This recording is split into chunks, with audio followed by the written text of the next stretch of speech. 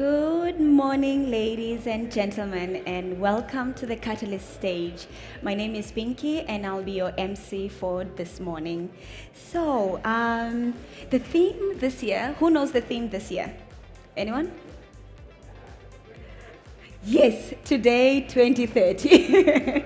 Okay, ladies and gentlemen, imagine it's 2030 and we have reached one of humanity's all-time greatest milestones, a 55% reduction in greenhouse gas emissions. 2030 is a critical point in our road, to a net zero economy and a milestone we cannot miss. Join us at South Summit as we time travel to 2030 to learn and become inspired by our future selves. We have made every sacrifice, made every tough decision, and adapted and innovated along the way to meet this specific goal. It's taken collaboration, creativity, and maybe some luck, but we've made it. Come and learn about the technologies and the disruptors who have made the difference. Let's navigate this future together as we won't get a second chance. The future is here. Be part of it to make sure it is the future that you want. Ladies and gentlemen, without any further ado, I will introduce today's speakers. Yes, so we have our moderator, Rosa Siles, and we have our speaker, Cristina Fanjul, and Pablo Hernandez Gonzalez could not make it today, so we have Eva Sainero, and we have our speaker, Lucia Calabria, as well as, and also Carlos Izquierda could not make it as well, so we have Alberto Retana in his place. Thank you so much, ladies and gentlemen. Let's welcome our panel.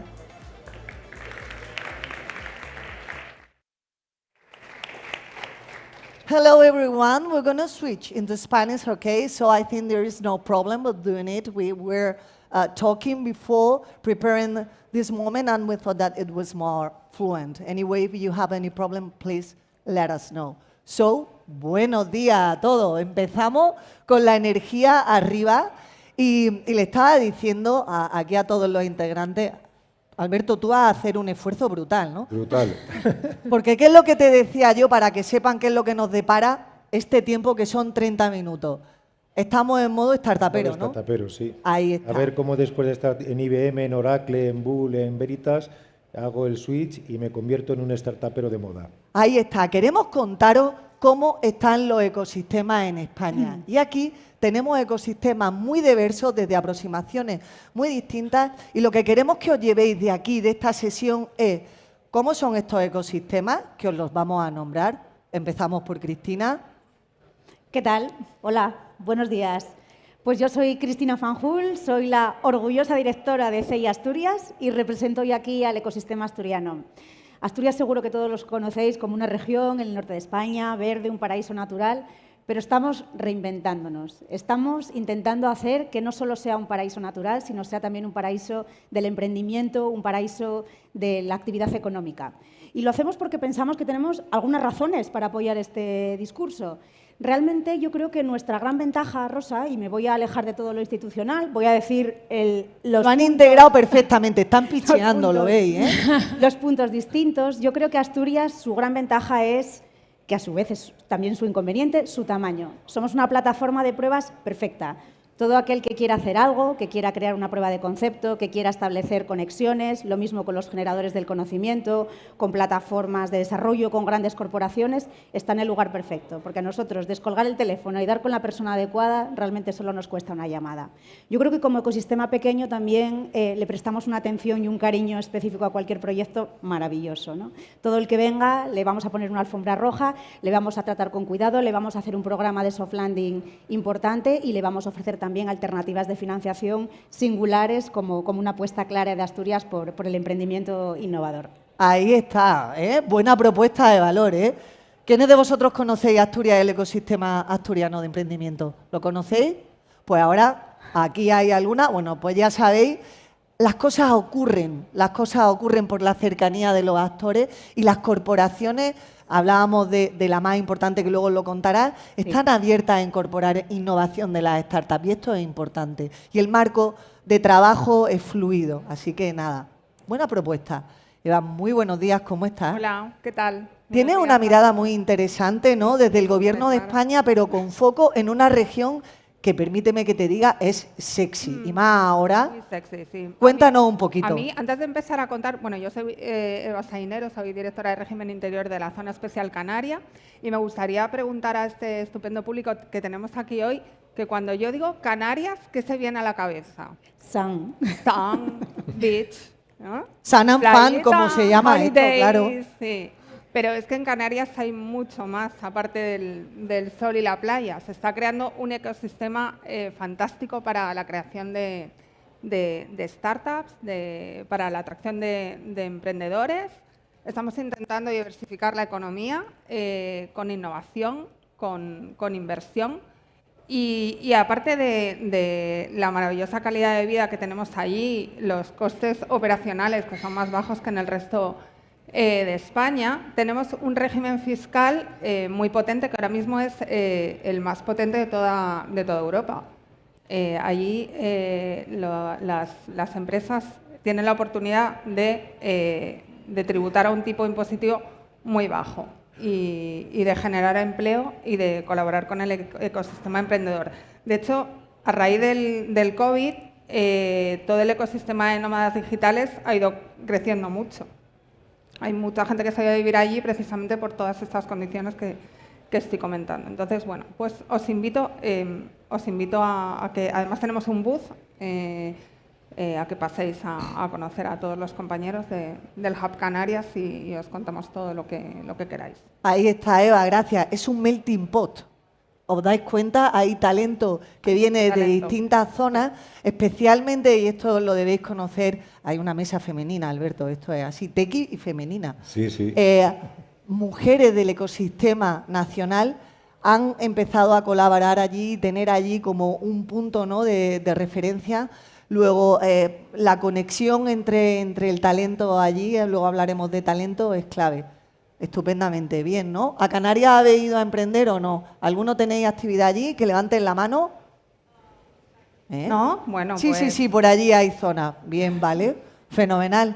Pues continuamos y ahora viajamos hasta Valencia, ¿no? Valencia, yo creo que sí conocéis Valencia desde el punto de vista de emprendimiento. Levantad la mano que os veo un poco así. ¿Sí? Bueno, Lucía, cuéntanos, porque yo creo que Valencia suena, estáis haciendo un esfuerzo importante, sí. Pero ¿qué dirías como entrada, ¿no? ¿Cómo está el ecosistema y qué estáis ofreciendo ahora mismo? Sobre todo desde el ayuntamiento, que es tu rol principal como subdirectora de emprendimiento allí. Sí, bueno, muy buenos días a todos y todas.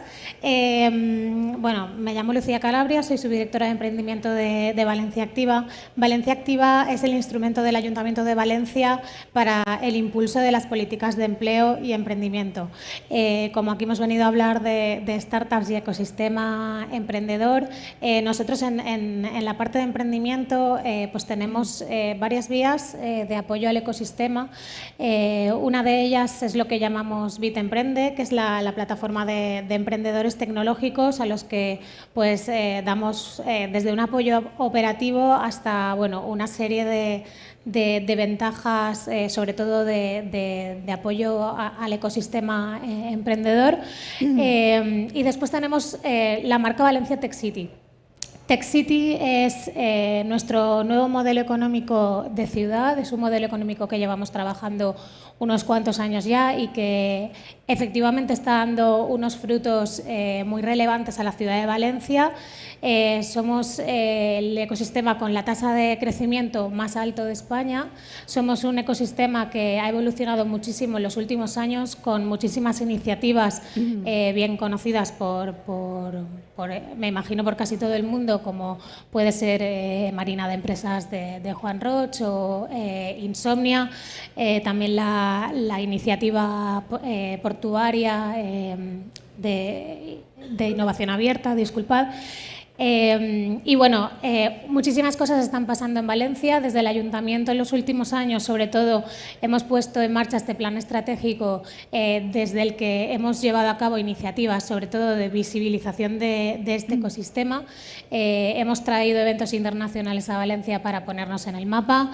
Hemos generado desde el Ayuntamiento de Valencia eventos propios que traen la tecnología y la innovación también a los ciudadanos, que también es importante no olvidarse de que nuestros ciudadanos conozcan todos los desarrollos que están pasando en su ciudad, todo el talento que existe en la ciudad y también que se sumen a ese movimiento de generación de talento y retención de talento, porque queremos sobre todo que se queden, que puedan tener un proyecto de vida y de calidad de vida. Al final, Valencia pues, ha sido nombrada en varias ocasiones como una de las ciudades donde mejor se vive. Lo siento, pero es así. Yo creo que se vive bien en todo lo que hemos en hablado. todas partes, no es por nada. En España en general se vive bien, pero es verdad que bueno, nosotros tenemos ese mix de bueno, sol, playa. Ya estáis en la propuesta etcétera, de valor etcétera. de los ecosistemas. Bueno, Lo vendéis de una manera. Es una cosa que tenemos intrínseca y no nos la podemos quitar. O sea No, que, sí es cierto. Bueno, Lucía. también el coste de vida también es importante para los nómadas digitales, perdón. Muchísimo talento internacional que viene a Valencia porque bueno, pues porque se quieren quedar allí y bueno, al final muchísimas empresas internacionales también han venido. Y hasta ahí puedes leer. Venga, me Porque cortas. ya nos cuentas todo y vamos a ir paso a paso, Lucía. Que me emociona, es que me emociona. Ya lo veo. La verdad es que si Valencia está haciendo un trabajo importante, contábamos que al final os habéis también inspirado en experiencias que ya existen. Y eso es interesante, ¿no? Porque cuando hablamos de Tech City, pues también pensamos en Barcelona. Al final, la marca ciudad está muy unida, ¿no?, a otras experiencias y eso también es importante para la marca España también, ¿por qué no?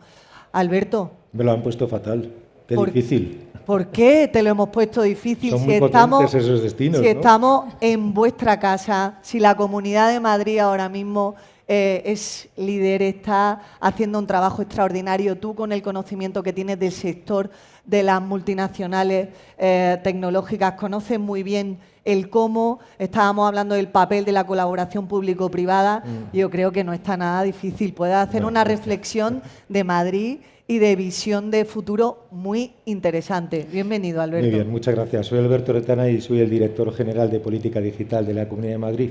El principal objetivo que tengo es transformar la región para que pase de lo que hacía antes de una manera analógica, lo hagamos todo de una manera digital. Y eso ofrece una multitud de oportunidades a aquellos emprendedores que quieran complementar con los grandes actores que hay en este ecosistema de digitalización. La Comunidad de Madrid es algo que cuando un emprendedor o el talento quiere ir a un sitio, pues es lo primero que le viene a la cabeza. Una persona se siente y dice, ¿dónde voy? ¿Dónde voy a emprender? ¿Dónde voy a desarrollar mi talento? Y lo primero que aparece es la Comunidad de Madrid. Eso quiere decir que la Comunidad de Madrid está de moda. Totalmente. Claro, pero no está de moda gratuitamente, está de moda por varios motivos. En primer lugar, porque hay oportunidades tanto para el emprendimiento como para desarrollar el talento.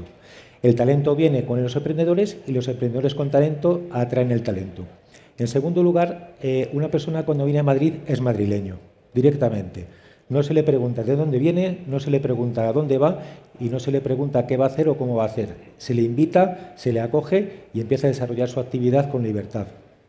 Y en tercer lugar, la Comunidad de Madrid tiene una cosa muy interesante. Las personas tienen vida más allá del trabajo. Tienen el emprendimiento, dedican unas horas de trabajo al día, desarrollan su actividad, etcétera, etcétera. Pero cuando tú terminas de trabajar, tú sales del trabajo y tú tienes que tener una oferta atractiva que te permita mejorar tu calidad de vida y ser feliz. Y la Comunidad de Madrid lo que te ofrece es felicidad. Te ofrece la mejor oferta cultural, la mejor oferta gastronómica, la mejor oferta deportiva, la mejor oferta en todos los sentidos para tener calidad de vida. Yo creo que con eso es suficiente por ahora. ¿Qué os parece? Madrid lo conocemos, ¿no? Yo creo que además está haciendo un trabajo extraordinario en la conexión de emprendedores, en esta parte quizá más informal que los emprendedores además valoran. Has dicho la palabra felicidad, ¿no? Estamos hablando de Sun and Fun y yo creo que la verdad es que es encomiable. Estáis liderando evidentemente el ranking de creación de startups, de sostenibilidad, y estáis también bueno, haciendo cómplices a las corporaciones y atrayendo talento. Tenemos aquí un público que yo creo que muchas veces a la hora de emprender uno pensaba en su idea en modo Gollum, no lo comparte, ¿vale? Eso está cambiando, tenemos una idea, queremos desarrollarla, queremos conectarla con las oportunidades que esa idea puede encontrar con centros tecnológicos, parques tecnológicos, corporaciones, porque eso entendemos que es el éxito. ¿Qué estáis ofreciendo claramente para las ideas de negocio que quieren crecer y que quieren desarrollarse con condiciones de éxito? Ese sería el segundo bloque, ¿no? ¿Qué oportunidades ofrecéis? Estáis muy enfocados a la sala, pero yo mientras pensáis esto, sí que me gustaría que dijerais palabras que quisierais que a lo largo de la... No me puedo salir de aquí, que a lo largo de la intervención de ellos tocaran. Así que yo quiero escuchar qué palabras queréis que os cuenten. A ver, he oído financiación. ¿Os interesa contar que cuenten financiación? ¿Sí? ¿Qué más estoy escuchando? Incentivos, está muy relacionado. ¿Qué más? Talento. ¿Qué política de talento hay? ¿Qué más? ¿Perdón? Oportunidades. La palabra de este bloque, oportunidades. Y la última, ¿algo más? ¿Perdón? ¿Lo habéis oído? Yo estoy fatal. No, menos burocracia, creo. Menos burocracia. Vale. ¿Cómo estáis trabajando la simplificación administrativa? Veréis, esto que en otras entidades se ha entendido muy bien en la banca, que es el UX, la experiencia de usuario, pues lo que estamos haciendo, escuchándolo para hacer un accurate total de los mensajes. ¿Quién se lanza primero? Que no quiero que esto sea en plan escuela. Venga, ¿quién va? Venga, Eva, dale. Yo quiero hablar de, bueno, puedo hablar de todo lo que han tocado, pero voy a empezar por el último punto que ha apuntado, la simplificación administrativa. Me parece un buen punto. Nosotros en Canarias, y por eso os decía antes que os invitaba a que visitéis nuestro booth, porque hemos venido una delegación de allí. ¿Se me escucha bien? Sí. Estupendo. Trabajamos todas las administraciones públicas juntas porque remamos en el mismo barco. No se escucha bien, ¿verdad? De vez en cuando se va, lo cual mantiene la atención. Vale. Lo está puesta, bueno, creemos que estamos en el mismo barco y ofrecemos un servicio de atracción, y no es te implantas y sino que intentamos... Tenemos problemas, Eva. Vamos a ver. Vale. Gracias. Ahora mejor, ¿no? Vale. Sí. Bueno, pues como decía, intentamos dar un servicio de soft landing a los emprendedores, a las startups que vienen. Es decir, no es solamente, hola, ¿qué oportunidades hay? Quiero crear mi modelo de negocio en Canarias, ¿qué hago? Sino luego les hacemos un servicio de acompañamiento antes, durante y, por supuesto, después. Eva, muy importante, ¿dónde se pueden dirigir si quieren hacer este programa de soft landing o ver en qué consiste? Vamos a intentar las URL, las conexiones. Como digo, como todas las administraciones trabajamos muy coordinadas, por cualquier lado que entren, de cualquier administración de Canarias van a recibir. Entonces tienen los cabildos, tienen el Gobierno de Canarias, tienen la Zona Especial Canaria. Como digo, yo creo que lo mejor es que nos visiten en el booth y les damos un poquito más de información más concreta sobre cómo entrar, pero van a tener un acompañamiento y simplificación administrativa pura, porque lo que no queremos es que se queden en el camino porque se complique cualquier traba. Hablábamos también de incentivos, lo comentaba antes. Nosotros tenemos, por ser región ultraperiférica... Tenemos que ir rápido, que vamos a 13 minutos. Somos región ultraperiférica, un poquito lejos del continente europeo, pero solamente a 2 horas y media de Madrid en avión, que es lo que tardamos en cruzar Madrid un día de tráfico y de lluvia como hoy, y soy testigo porque me ha pasado. Somos región ultraperiférica y la Unión Europea nos ha dado nos ha permitido tener un régimen económico y fiscal muy potente, y digamos que la herramienta estrella es el tipo de tributación al 4% que pagan las entidades cuando se establecen allí, ¿vale? Aparte allí no tenemos IVA, tenemos IFIC y muchos otros incentivos que se pueden compatibilizar además con las deducciones por I+D más IT, que son superiores a las que operan en Península, ¿vale? Estupendo. Venga, que ya te veo, Cristina, que te arranca. Vamos. Bueno, yo también voy a hacer una propuesta por parte del ecosistema asturiano, intentando reunir todas las palabras que habéis puesto. Yo creo que el acompañamiento personalizado, como os decía, es la parte más interesante, antes, durante y después, porque permite hacer las conexiones necesarias con las necesidades que tengáis específicas.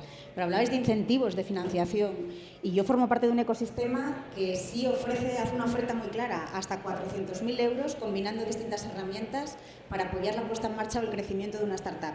Tenemos un Neotec regional, lo que significa que el nivel de competencia se circunscribe a la propia región, y tenemos un fondo, el Fondo Asturias Startup, que te permite en 2 fases también acceder hasta 300.000 euros ya en préstamos participativos, además de otro tipo de incentivos que seguramente manejamos. Talento, yo me quiero centrar en el talento, ¿verdad? Porque no se puede hacer nada sin la gente adecuada, no se puede llevar adelante ningún proyecto ni ninguna iniciativa. Negar a día de hoy que hay un problema de talento también sería un poco absurdo. Yo creo que aquí estamos para hablar de realidades, ¿no? Lo que sí puedo decir es que en Asturias hay menos problema que en otros sitios. Sí puedo decir que la conexión con una universidad muy potente, que es la única que hay, pública, permite un nivel de coordinación muchísimo más alto que en cualquier otra región, lo que significa que las necesidades tienen un canal de transmisión único y realmente se recepcionan de una forma mucho más rápida. Ahora bien, efectivamente, el talento necesita un lugar también donde prosperar, no necesita solo generarse, necesita retenerse. Y pues Asturias realmente es la 3ª región de España en retención de talento. Así que... Cristina, decía algo que me gustaría resaltar. Al final hay sectores complicados para emprender y me gustaría que en la propuesta de valor de oportunidades lo digáis.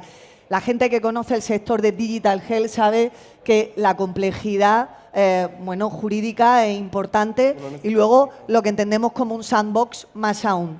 ¿Tenéis facilidades para desarrollar proyectos en determinadas verticales que quieras contar, y esto es interesante? Yo creo que una de las principales características de Asturias es que el peso del sector industrial sigue siendo mucho más elevado que en el resto de regiones.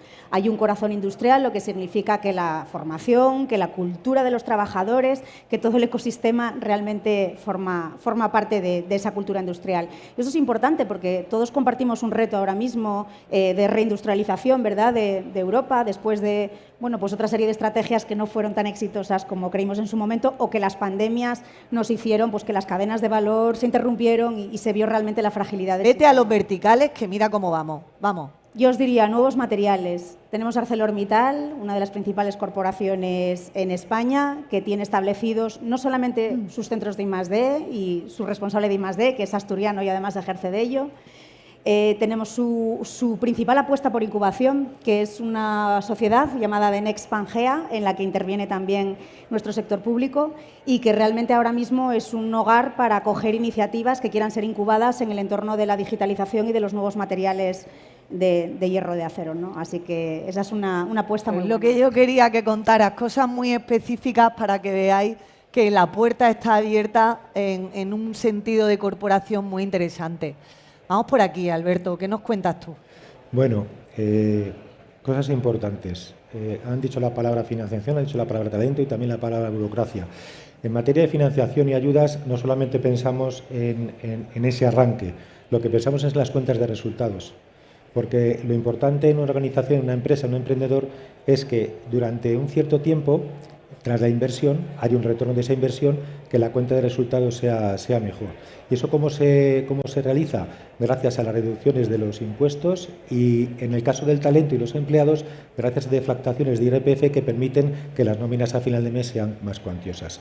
Eso al final lo que te mejora es la calidad de vida en el caso de los empleados y el talento, y en el caso de los emprendedores te permiten que aquello que ingresas más de lo esperado lo puedas reinvertir nuevamente en tu negocio, lo cual hace un proyecto sostenible, ¿de acuerdo? ¿Y qué hace la Administración en este caso para que el proyecto sea sostenible en la Comunidad de Madrid? Tenemos una estrategia. Cuando tú tienes una estrategia, tú ves que una comunidad autónoma, en este caso, tiene un rumbo y un objetivo. Y si lo que hace el emprendedor, en este caso, es apuntarse al carro del proyecto de la Comunidad de Madrid, sabe que va a tener mínimo 3-5 años para poder retornar esa inversión, que no llega a un sitio, se pone a trabajar y aquello que no tiene estrategia, no tiene objetivo, se para rápidamente.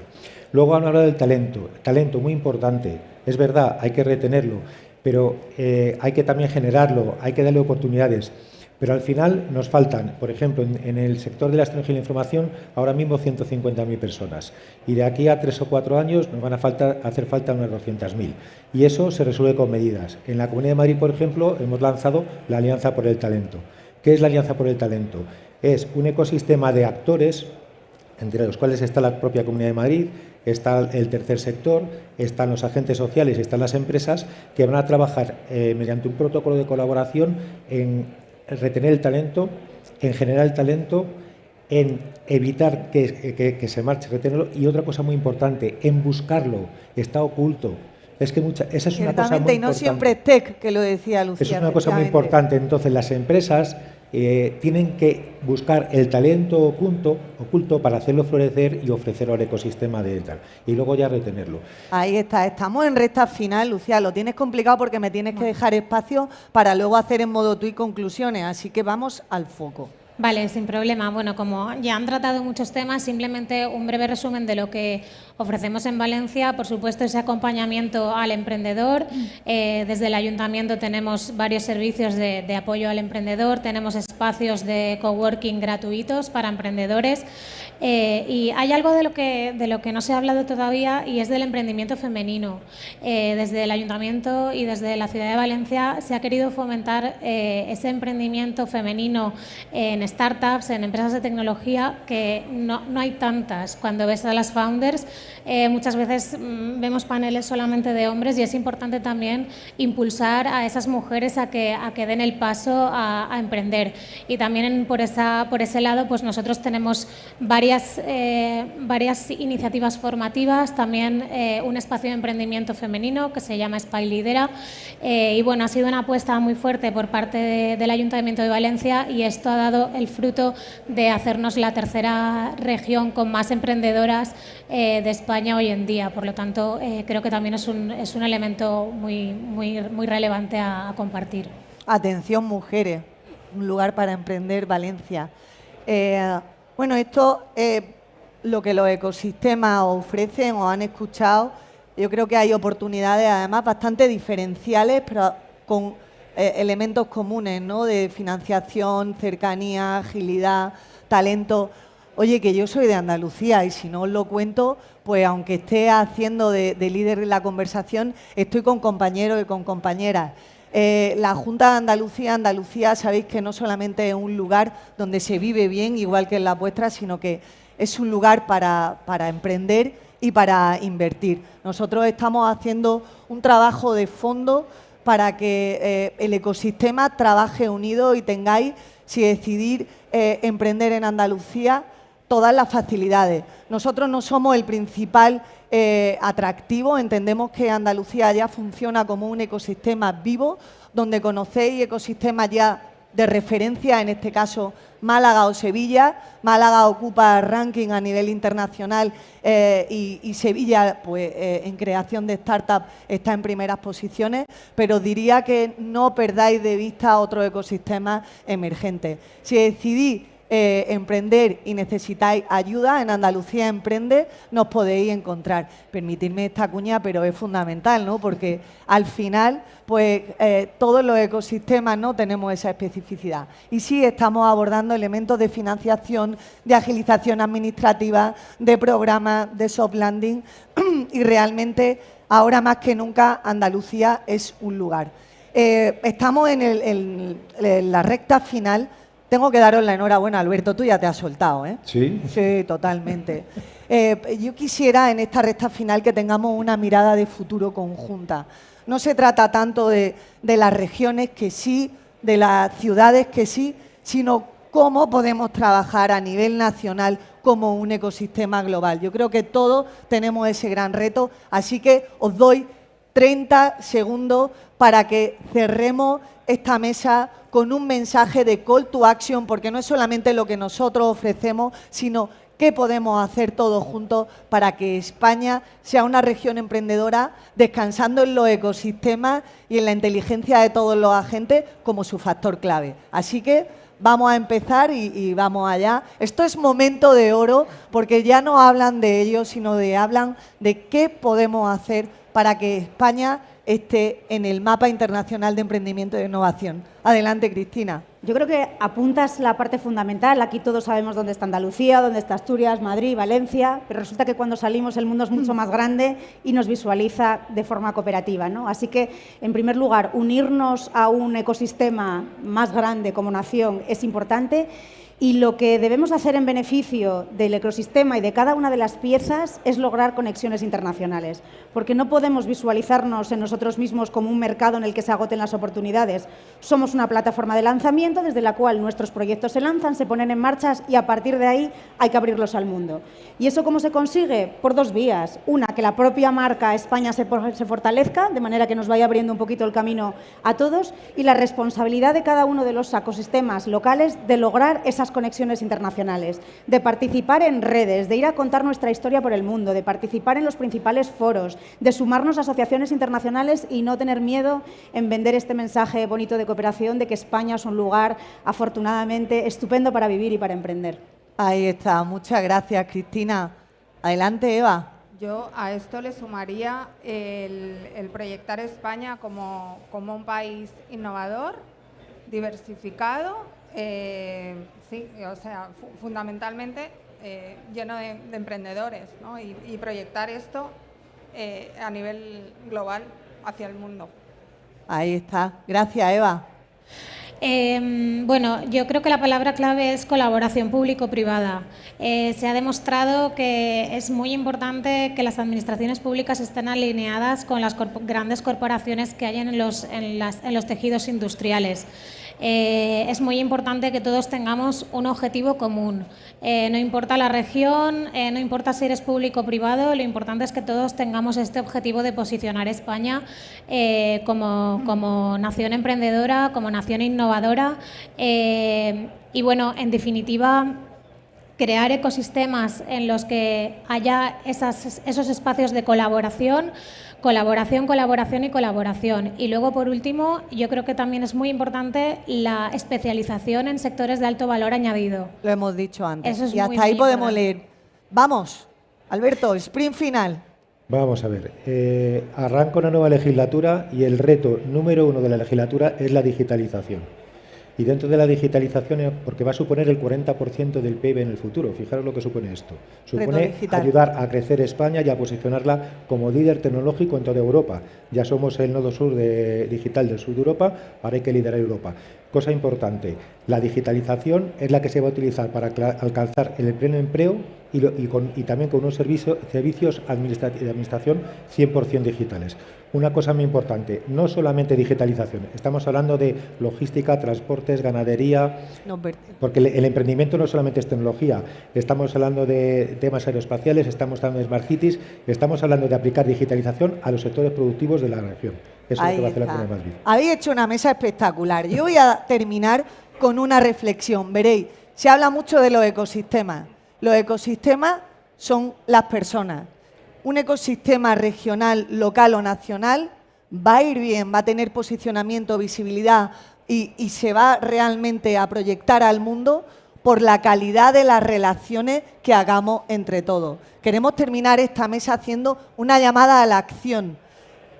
Todos somos responsables de que nuestras ciudades, nuestras regiones y España esté en primera línea. Así que colaboremos, seamos generosos, conectemos, estemos felices de los logros que ya hemos conseguido y yo diría que lo mejor, sin duda, está por venir. Está por venir. Muchísimas gracias a todos. Ahí está. Una foto de familia, un selfie, veniros para acá.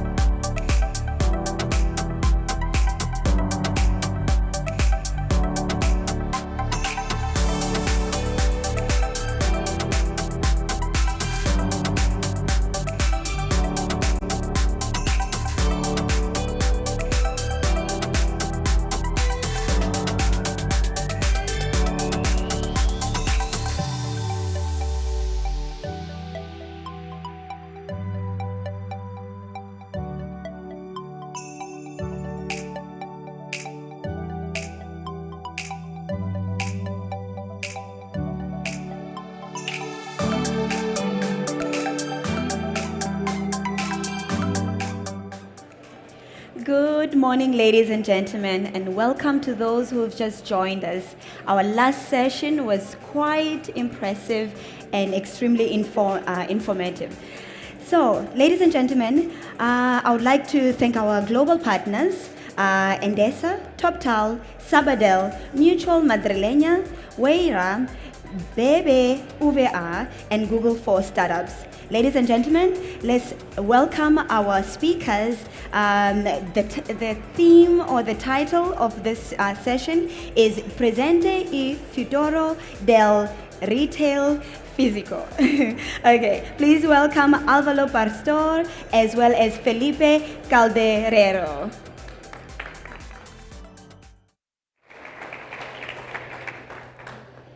Well, good morning, everyone. It's a huge pleasure and an honor to be here. I'm with Felipe Calderero, VP of Data at Ladorian. I'm Álvaro Pastor, the Head of Strategy. And we are here to talk about something that we are passionate at, which is the use of artificial intelligence in physical points of sale. Let me start with a question. What do you guys see here? What's this? It's not rhetorical, eh? You can interact. People, okay? Something else? Okay. Well, there is a much more subtle reality here. This image represents what every physical retailer is seeking nowadays, and that is people's attention. Why people attention? Well, because in a world which is the physical retail, where there is fierce competition, ever-decreasing margins, and to be very honest, a huge range of extraordinary products and services, attention is the only way to success. It's the way that our company is able to tell our customers what we're really, really good at doing. And how is it done so far? Well, today, and in most cases, this is the way. This is the way consumers are receiving information from retailers. We have a huge amount of information, totally untargeted, unmeasured, and honestly, not sustainable. This is the way it's done so far, but it's not what consumers are looking for. It's not only that we are creating an information-saturated consumer, it's the fact that resources are being wasted on something that is really not working. But the point is, someone must be doing it right, no? I mean, this need is extremely obvious. So who's doing it? Well, we have two opposing poles. On the one hand, as you may have thought, the online retail is perfectly capable of communicating with their clients. They understand their needs, they know what they want, they communicate accordingly, and most important, they are able to measure and improve. As online consumers, we normally have a highly personalized experience. That's communication at its finest. On the other hand, offline retailers are normally using a sledgehammer to crack a nut. There is no use of data, there is almost a leap of faith hoping that it will eventually work out, and there is no way of measuring nor improving. But that's fine, right? I mean, online is the new king, and offline is just a memory of times past. Well, that's not really what data shows. As of today, 80% of the sales volume worldwide is done in the real world, offline. And the trend shows that it will remain this way. Just think of your average day. Where do you spend more money? You spend it on cafes, restaurants, traveling, shopping, or on websites and apps? That's the point. So here's the paradox. We have a really, really small part of the cake which is being totally defined, refined, it's being able to improve, but on the other hand, we are leaving behind the big part of the cake, the one which really, really matters. So we are talking about three things, right? What if consumers were to receive the information that really, really matters for them?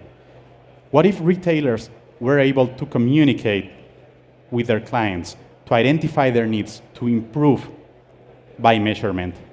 And what if we were able to tackle that part of the industry, which is the best one?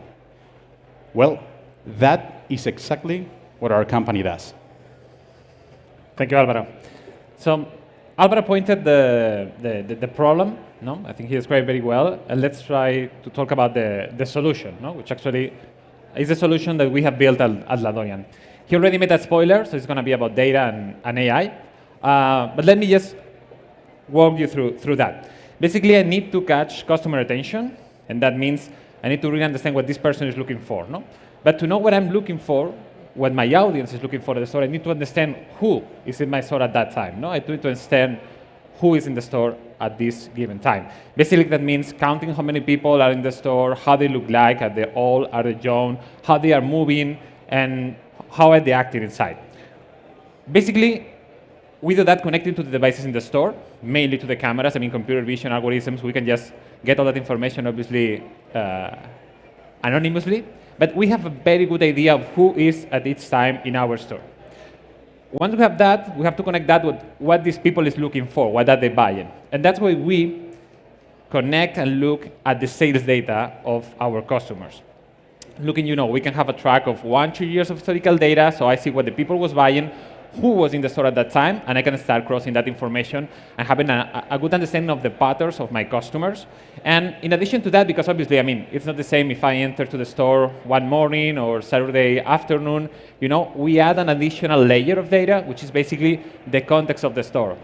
Which day of the week, what was going on around the store, there was an event, there was much traffic, it was raining, it was sunny. We put all of that into the AI shaker, we move it, which is a fancy way to say basically that we train our machine learning algorithms, and we come back with this, what we call a recommendation engine per store. So basically this is a model that it's able to predict at a given time, given the audience that I have in my store, which are the products that these people are more interested in, what they are looking for, and that's the perfect match to connect with the content and just throw them at any given time what they are looking for through any device connected in the store, speakers, screens, mobile, whatever. That's pretty cool. But I wanted just to step in this dedicate a bit of time also to how we measure that, because that's pretty cool and obviously it's really easy to say, but actually the point is how much are we getting from customer attention? How can I quantify how good I'm getting the customer attention? And honestly, the best way I know to do that is money, is sales. How I'm driving sales if I'm sending the right message to my customers. And that's also what we do. In our software, basically, you can just check how much money the campaign is generating. And this is something we do basically because we have the sales, we know what you are selling in the store, and we also know the content we are delivering. So we can, again, cross that and start getting the numbers. And basically, just to give you an idea, this is just our consistently what we are delivering to our customers. We are able to provide an average 30% sales increase. So I'm not talking about up to, I'm talking about average delivery of 30% plus sales in the products that are promoted. And this is something we are doing already for more than 50 clients in 4 countries. So this is like a nice traction and something that is really, really working.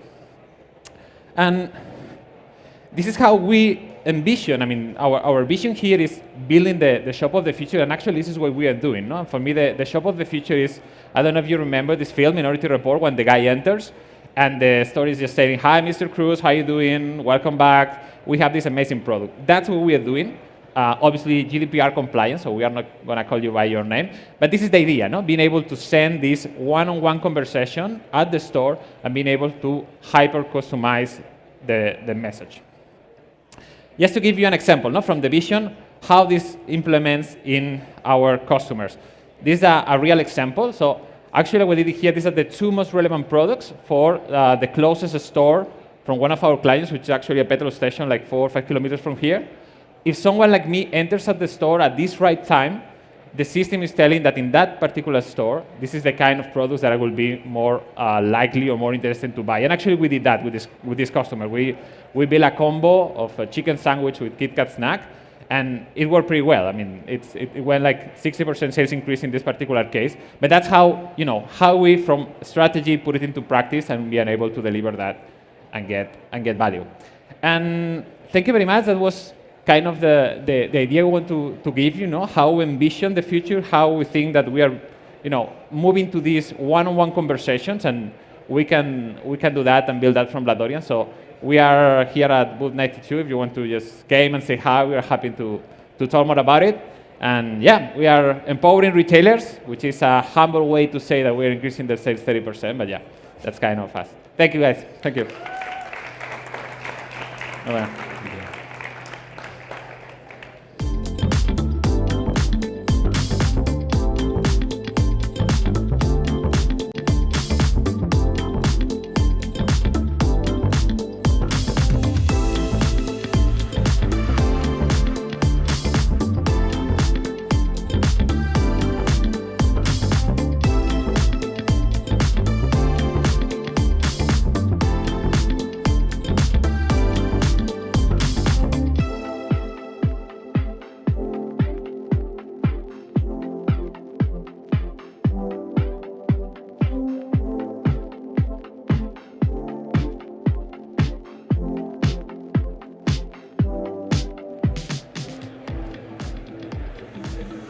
Welcome, ladies and gentlemen.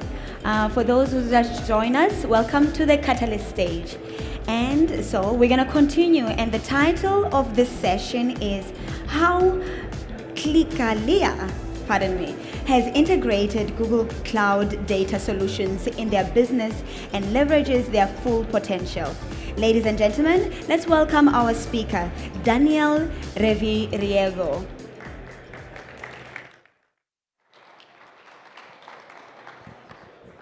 Hello, everyone. First of all, I would like to thank Devo team for inviting us here today. Thank you, Paulo. My name is Daniel Reviriego. I'm product and data lead at Clicalia, and as you can see on the screen, we're gonna present today how we integrate data in Clicalia and how we leverage its full potential. For those who don't know Clicalia already, I would like to tell you that Clicalia is a benchmark PropTech in Spain, Mexico, France, and Portugal. We offer a 360 offer around the real estate business and buying and the experience of a customer for selling, buying a house, renting a house, financing. All this is accompanied by additional service like legal assistance, like insurance, supplies, and a big offer. And for example, in the last months, we've launched a new business line that is Clicalia Studio, that is dedicated to offer services for custom refurbishment, interior design, and decoration. And after this presentation of Clicalia, I would like to tell you what I'm going to present today. Mainly 3 points. First, we're gonna see our data strategy and how important is for us the data culture. After that, we'll see the data solutions that we have implemented in Clicalia.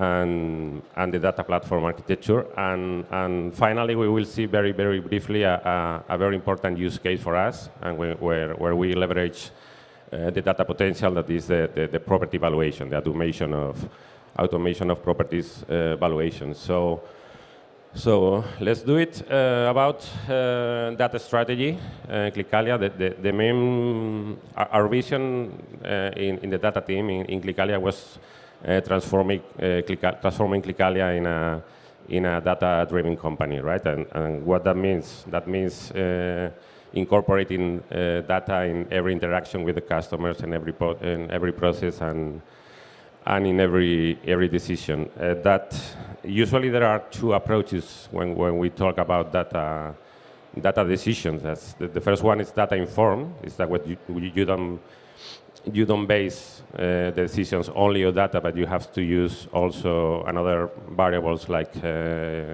business knowledge and user research or another variables.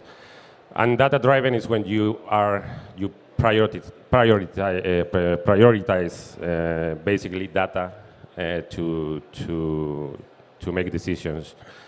In Clicalia, at this stage, we have to be honest. We combine both approaches. We combine the data-informed and we combine the data-driven. There are many reasons, because both approaches have pros and cons. But there are three main reasons for this. Because of the industry, of the real estate sector and the business. This is a business where there are a lot of factors involved in buying a house or selling a house. So you cannot base decisions only data. There are a lot of market knowledge and business knowledge of our commercial force and analysts. So we cannot be 100% data driven. And it's also because we have to base decisions on historical data and high volumes of data, and we have to be very sure that that information is really accurate. And that's why we combine both approaches. So what are the main goals of this strategy? As you can see on the screen, the first one was data has to be the key lever for Clicalia for growing and scaling. The second one was about the customer experience. We have to use that data to drive value to the customer. The third one, is about operations. When we use and explode data in the proper way, we will improve significantly the performance of our business and operations. And the last one was about return. Okay, so we are very focused on getting return on any data investment that we make in Clicalia. And I would like to make a point about data strategy. I think that this is for data for everything is the importance of a good strategy and a good vision, because I think there is this kind of mantra, like it's overused, that okay, let's do mistakes. Okay, it doesn't matter. You can make mistakes. You can learn from them, and you can correct. I agree, but I think that when you have a solid and a right strategy, you will avoid to make a lot of mistakes. So that's why the strategy is so important for us. And the last one is about data culture and how important it is, because you can build a lot of solutions around data. You can have a very good strategy, but you have to get all the organization involved in these strategies. It has to be a shared responsibility throughout the organization. So otherwise, it never works, right? And well, the second point is about, I have to go faster, I think, about the data platform and solutions. As you can see in this slide, this platform is based mainly in 3 axes, and you have the data sources that we have in Clicalia, the internal data sources like, I don't know, commercial funnel, operations systems, financial systems like ERP, and we have a lot of external data sources like Google Analytics, for web metrics, and a lot of databases for the property market. So we integrate, using this solution, all these different data sources. In the data collection, for us, was very important to automate all this process. That's why we use Fivetran as the main collection solution. As you can see, the third axe is the storage, is integration of data. For that, we use BigQuery. BigQuery is a very scalable solution, and it will give us in the future very capabilities about AI as well. And we have the last part, is the part closer to the business. Data modeling is really important, where you have to build a unified data model that gives business users a unified vision and an understanding of the business. Otherwise, it doesn't work. And visualization and discovery, these are the tools that we will use for different use cases for business users. We use different solutions like Looker, like Power BI, that it depends on the business case. And the last point that is really important as well is quality, governance, and management of data. That's very important, because we have to make sure that around all these data solution, we have to make sure that business users make a proper use of this data, and that they don't put organization at risk in terms of security, of ownership, or of lack of trust. and of course of compliance with regulations. For us, data quality governance and management for us is really crucial, and that's why we have chosen also this solution, because they are very scalable, helping us manage the data pipeline, the end-to-end of the data pipeline and the data lineage. And third, and the last point is, as I told you before, very briefly, is how we have the data strategy, we have the vision, we have the solutions, and we have the use case where we will use this data infrastructure. And one of the most important for us is valuation. Is how we use an automated valuation model to get an estimated value of properties and our property portfolio. So I don't know if I hope so, but I don't know if you ever visit the Clicalia website. So if you want to sell your house, you enter in this kind of screen where you very easily, and it's also very funny, you can enter all the information and all the characteristics about your house in order that Clicalia gives you an initial offer in 24 hours, right? So this is the main point, the main touch point with the customer. And behind we have this very, very complex process, which is valuation, which is an automated valuation model. It's mainly a statistical or mathematical model where you put a lot of data sources inside with very, very different information of properties, characteristics, local market information. We put prices, trends, or asking what the properties that are published right now in portals and other channels. We put also internal valuations that we made in Clicalia. So you put all these together, and there are three approaches for valuation. In the residential real estate is usually used the sales approach that is very oriented to getting an estimated value or a value range for sale, and that's why you get a set of comps or set of similar properties in a geographical radius or in a time window. You put all this information together and you get an estimated value or an estimated value range. For this, again, two approaches. The most common or use is a regression model, right? It's a statistical model where you have a dependent variable and a lot of independent variables, and based on that you get an estimated value. What we are focused right now in giving or making a step forward and starting to use machine learning techniques to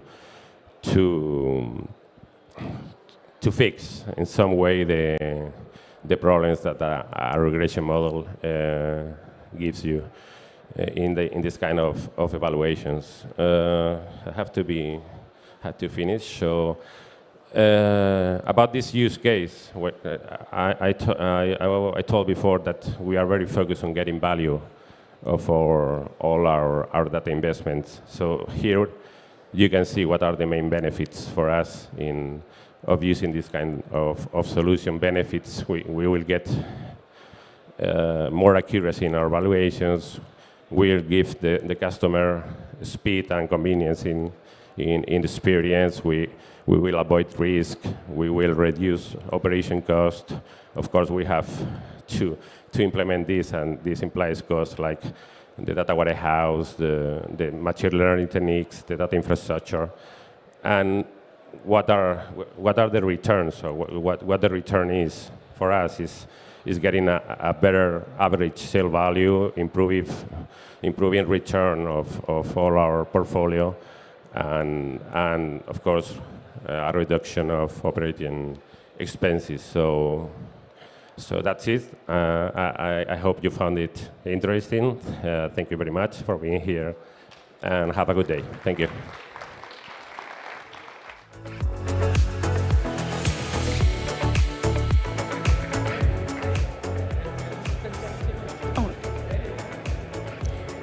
Ladies and gentlemen, thank you so much. Now we'll have a 40-minute break.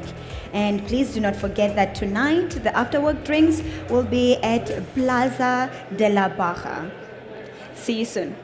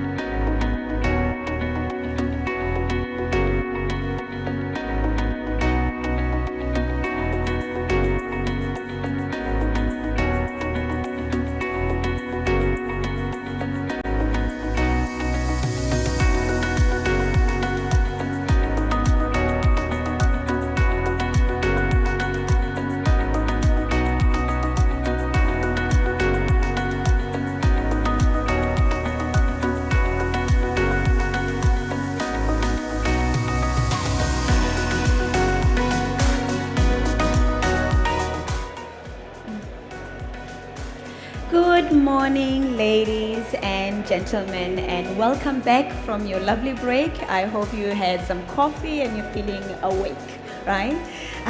So let's continue. The title for this session is called The Amazon, revealing the business behind the largest forest in the world.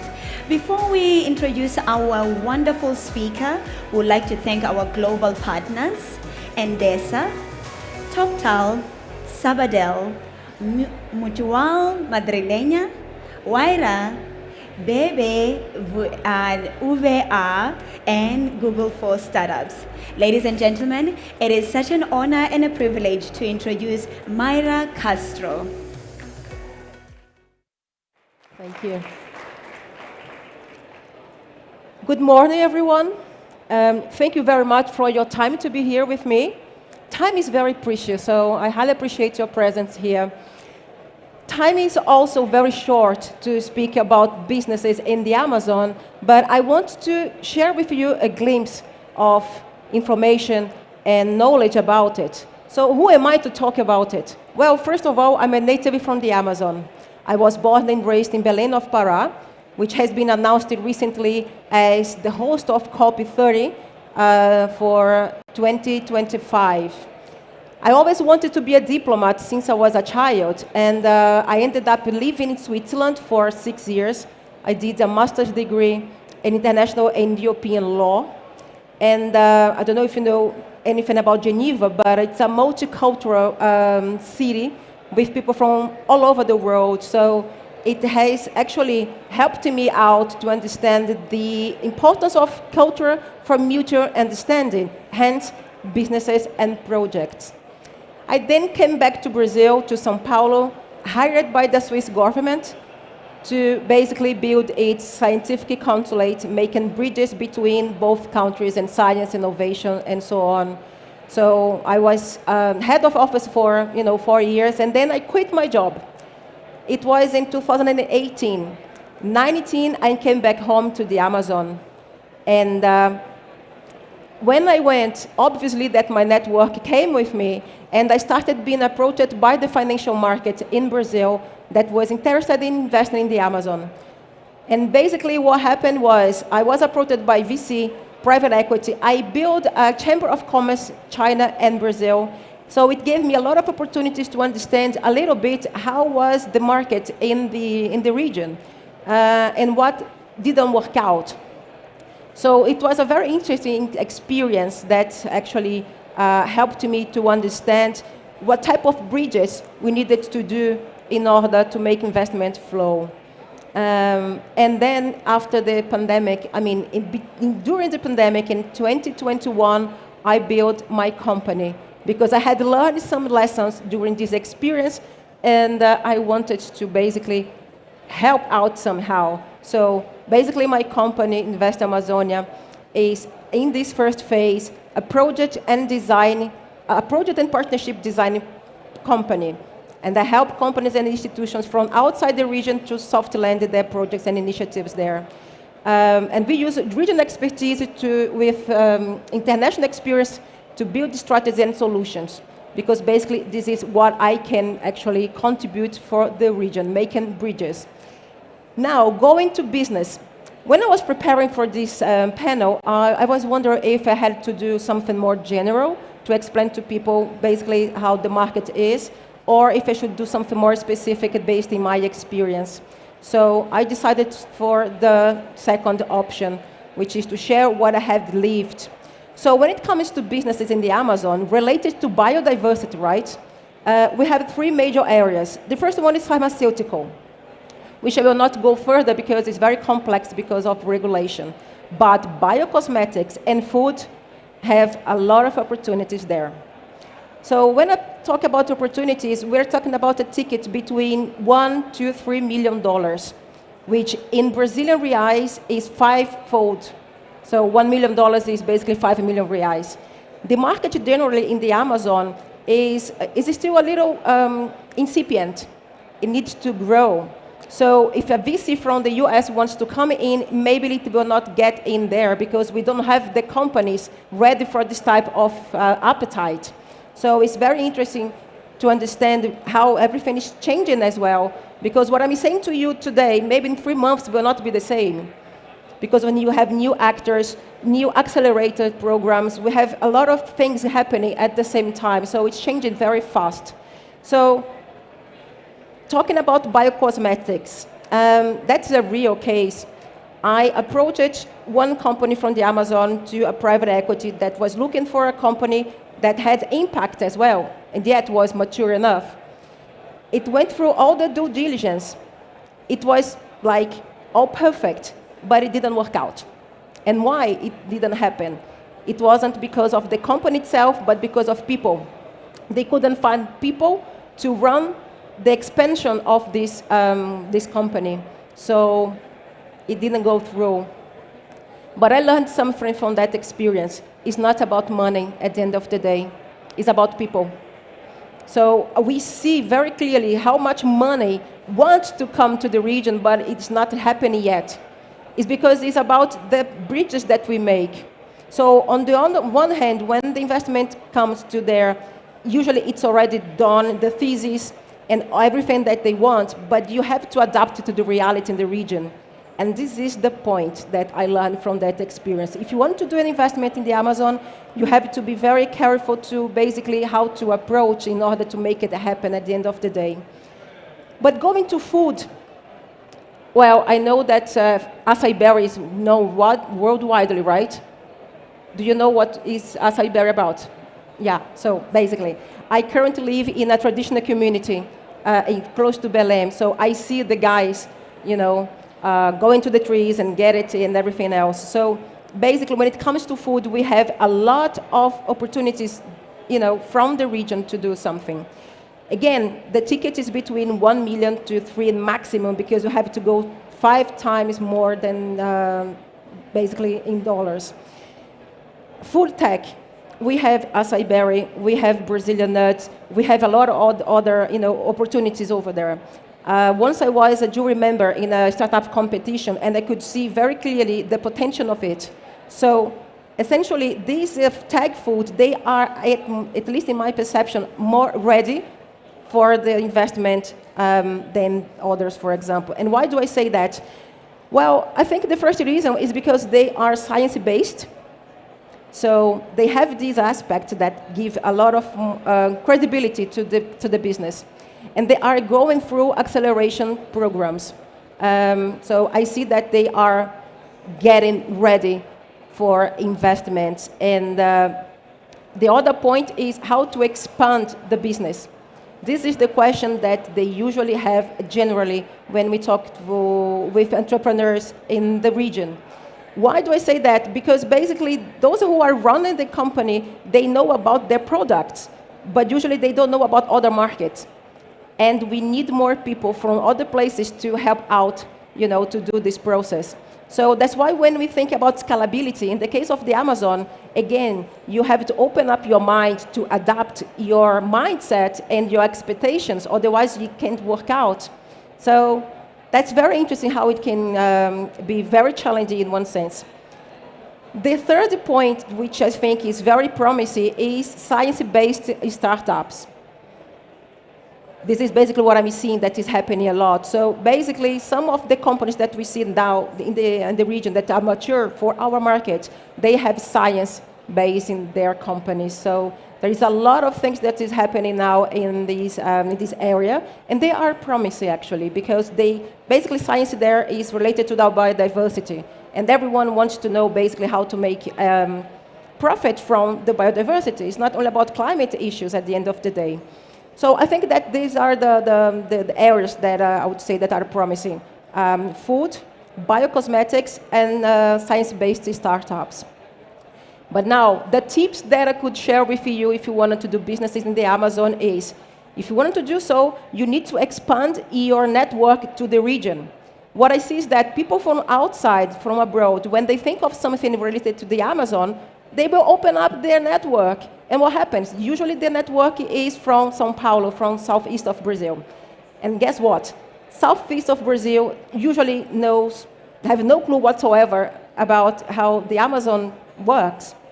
So you will essentially waste time and money.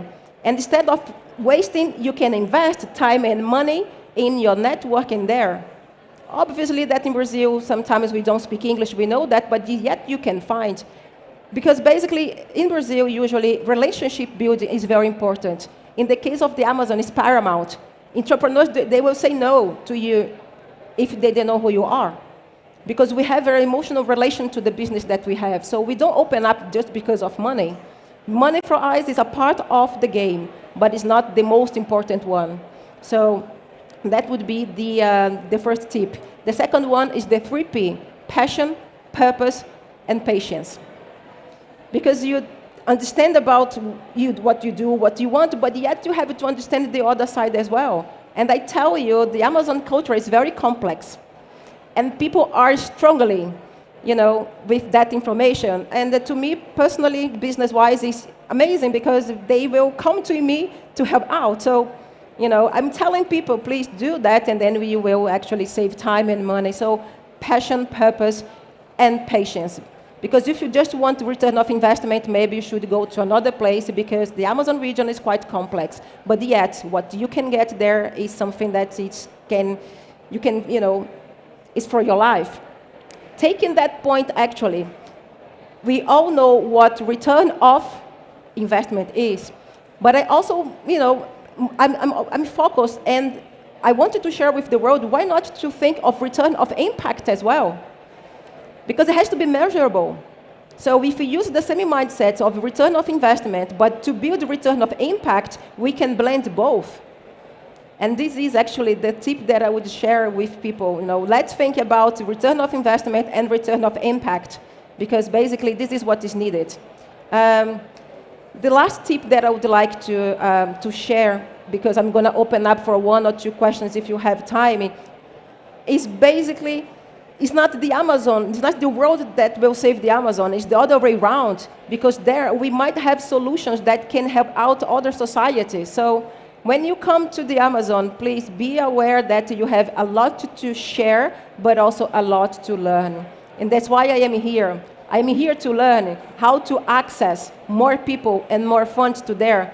As I was telling yesterday, to David, who is here, I have a part of the puzzle, but I don't have the whole picture. But you build it together, we can get somewhere. So this is actually the message that I would like to share with you, and I thank you for your presence. So if you have any question, we do have more 3 minutes. No questions?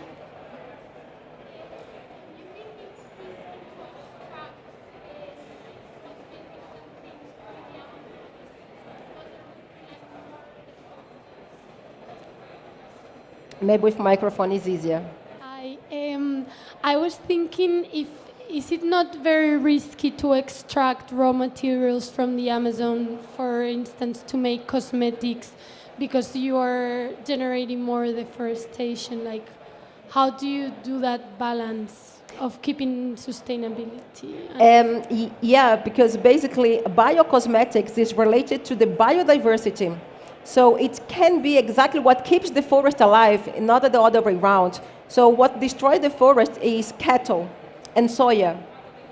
And biocosmetics can be exactly the other way around, how to keep the forest, because it's about production and value chain. When we talk about biocosmetics or food, we are absolutely related to traditional communities, because the vast majority of acai berry, for example, which is one of the largest products that we have there, is still based on extractivism. It's not like a farm of acai berry. We do have so, but it's very incipient if you look at the whole market. So we have to make sure that those people in the base, on the grassroots, they have income. If they don't, they will go to the big cities. And then the mess is that we don't have an urban structure for everyone. If you think of Berlin, for example, it's a quite poor city. But part of it is because everyone goes to the same place, and when they go there, they have no infrastructure for it. So this is the point. When we think about biodiversity and we create businesses in the region, we can change the game. But if you just go to the Amazon to get raw material and your companies in another place, we are generating revenue and taxes in this place. It's not to us. So it's about changing the mindset as well.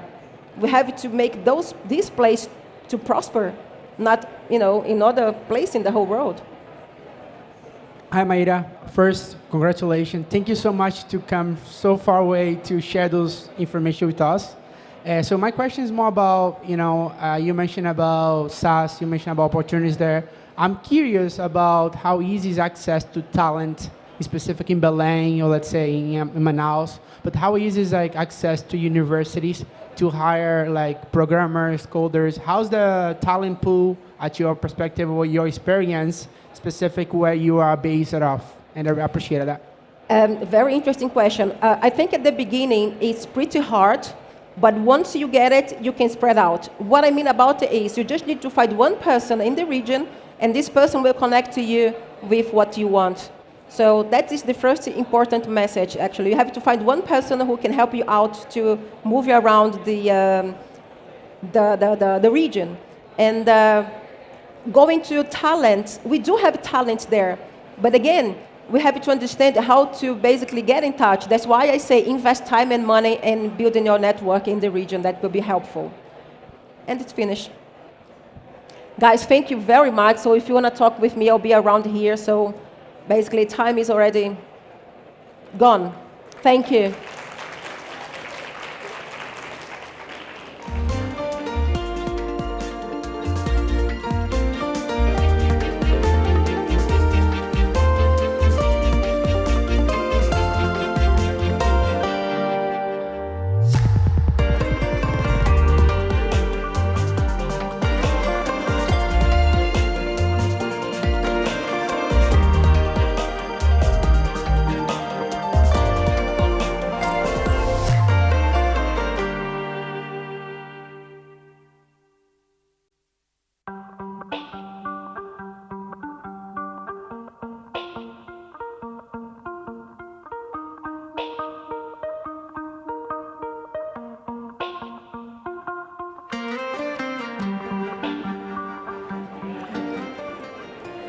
Ladies and gentlemen, welcome to the Catalyst stage.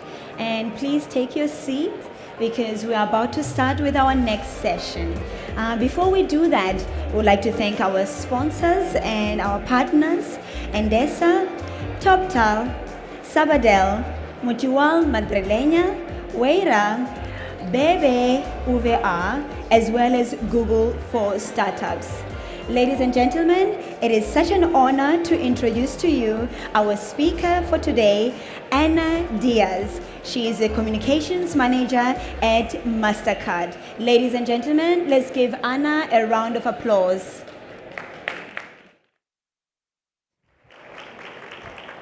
So, good morning, everyone. Thank you so much for joining MasterCard today. We are delighted to be one more year one of the partners for South Summit, and I am a special honor to be a part of this first session. You're going to be hearing now about a company, Correos, which, think about it, it already existed when you were all born. And we're going to learn today how it went from a postal service provider to a fintech. But I'm going to switch to Spanish now. I hope this is not a problem for anyone. If so, I apologize in advance. Y lo voy a hacer para presentar a quien nos va a contar esta historia de Correos, que no es otro que Jesús García Bravo, responsable de servicios financieros de Correos. Jesús, todo tuyo. Muchas gracias, Ana. Bueno, bienvenidos a todos. Primero, pues decir que es un placer estar aquí en South Summit y representando a una empresa como Correos, que tiene 300 años de historia, probablemente sea la empresa más antigua que hay y con más historia que hay dentro de South Summit, pero también una de las que más futuro tiene, y sobre todo en este aspecto de servicios financieros, que es una de las líneas estratégicas principales de la compañía, ¿vale? Somos una compañía tradicional de comunicaciones, una empresa postal, una empresa de paquetería, que últimamente está poniendo mucho el foco en servicios financieros, ¿vale?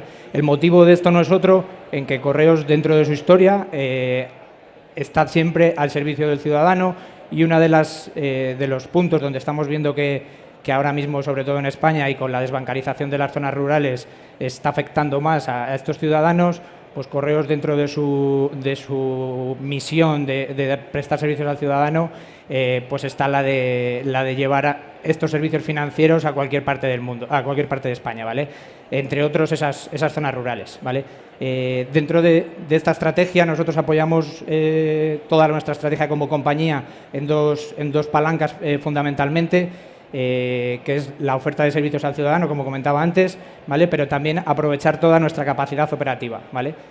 Tenemos más de 2.400 oficinas en España, tenemos más de 6.000 carteros rurales, otros 25.000 en zonas urbanas, ¿vale? Y lo que queremos es aprovechar toda esta capacidad para que a ningún ciudadano de España le falten, entre otros, estos servicios financieros, ¿vale? Dentro de la estrategia de servicios financieros está apoyada principalmente en estos 4 puntos que veis ahí. La parte de correos prepago es el proyecto de correos prepago, ¿vale? Que lanzamos hace 7 años y que os contaré un poco más adelante, ¿vale? Más en detalle. Pero también hacemos otras cosas que seguro que sabéis. Hacemos envíos de dinero a través de productos propios como giro postal o a través de acuerdos con terceros. Hacemos cambio de divisas y también en los últimos años lo que estamos haciendo es fomentar esa parte de llegar a cualquier parte de España con servicios financieros, con acuerdos con toda la banca, ¿vale? Tenemos acuerdos prácticamente con todas las entidades financieras de España y con las que no los estamos cerrando, precisamente para posibilitar que cualquier ciudadano, viva donde viva y tenga las capacidades digitales que tenga, pueda tener acceso al efectivo, ¿vale? Y a servicios financieros básicos. Bueno, entrando un poco más en el proyecto que nos ocupa y con el que venimos de la mano de nuestro partner estratégico de Mastercard, que es un placer estar con ellos. Como os decía, hace 7 años, hace 8 años ya, lanzamos este proyecto de prepago, sobre todo con el objetivo de testar un poco la oportunidad, de ver, oye, ¿tiene sentido vender un producto, un servicio financiero en las oficinas de Correos? Ya teníamos parte de experiencia en esto porque sabéis que históricamente Correos ha tenido caja postal, ha tenido un acuerdo con una gran entidad también en el pasado, pero queríamos un poco retestear esto en la situación actual y sobre todo en este momento en el que estamos, en el que las bancas tradicionales, las entidades financieras tradicionales están saliendo de muchas zonas de España donde Correos está y seguirá estando, ¿vale? Lanzamos este proyecto y tuvo bastante éxito. Veis ahí que lanzamos distintos proyectos intentando testar un poco oportunidad con un público más tradicional, con un público más joven, ¿vale? Pero es este año y el año pasado, 22 y 23, donde realmente hemos pegado un salto cualitativo y cuantitativo en nuestros proyectos, ¿vale? Lanzamos una solución de empresa, no solamente particulares. Tradicionalmente estábamos en el segmento de particulares con una cuenta, con una tarjeta prepago de la que cuelga un IBAN, ¿vale? Por lo tanto, es una cuenta de pago al fin y al cabo, ¿vale? Y en el último año lo que hemos hecho es lanzar esa solución también de pago para empresas y para administraciones públicas, ¿vale? En el caso de las empresas es una herramienta de gestión de gastos de la compañía. Una vez más, lo que tratamos es de digitalizar la experiencia de usuario que ahora mismo tienen las empresas. Nosotros lo sabemos en primer plano porque gestionamos gastos de 52.000 empleados que tenemos en la compañía y lo que tratamos es de ayudar a las empresas a digitalizar esta gestión de gastos que tradicionalmente pues sabéis que se hace con tickets, luego hay que hacer una nota y bueno, pues es un trabajo bastante arduo. Y otro de los proyectos que hemos lanzado el año pasado, en 2022, con bastante éxito, es el proyecto de ayudas sociales. Fuimos adjudicatarios el año pasado de uno de los proyectos de mayor envergadura de gestión de ayudas sociales, de subvenciones, que es el bono del Ministerio de Cultura, el bono cultural joven, con el que hemos emitido más de 300.000 tarjetas y estamos gestionando en torno a 150 millones de euros, ¿vale? Es un proyecto muy ambicioso, que, bueno, pues, del cual ganamos el concurso público que lanzó el Ministerio de Cultura y que ha sido un referente en toda España, por lo que decía, porque es uno de los mayores concursos públicos para una entidad de medio de pago y para dar una subvención, ¿vale? Y sobre todo con un público que además no es un público tradicional que recibe una subvención, que son pues chavales de 18 años que podían solicitar la tarjeta o el bono cultural, bien a través de la web o bien a través de una oficina de correos y que le llega la tarjeta para entregar 400 euros.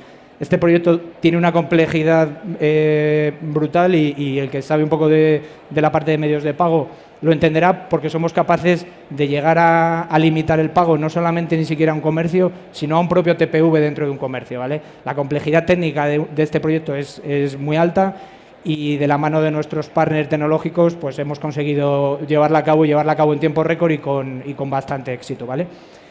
A raíz de ese proyecto, este año hemos ganado también otro concurso en la Generalitat Valenciana para dar otro proyecto de bono social de la cesta de la compra con un poco la misma mecánica y también un número bastante alto de tarjetas. Y, por supuesto, nos hemos presentado al bono de Cultural Joven de 2023 con una oferta sin precedentes que esperamos también ganar. Vale, lo que os decía, dentro del proyecto de correos prepago están las 3 vertientes. Hay una primera vertiente que es la tarjeta de particulares, que es con la que nacimos.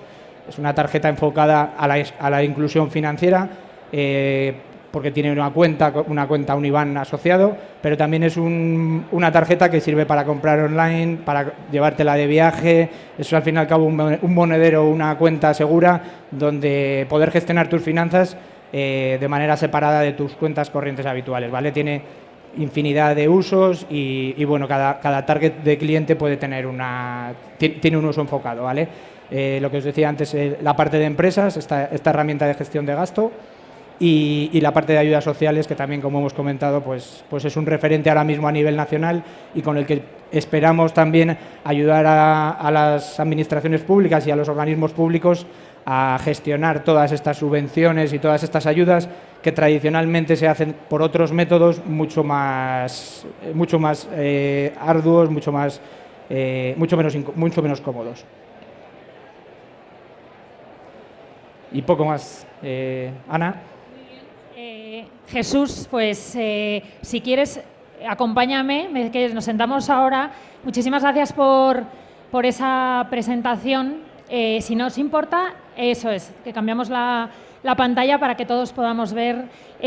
Vamos a tener una conversación. A mí me parece apasionante. Yo soy una privilegiada porque yo he podido vivir desde dentro esa parte de esa evolución.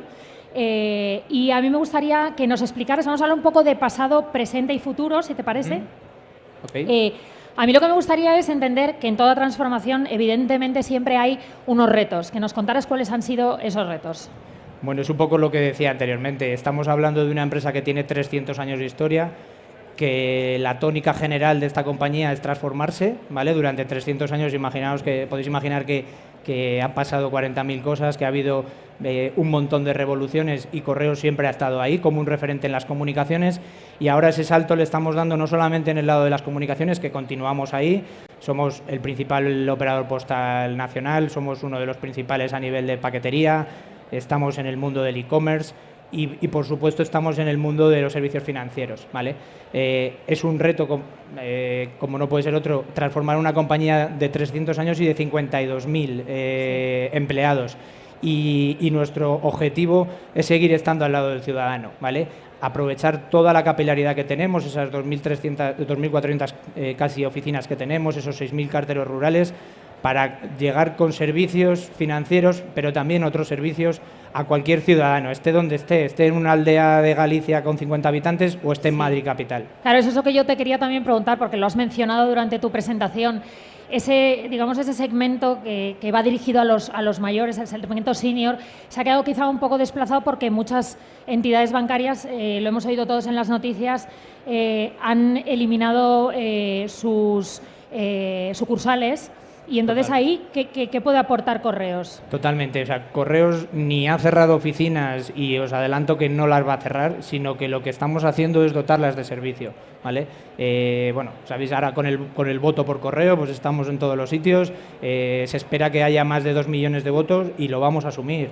Y como eso, asumiremos esa parte de servicios al ciudadano que comentaba antes, ¿vale? En una oficina de correos ahora mismo se puede desde abrir una cuenta corriente, una cuenta de pago a través del proyecto de correos prepago, pero se puede enviar dinero a cualquier parte del mundo, se puede pagar un recibo, se puede pagar un impuesto, se puede comprar un libro, se puede sacar una entrada para un concierto, se puede sacar un billete de tren. e infinidad de cosas, ¿vale? Lo que queremos es aprovechar esas oficinas y sobre todo esa otra potencia que comentaba antes, que son los carteros rurales y que ahora van dotados de una PDA con la que se puede cobrar con una tarjeta, ¿vale? Llevan un TPV al fin y al cabo. Sí. Y es un proceso un proyecto que está en constante evolución y que le estamos dotando cada vez de más servicios, de más productos que puedan comercializar, para que a ningún ciudadano, insisto, es uno de los pilares de nuestra estrategia, para que a ningún ciudadano, viva donde viva, le falten servicios básicos, ¿vale? Bien sea los servicios financieros, bien sean servicios aseguradores, captamos leads ahora mismo para aseguradoras, pues un poco también para testear la oportunidad, energéticas, toda la parte que comentaba antes de servicios financieros, un cobro de recibos, un pago de un impuesto, lo que sea. Y también estamos muy focalizados ahora en toda la parte de servicios al ciudadano en relación con la administración pública, ¿vale? Que esa oficina de correos o ese cartero incluso sea ese punto de contacto para que una persona de un pueblo pequeño no tenga que desplazarse a una capital a hacer cualquier trámite, como puede ser una transferencia de un vehículo, se puede hacer a través de una oficina de correos. Y ahora, viendo un poco el futuro de correos, ¿qué tenéis planteado? ¿Cuáles son los desarrollos? ¿Qué es lo que tenéis en mente de cara al futuro? Bueno, hablar de futuro a mí siempre me parece arriesgado, porque yo siempre lo digo que no sé dónde estaré dentro de 2 años, sinceramente. Ni yo. Es complejo. En todo caso, es lo que decía, somos una empresa que nos hemos transformado durante los últimos 300 y algún años, sí. Y que lo haremos durante los próximos 300. ¿Vale? Somos un referente en muchísimos mercados, en muchísimos sectores. La parte de postal, lógicamente, paquetería, e-commerce, en servicios financieros, pues con proyectos como estos gestionamos del orden de 3.000 millones de euros al año en nuestras oficinas, cosa que muy poquitas entidades hacen. Y queremos seguir siendo eso, queremos seguir siendo ese referente, ese punto de contacto con el ciudadano, y cada vez lo estamos comunicando más. Habéis visto campañas, sobre todo en Navidad hemos hecho algunas, sí, en las que lo que explicamos es que pares al cartero por la calle y le preguntes, oye, ¿me puedes cobrar un recibo? ¿Me puedes cobrar un impuesto? Porque ese cartero tiene que ser ese punto de referencia en esas zonas rurales. De hecho, muchos de ellos ya están parando 1 hora o 2 horas en un local del municipio a atender a esta gente que no tiene capacidades, pues para operar con un teléfono móvil o para desplazarse a una ciudad, ¿vale? Queremos que esa persona siga viviendo donde está, siga viviendo en ese pueblo, pero que siga viviendo con servicios y que tenga las capacidades que puede tener cualquier persona que tenga capacidades digitales y que esté en otro punto como puede ser Madrid, ¿vale? Que da igual, como dice la última campaña que se lanzó, da igual estés donde estés, viva donde vivas, que ahí estará Correos para prestarte los servicios que necesites. Muy bien. Bueno, a mí me parece apasionante. Yo no sé si tenemos algunos minutos para hacer preguntas. Tenemos, de hecho, micrófonos de mano para que se os escuche bien. Yo no sé si alguien quiere hacerle alguna pregunta a Jesús. Ahí llega el micrófono. Hola, ¿qué tal? Buenas. Yo vengo de Latinoamérica, trabajé en Scotiabank en el tema de innovación abierta y transformación digital en una corporación canadiense con muchas operaciones en Perú, Colombia, Chile, México. Y uno de los puntos difíciles, ¿no?, es cómo transformas la cultura, ¿no?, para cambiar una organización tradicional, legada, ¿no?, a un marco fintech, un marco digital, ¿no? Me imagino que desde arriba hacia abajo, pero ¿cuáles fueron los puntos más críticos, ¿no?, en tu rol de transformación en esa empresa, en este proyecto? Muchas gracias. A ver, efectivamente esto es una compañía, lo primero, pública, y lo segundo, con 300 años de historia y 52.000 empleados. Podéis imaginar que cualquier transformación aquí es bastante compleja. Pero cuando se lanzó este proyecto, se lanzó dentro del área de estrategia, y al final seguimos un poco la metodología que puede seguir cualquier startup. O sea, montamos un grupo de trabajo, un grupo pequeño, analizamos la oportunidad, estuvimos viendo casos de éxito de otros operadores postales, como es el caso de Poste Italiane, que es un gigante a nivel de servicios financieros, y es un referente para nosotros, y al final montamos un grupito de trabajo, un grupo de trabajo bastante pequeño, que empezamos a lanzar este proyecto, a montarlo a modo piloto, pivotando mucho sobre la solución, y sobre todo haciendo muy partícipes a toda la red, ¿vale? En Correos es importantísimo que la red que tienes, la red de venta o la red de servicio que tienes, que son esas 2.400 oficinas o los carteros, sientan ese proyecto como suyo, ¿vale? En este caso tuvimos la suerte o el buen hacer de que fue así y ahí está el caso de éxito. O sea, es un caso de éxito sin precedentes. Vendemos, creo que somos la tercera empresa que más tarjetas prepago vende en España. Y vamos a por la primera, vamos, no quedarnos en la tercera. Gracias. Tenemos todavía, mira, ahí tenemos una pregunta. Perdona, tenemos una pregunta, esa chica que está ahí, si levantas la mano. Gracias.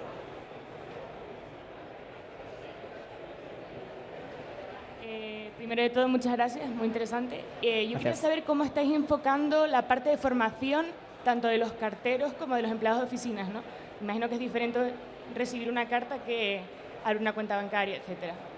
Totalmente. Ahí estamos haciendo un trabajo de manos del área de formación de la compañía muy potente, porque lógicamente no podemos lanzar ningún proyecto sin que haya una formación previa, y más cuando estamos hablando de proyectos que no son típicamente o tradicionalmente lo que han hecho estas empresas, ¿vale?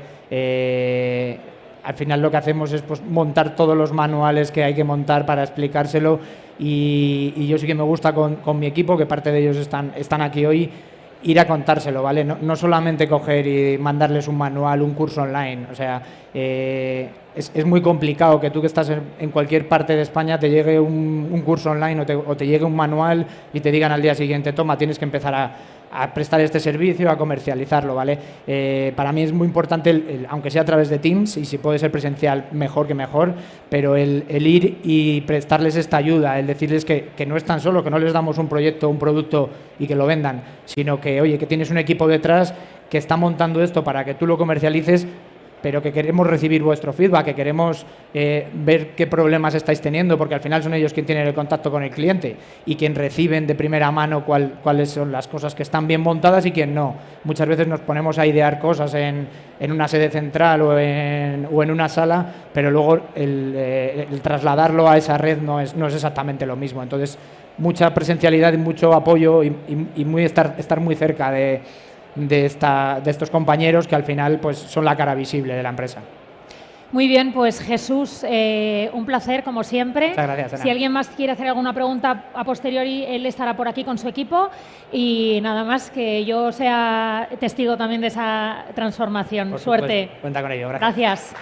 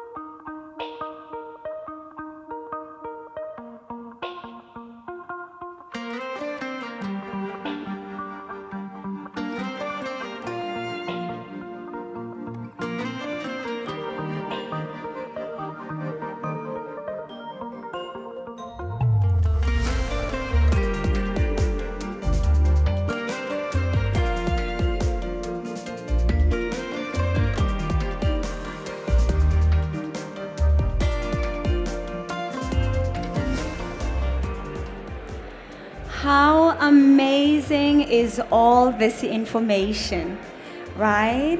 Ladies and gentlemen, for those who have just joined us, welcome to the Catalyst stage. Okay, so we're going to continue. Just a few announcements for our social summit. Tonight you can have after drinks and music at Plaza de la Paja. So if you want to meet some people and network, that's the place to be tonight. Okay, ladies and gentlemen, without further ado, I'll introduce the title for today is Banking as a Service, Payment Enablers in the European Market. And we have our moderator, Mr. Alejandro Banegas. Ladies and gentlemen, let's please welcome Alejandro.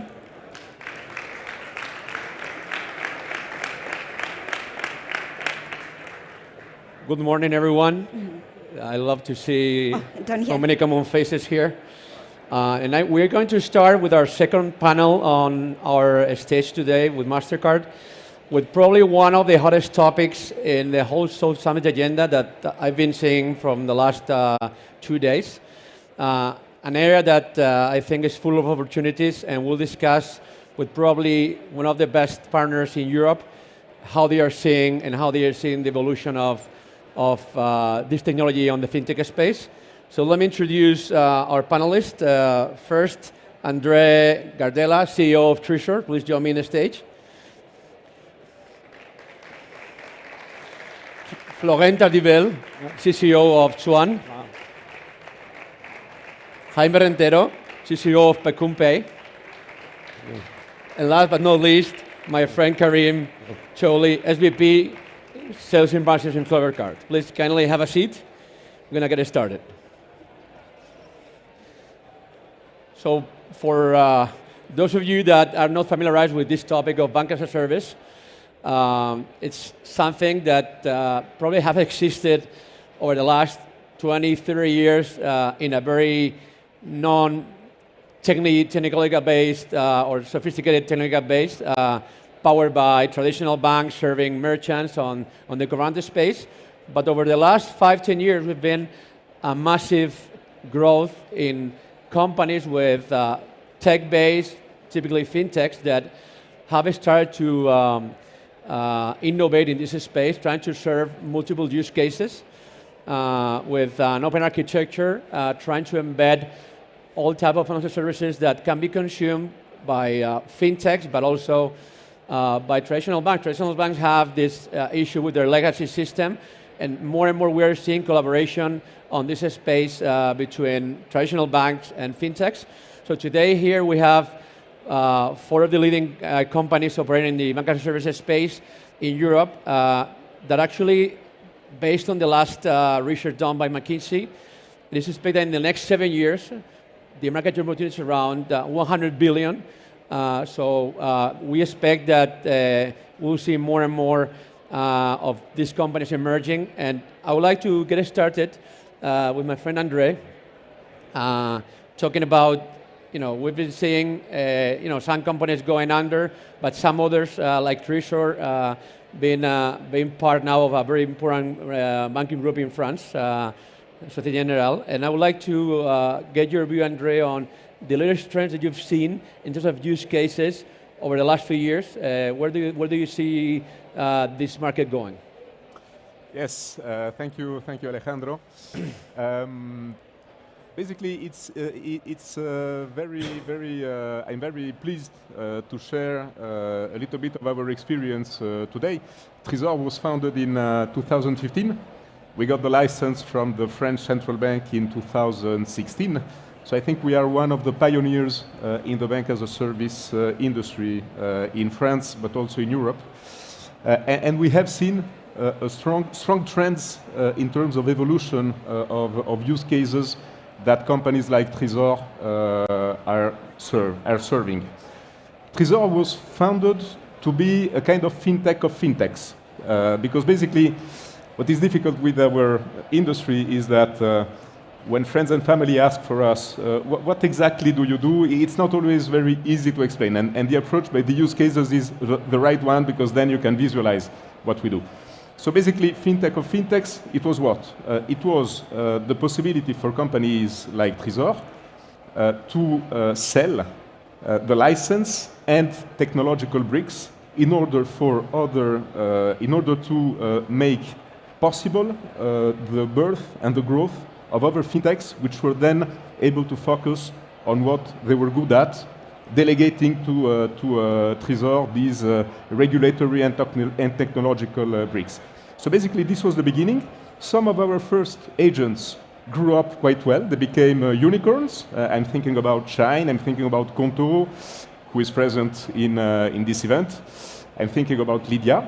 And then our business model evolved as well, and we started developing an offer for payment institutions.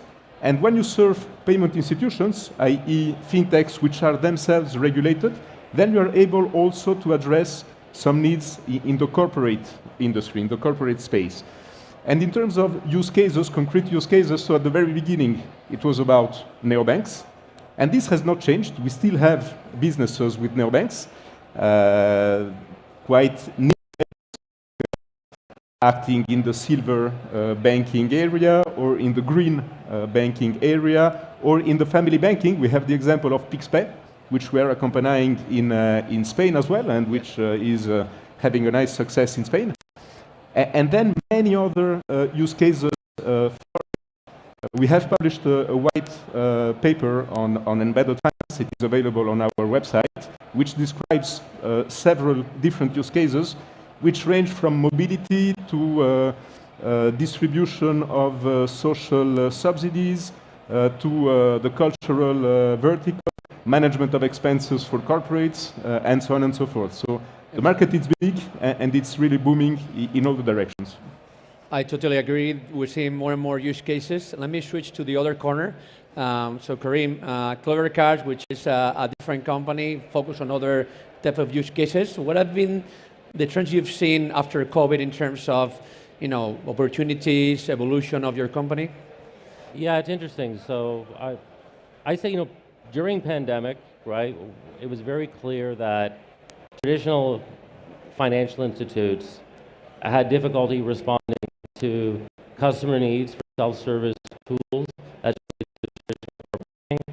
well as payment. Moreover, they had challenges with their staff who are now working remotely in disparate, outside of bricks and mortar, accessing systems to support their customers. Invariably, they were relying on partners like processors to help them provide the customers with data information they needed. So I've seen the need to support both internal customers and external customers through innovation, through non-traditional banking services, i.e. through BaaS capabilities, really accelerated. So post-pandemic, I think we're seeing a lot of ramping up of these capabilities with fintechs powering traditional banks, with fintechs powering other fintechs, and with fintechs powering non-traditional card issuers, i.e. merchants who now become card issuers themselves.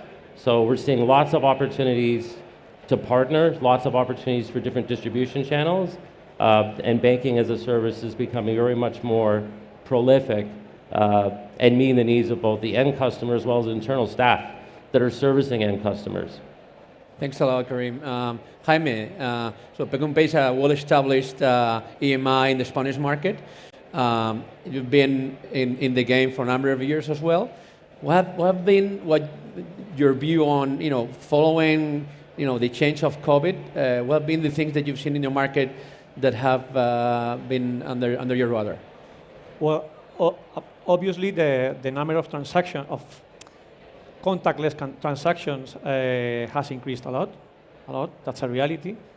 And in PecuMPay, the mobile payments have grown much more faster than they estimated.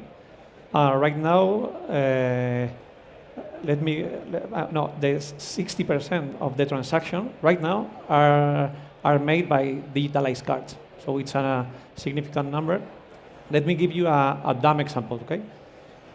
Before COVID, I mean in consumer card programs, okay?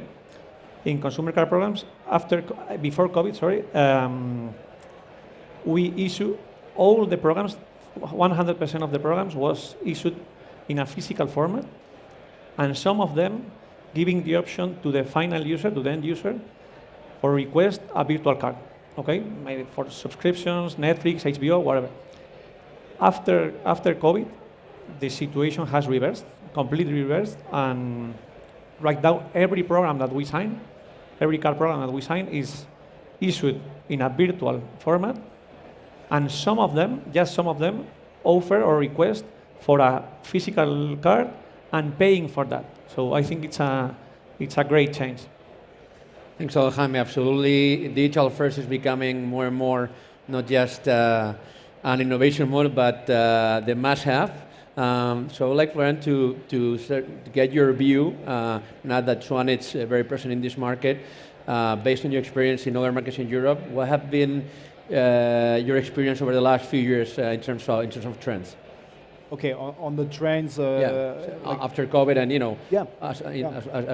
I think the company is actually was actually launched during COVID times. So we didn't expect it, we didn't live the previous COVID period.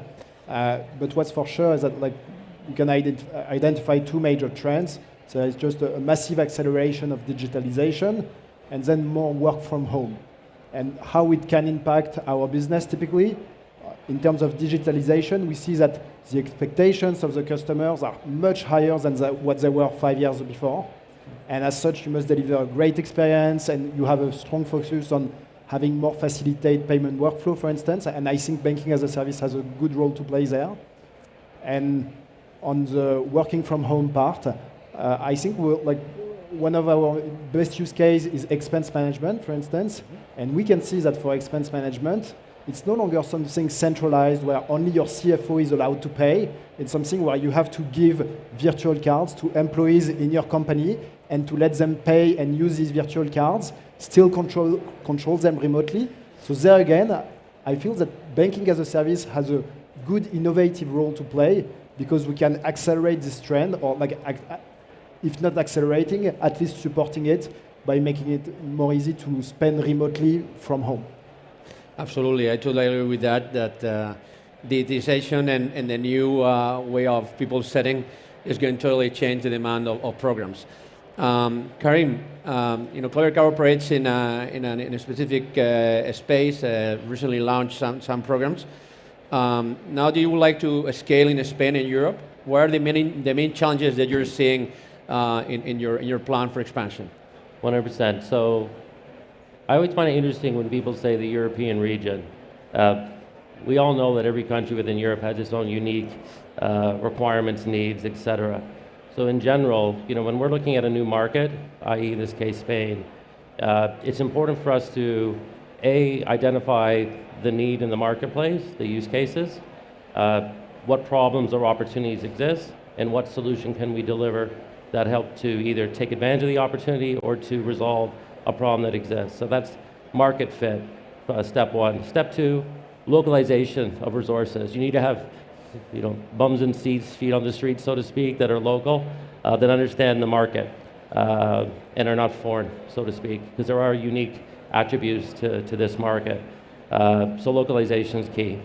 Third, we need to rely on existing partners. MasterCard is a fantastic strategic partner of Clever Cards, and obviously work with yourselves to better understand Spanish market or any other market you want to enter. That's the third thing. And the fourth piece that's important for us as an organization is that we do look for distribution partners in markets such as Spain, where we would rely on additional resources and knowledge, domain expertise to help distribute our products in a fit-for-purpose way, in a purposeful way, and so forth. So those are four key attributes that typically we look at any market and what we're looking at in terms of the Spanish market right now. Continuing with Florent, taking into consideration that you've been building your business over the last 3 to 4 years, and you are starting to move into markets like Spain. What's your view, and what are the things that you need to overcome over the next few years to crack it? Yeah. So I personally joined Swan 2 years ago, and when I joined, I was telling myself we're on the best industry to scale in Europe. Why? Because SEPA works across 30 countries. The regulation is now harmonized across 30 countries as well. MasterCard, you let us issue cards that are operable in many countries. And the Eurozone, it's today 19 countries. So if you'd like to launch something that is already European, like the payment industry, the BaaS industry is maybe one of the best to start with. Then, I think this was my position when I joined. I've learned along the way that it's not that easy because, as you mentioned, Karim, you have to localize your product. Here in Spain, we now have to provide local support in Spanish. We have a partner called OkTicket. They need to have, they partner with Spanish companies. They obviously need to be served in Spanish. So you can localize the support, you localize your product, you localize the onboarding part, and lastly, I finish with this, but it might actually be the cornerstone to start localizing your product. you must have local accounts, local IBANs. Why? Because if you're a Spanish company, you don't want to have an account that starts with FR. You want an account that starts with ES. And this is something that we are about to release, our Spanish accounts, Spanish IBANs, and it's a must-have in our view to really become local and not only stay very European at a broader level.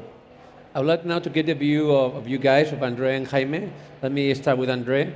Established company operating now in multiple countries in Europe. I mean, you are on your good way in expansion, but what will you see the challenges ahead for Tresor over the next few years? Yeah, I would say that the challenges I see for Tresor are basically the challenges that I see for the BaaS industry as a whole. I see mainly two. I understand the points of the local IBAN, but still, I mean, there are many use cases for which you don't really need the local IBAN. So yes, it's important to have it, but it's not white and black, I would say. The two big issues, not issues, but challenges I see in terms of scaling up are first of all, the fact that it's a new market. It's a new thing, it's a new animal, it is evolving quite fast. It is evolving quite fast under our action, and it is evolving quite fast also for the regulators, which have a moving, an increasing understanding of what the BaaS is, but maybe always with a little time lag in respect to reality. And I would say that for what is in our hands, one of the challenges I see is pricing. At the end of the day, I think that as for any new industry which is quite recent, the blue ocean is still to come. The present balance is not, in my view, sustainable for the development of our industry in the long run.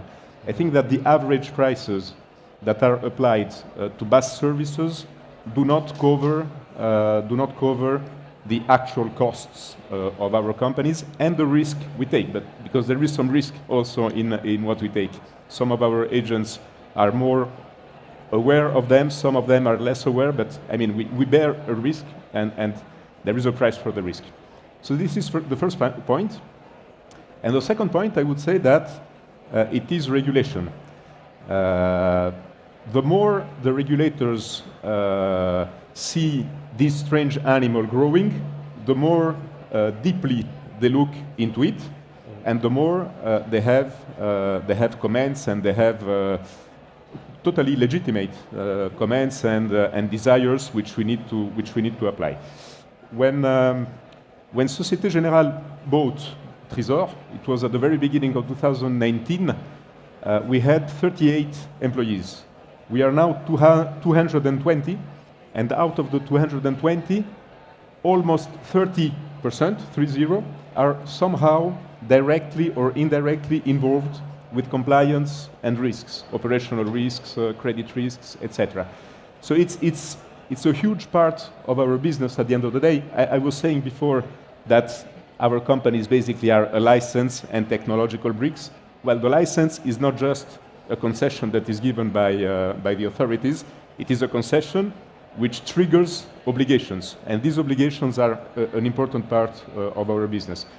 So I will say yes, that the challenges are there, pricing and our ability to follow the increasing expectations and again, legitimate expectations from the regulators.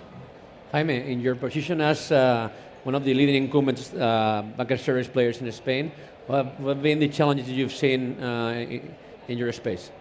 Well, I think that the challenge that we have to face is in this sector is the constant need of innovation, and when you talk about innovation, obviously you have to talk about user experience, no? And obviously your partner wants the minimal friction when you are going to when the end user is going to make the transaction, no?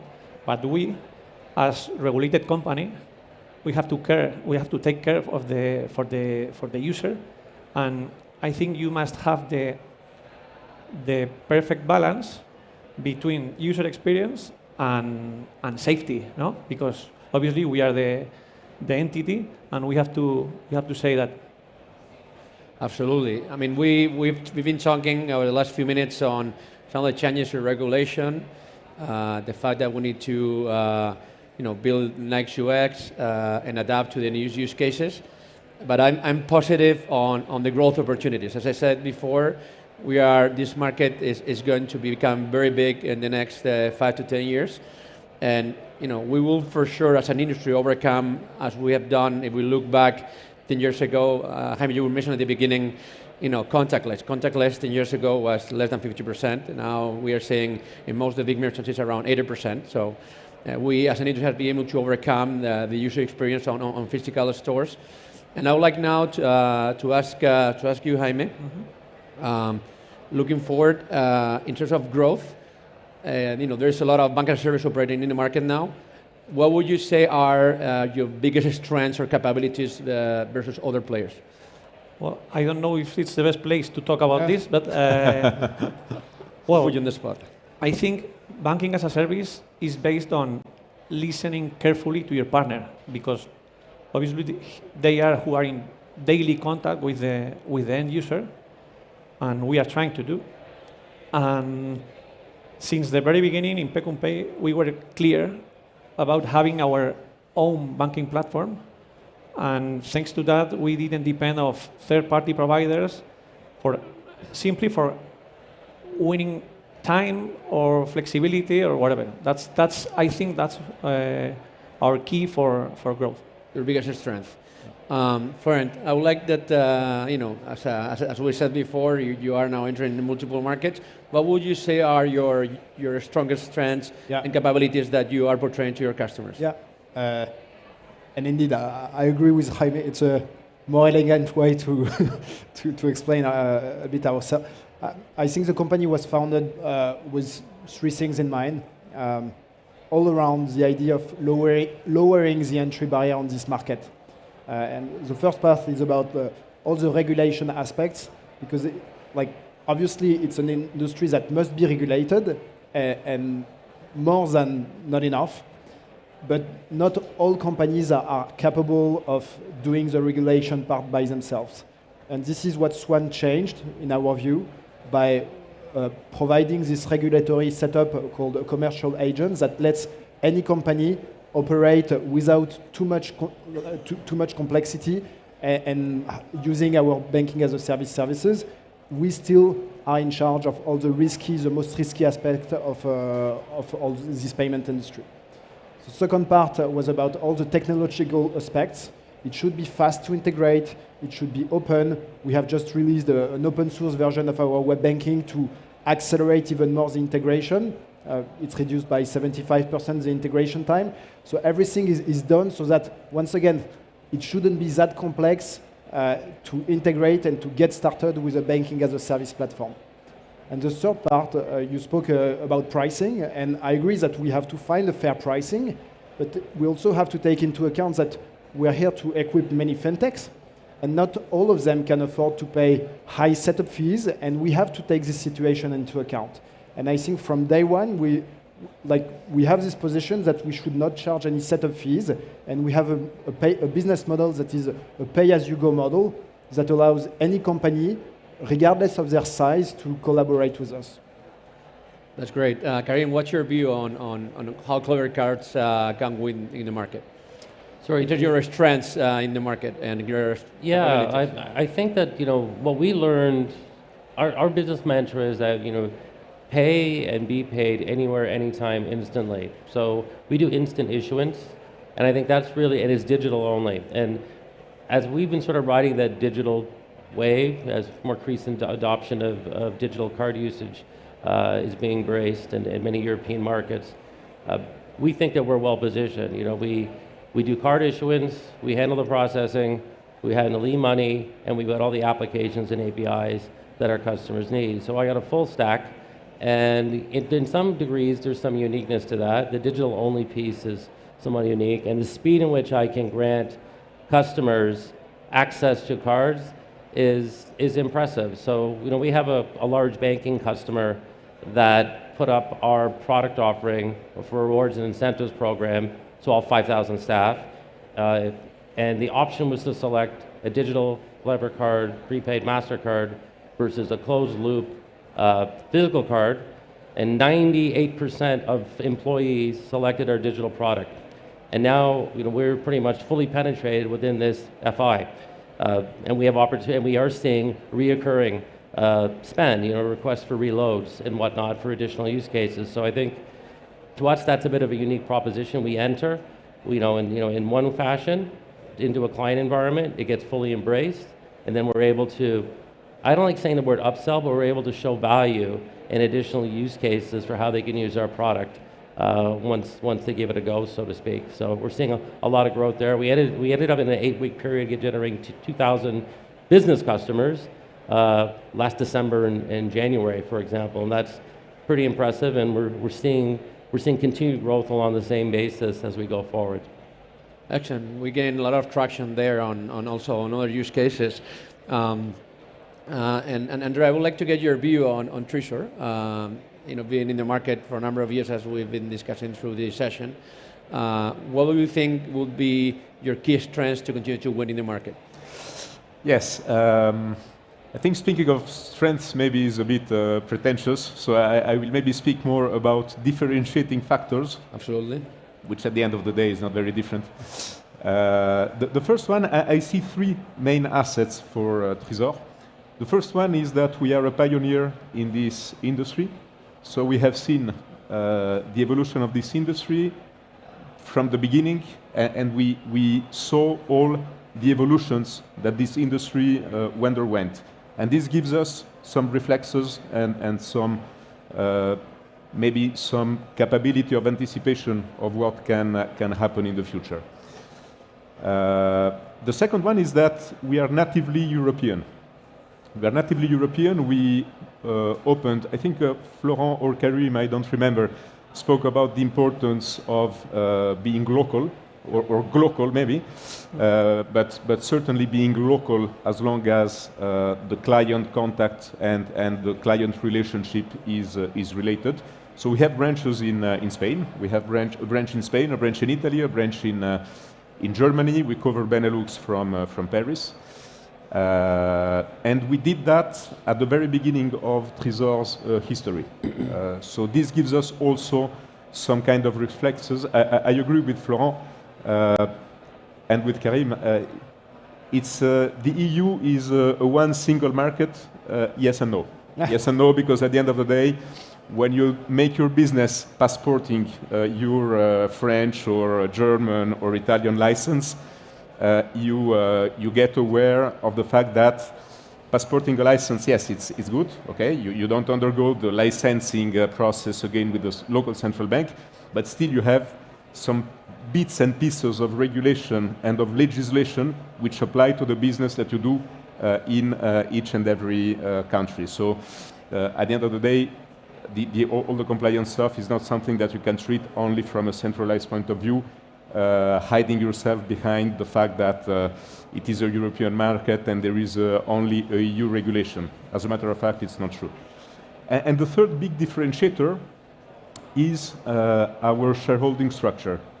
Société Générale bought Trezor in 2019, and we welcomed MasterCard recently at the end of 2022. So we have two big companies behind us. This is very important for two reasons. The first one is that I can focus, as a CEO, I can focus on the business, I can focus on developing the company without needing to spend a significant part of my time in preparing the next fundraising. So this unfreezes some time, which is precious, to focus on clients and to focus on the business. And the second one is that I mentioned that the roots of Trezor are in the fintech area. We were the fintech of fintechs. We don't abandon this area. It's our history. We are proud of it, and we go on addressing these needs.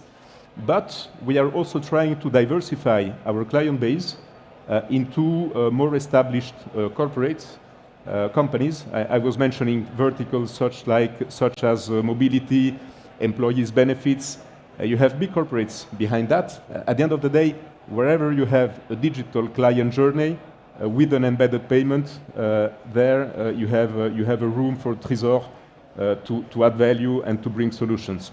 And in that respect, being backed by Société Générale, which has a strong presence in terms of corporate banking all over the world, and specifically in Spain, in Italy, in Germany, on top of France, is certainly a big help for us.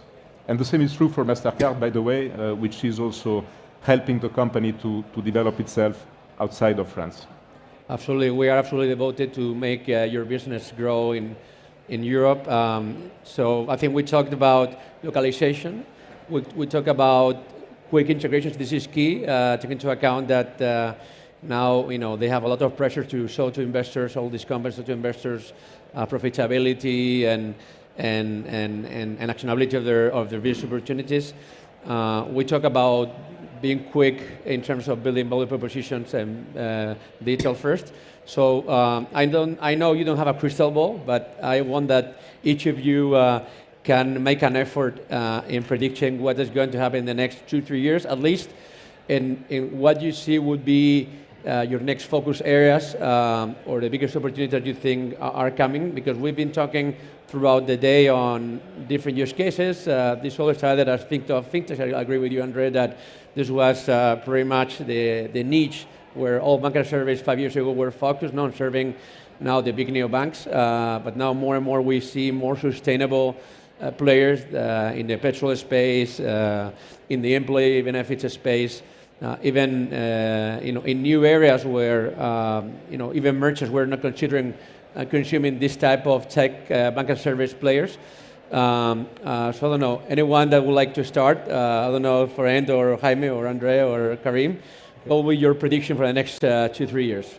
I can start. I mean, I'm going to echo your point. I'm not Karnak, I can't predict the future, but I think one thing's for certain, we're going to see further adoption of API usage, between parties, partners and whatnot. So I think the means for, card issuance for non-traditional distributors becomes much more elegant and easy for them to offer to their customer bases.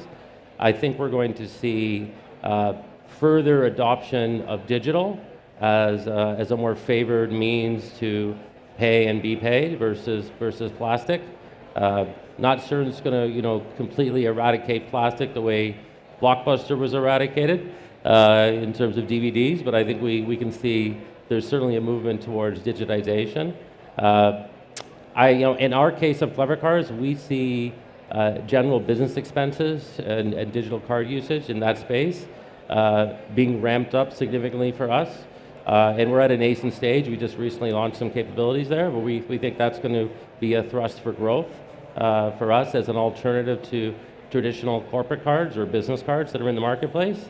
The last thing I think is likely going to happen over the next 5 to 10 years is consolidation. There will be some companies that go by the wayside, but there will also be a lot of M&A activity between tech to tech. And I've been through 2 fintechs that have been acquired by large monster organizations. I think that'll happen too, where it's a full-on acquisition. Excellent. I don't know, Andre or Fuen or Jaime? I'm happy to take it. So just one anecdote on the fact that we don't have a crystal ball and that we should be very, very cautious and humble. Okay. A year ago, if you remember, the interest rates were negatives. And so the funds of our clients are segregated and secured at BNP Paribas. And BNP came at us and told us, hey, you will now have, because you start to process quite a lot of money, you will have to pay us some interest, negative interest. Yeah. And so we are going after our clients and telling them, hey, you will have, because you have more than 1 million, 2 million, etc., you will have to pay us back some interest rates. Fast forward 1 year later, interest rates are quite high. Like I think Esther is close to 3%. 3%, yeah. And actually, clients are coming at us. They've started like 3-4 months ago, coming at us and telling us, hey, actually, there should be a way to make money with all the deposits that I have with your accounts. So in a year, we have just released the first offers to share these revenues on deposits. because we believe that we should share the revenues that we happen to make with our customers. And I think it's quite a major trend that, frankly, we hadn't anticipated that much. Then to speak a bit about the future, because there are a handful of things that are under control still, we will keep growing. We're hiring our first Italian account executive. We will launch later this year Netherlands officially. So we'll keep expanding throughout Europe. I think that's the first big trend for us. We would like to accelerate towards larger companies going enterprise. We already collaborate with Carrefour, for instance, but we'd like to have more of that kind of companies because it's cool to serve scale-ups, startups, but it's even like, why not going after the big guys? And to finish with, only on the technological aspect of things, I can see a lot of excitement within the tech team around artificial intelligence. They've already started to use ChatGPT to translate some of, speaking of being more local, we need to translate our web banking interface, our onboarding interfaces, and everything is today like 90% automated thanks to that kind of tool. So we believe that that will even more accelerate our pace of innovation. Androy, what's your prediction? Well, I would say maybe three things. First of all, the market is there. I mean, the blue ocean is around us, and we are quite lucky to be in that position because it's not common to be in that position. Every industry is not in the same position as us. The market is there. We see a lot of demand in very diversified use cases. The second point, and you know, I have some white hair on my head, so I saw a few crises in my banking career. What makes me very comfortable with our industry is that at the end of the day, we serve real needs. I mean, each time I sign a new agent, I understand why I sign. I understand the value I add. No, I say that because nowadays there are many companies that are flourishing around us, and at the end of the day, you can ask to yourself, well, but how will this make humanity progress? What kind of needs are they really addressing? No, this is not our case. I mean, I think for the four of us, when we sign a new client, we really address a need which is real, which means that, you know, if you take the combination of the market is booming and what you do makes sense, I mean, all of us have several reasons to be, many challenges in front of us in terms of operational risk, development, etc. But this makes me sleep very well at night because, I mean, you have a market that is booming, you know what you're doing, it makes sense, so, I mean, you will have a future for your company, that's sure. And the third point, I join Karim saying that the climate is not today the same as we had in the past years in terms of interest rates, which has an impact on our capabilities to raise funding. It's true for you, but it's also true for us because a bank like Société Générale will be more and more exigent when putting new capital in a business because because the interest rates are higher. The climate is much more and more challenging. I was mentioning before the increasing pressure of regulators. This will not stop. I think they started with the subsidiaries of big corporates, and they will spread down to more independent players as well. And this will be part of our daily business. And I think that this will generate some kind of consolidation in the market. Absolutely. What kind of consolidation? Maybe some of us joining forces, maybe more banks buying BaaS players, maybe technology companies buying BaaS players. I think many combinations are possible. You can have synergies in different ways, so there is room for M&A in different ways, but I think that consolidation will come. Absolutely. Jaime, you're... Summarizing, let me separate the corporate card programs. I'm a deep believer of these programs. I know for sure that it's going to continue growing, absolutely. And in the consumer card side, thanks to you, thanks to MasterCard, we are really focused and we are absolutely... We have interiorists that we are doing a proof of concept with you about integrating the classic concept of super app with a decoupled card. So honestly, we are betting for that, and hopefully, hopefully we will have the key. That's absolutely a way of innovation. We have 50 seconds left. I would like to take any question from you guys, from the attendees, with this amazing table of panelists.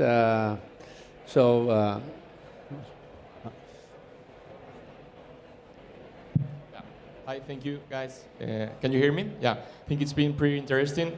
I would like to ask a question to Andre.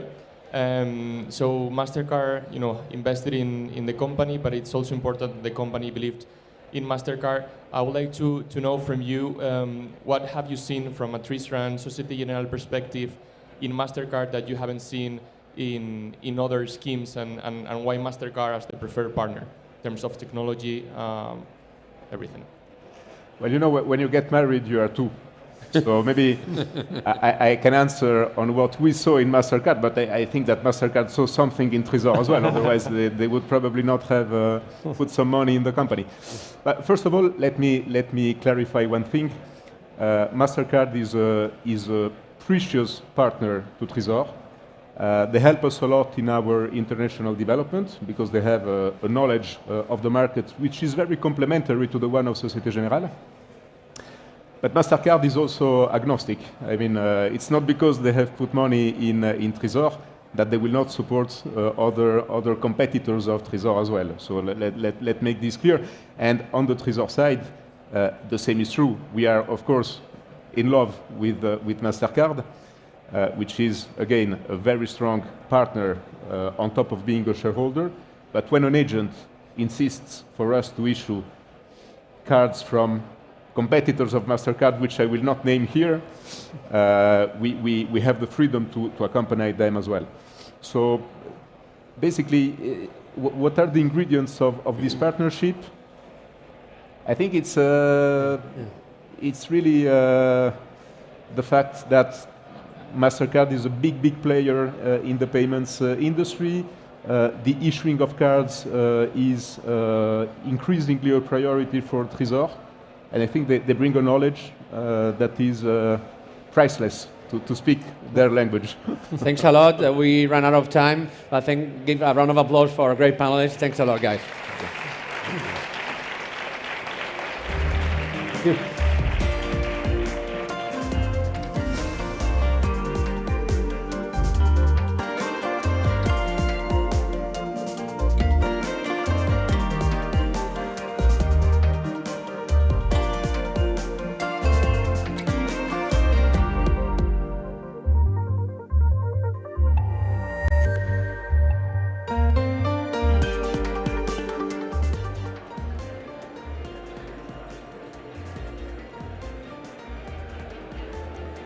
How awesome was that session? Specifically, it was so knowledgeable. There was so much information. Wonderful. Thank you to the gentleman that just presented just now. Okay, so we're gonna move on to our next session, and the title is Open Banking, a Revolution in Lending. Ladies and gentlemen, please welcome to the stage our keynote speaker, Mr. Younes Bonif. He's the Chief Product Officer of Algon.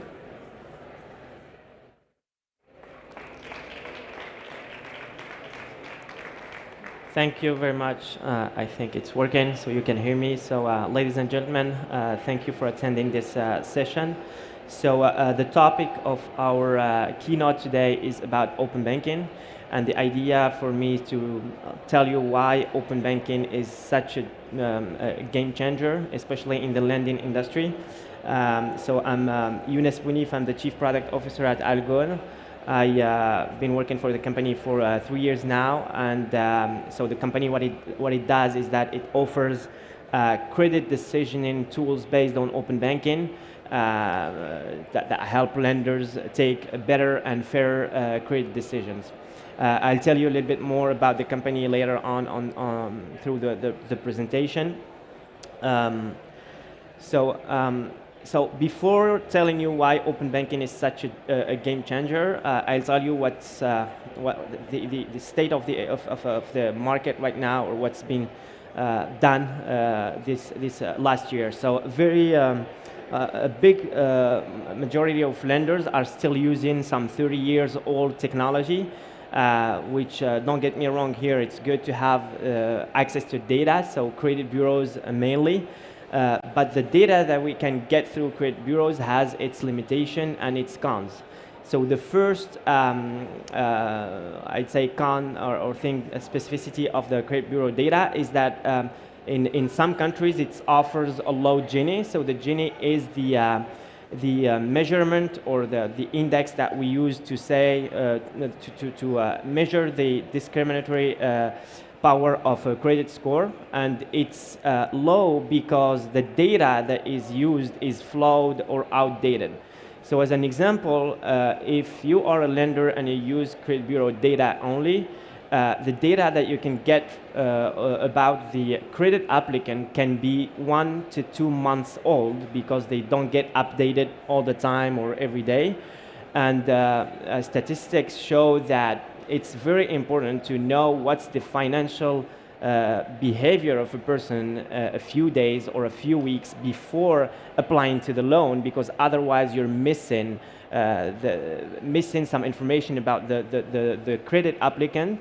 And also it's known that many people are using or applying for loans to repay other loans or when they are into financial distress situation. The second point is that credit bureau data offers, by definition, low protection against fraud. So if you take the most advanced countries where credit bureaus are used, the UK and the US, for instance, so people are afraid that they get like robbed, or someone uses their name, their identity to apply for a loan because it can affect their credit report or their credit score. And by default, it's really low protection. People can really use the identity of someone else to apply for a loan. And the third point is that it's hard to implement. So credit bureau data is heterogeneous by default. So if you go from a country to another country, it's never the same data. So in Spain, there are credit bureaus, so you have access to some types of data. If you go to a country such as the UK, you have different types of data. The US is also the same thing. And in some countries, you don't even have credit bureaus, such as France, for instance. So this is kind of the state of the market right now. And now I'm going to tell you why open banking is such a revolution for lending. So open banking really completely changes the way credit decisioning can be done. So the first one is that we've done like tests, and we've seen that the Ginis, or the credit scoring models, are way more performant, simply because the data is up to date. If I am a loan applicant and I apply for a loan right now, and I give access to my bank accounts, it means that I'm giving a real picture of my financial behavior up to the second I'm applying for that loan. And this is very important for a lender to assess the real affordability and creditworthiness of a person. So the way the data itself is, which is up to date and error-free because it comes directly from the bank, is a very important thing and a game changer in the lending industry.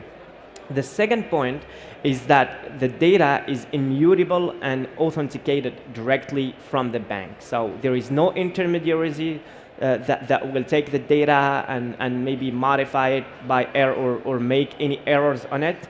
As a consumer, I share my banking data. It's directly transferred to the company that will assess my behavior and give a creditworthiness score or affordability assessment.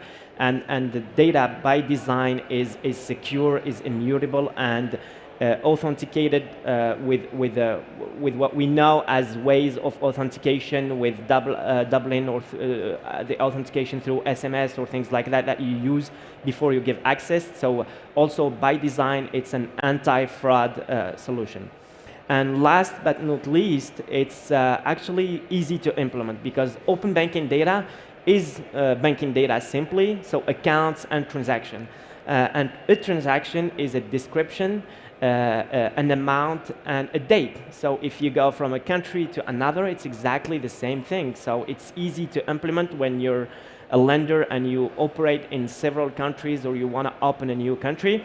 Of course, the models behind have to be adapted to each country, but the data itself, the input data is the same, which becomes easier for any lender to go operate overseas if there is a need to, because open banking is a worldwide thing. Well, we have the chance here in Europe to have the PSD2 and to have the standardized approach, but even in other countries, it's exactly the same thing, and there are companies such as the company I work for, that handles the same type of data to give you like scoring and enrichment of that data country by country.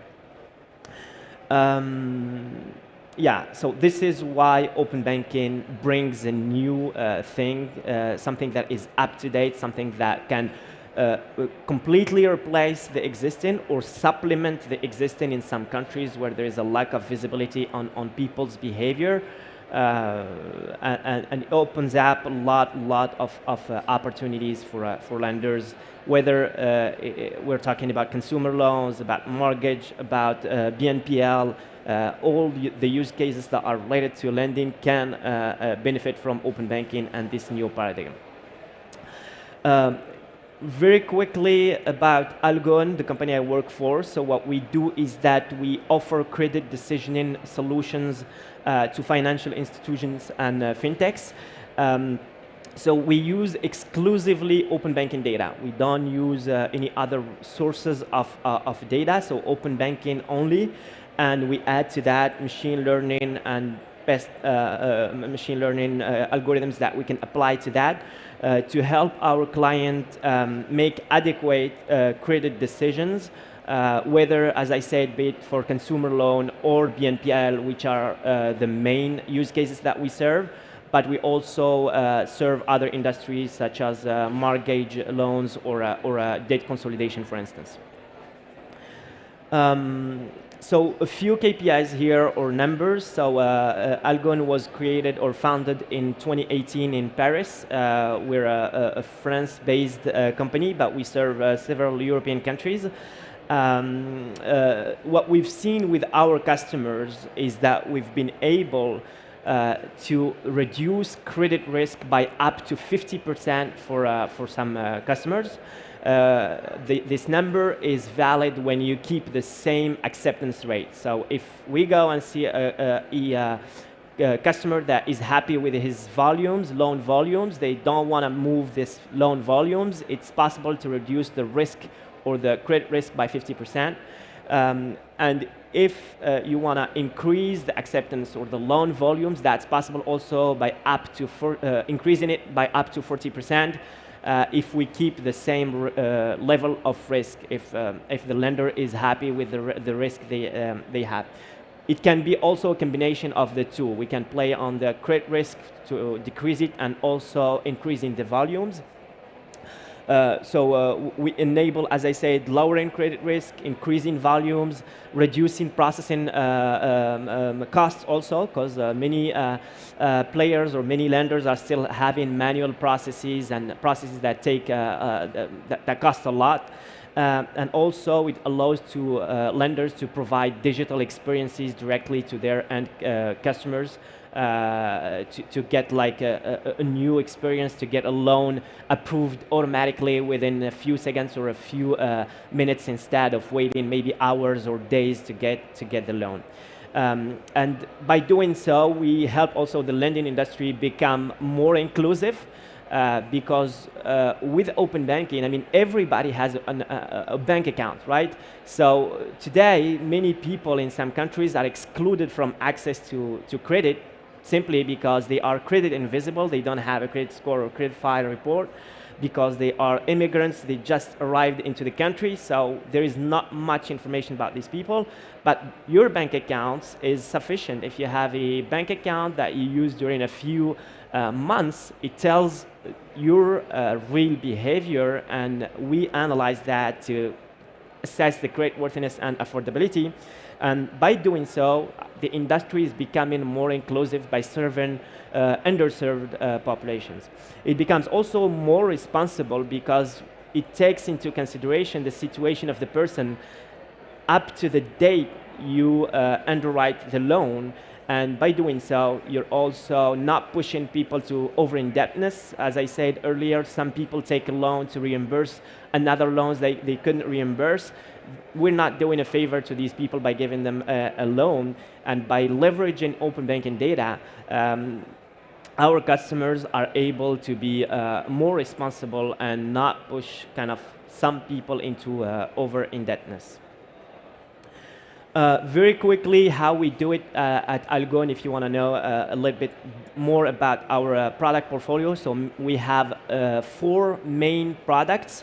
The 3 first products are API-based. So we are an API company, so our customers can leverage our API to implement their own credit policies and their underwriting process. And we have a 4th product that is called Algon Dashboard, that is more like visual product. It helps with manual underwriting. It speeds up the process, but it's more visual. So Credit Insights, very quickly and very briefly, is our categorization engine. So it takes open banking data as an input, and it will enrich it to tell our customers, the lenders, what's inside that data. For affordability assessment, we will detect the salaries, we will detect the expenses, we will help customers calculate the debt to income or many indicators like that that help in the affordability assessment. But we will also detect any red flags that will help in this assessment. So if someone is having a lot of payment rejections, that's something we detect, and we give this information to our customers. If the person is not reimbursing existing loan, if the person has overdraft fees or check rejection fees or anything like that, so we detect the real situation and the red flags about the situation of the person to give that to our lenders to help them in the assessment of the affordability. The second product is called Credit Score, so it's self-explicit, so it's really a credit score.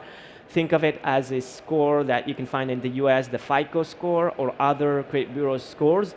The particular thing about it is that it's exclusively based on open banking data. We analyze the behavior, the financial behavior, and we give you a score between 0 and 1,000. The higher, the better. The higher, it tells you the person is credit worthy. And it takes in input 3 months of banking data, and it will tell you probability of default of that person over the next 12 months. So it's mainly used in consumer loans. And then comes the third product, which is Payment Score. It's also actually a credit score, but we call it Payment Score because it's more towards use cases around payment, specifically for BNPL, for buy now, pay later use cases. So this is a simpler score. It's also used to tell customers if end consumer is credit worthy or not. It's simpler because the scale is between 1 and 10, so the higher the better, and the horizon of predictability or the horizon of the probability of default is just 3 months. So that's why the use case is around BNPL. If we assess someone based on open banking data, we tell you how credit worthy is the person over the next 3 months. And then comes the dashboard. So the dashboard is the visual product that underneath it's our 3 products, Credit Insight, Credit Score, and Payment Score, but you can see it through a visual interface here. One of the most advanced use cases that use this product is debt consolidation.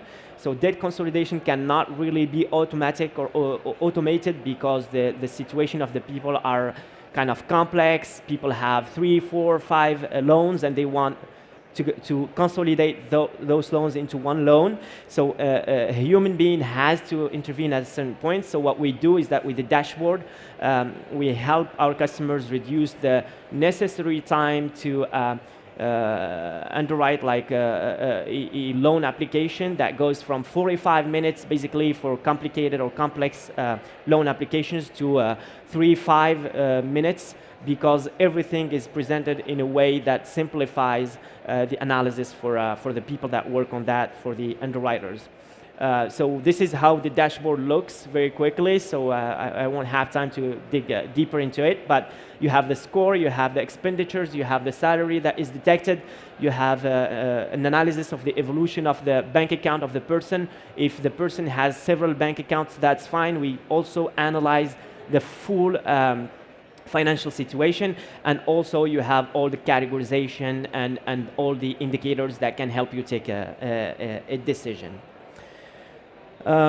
Just very quickly, some of the clients that we work with in Europe. So you have BNP Paribas Personal Finance through CTLM brand. We have One, we have Floa, we have Cafidis, we have Toyota through Auto Finance, for instance. We have Revolut, Crédit Agricole, and many more. In terms of BNPL, we work with Alma, we work with Pledge, with other customers. Debt consolidation, also you have a list of customers that we work with. We work with American Express around the credit card use case. And then we have a variety of partners, including MasterCard. So very exciting that we just announced a new partnership, a strategic partnership 2 days ago with MasterCard that was announced during Money 2020 in Amsterdam. So this is a new partnership that we put in place with the help of MasterCard, and the idea is to serve the lending industry with this new paradigm of open banking and with new credit decisioning tools that are exclusively based on open banking. MasterCard is also known for its products and its force around the connectivity and open banking, so joining forces made sense, and very exciting for both of us to be working on this topic during the months and years to come. That was my last slide. I tried to stick to the time. So thank you very much for attending. So now if you have any questions, please feel free to ask. And I'll be around also during the whole day. So if you want to follow up or discuss specific questions about open banking, generally speaking, I'll be around.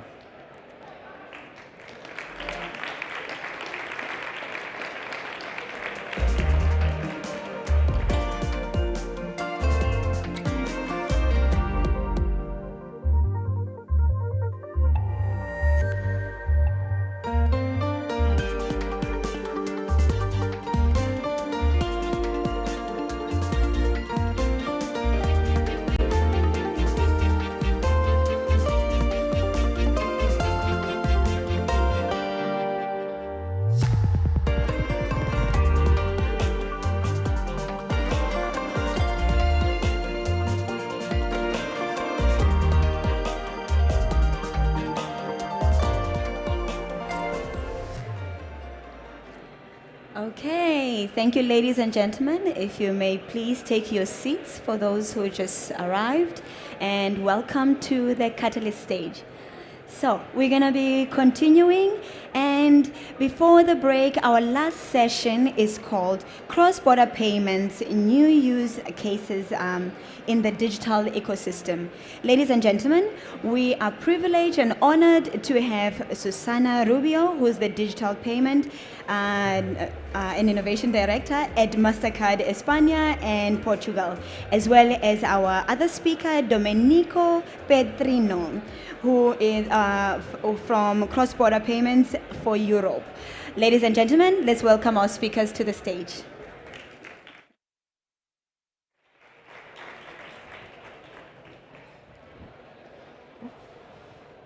Okay.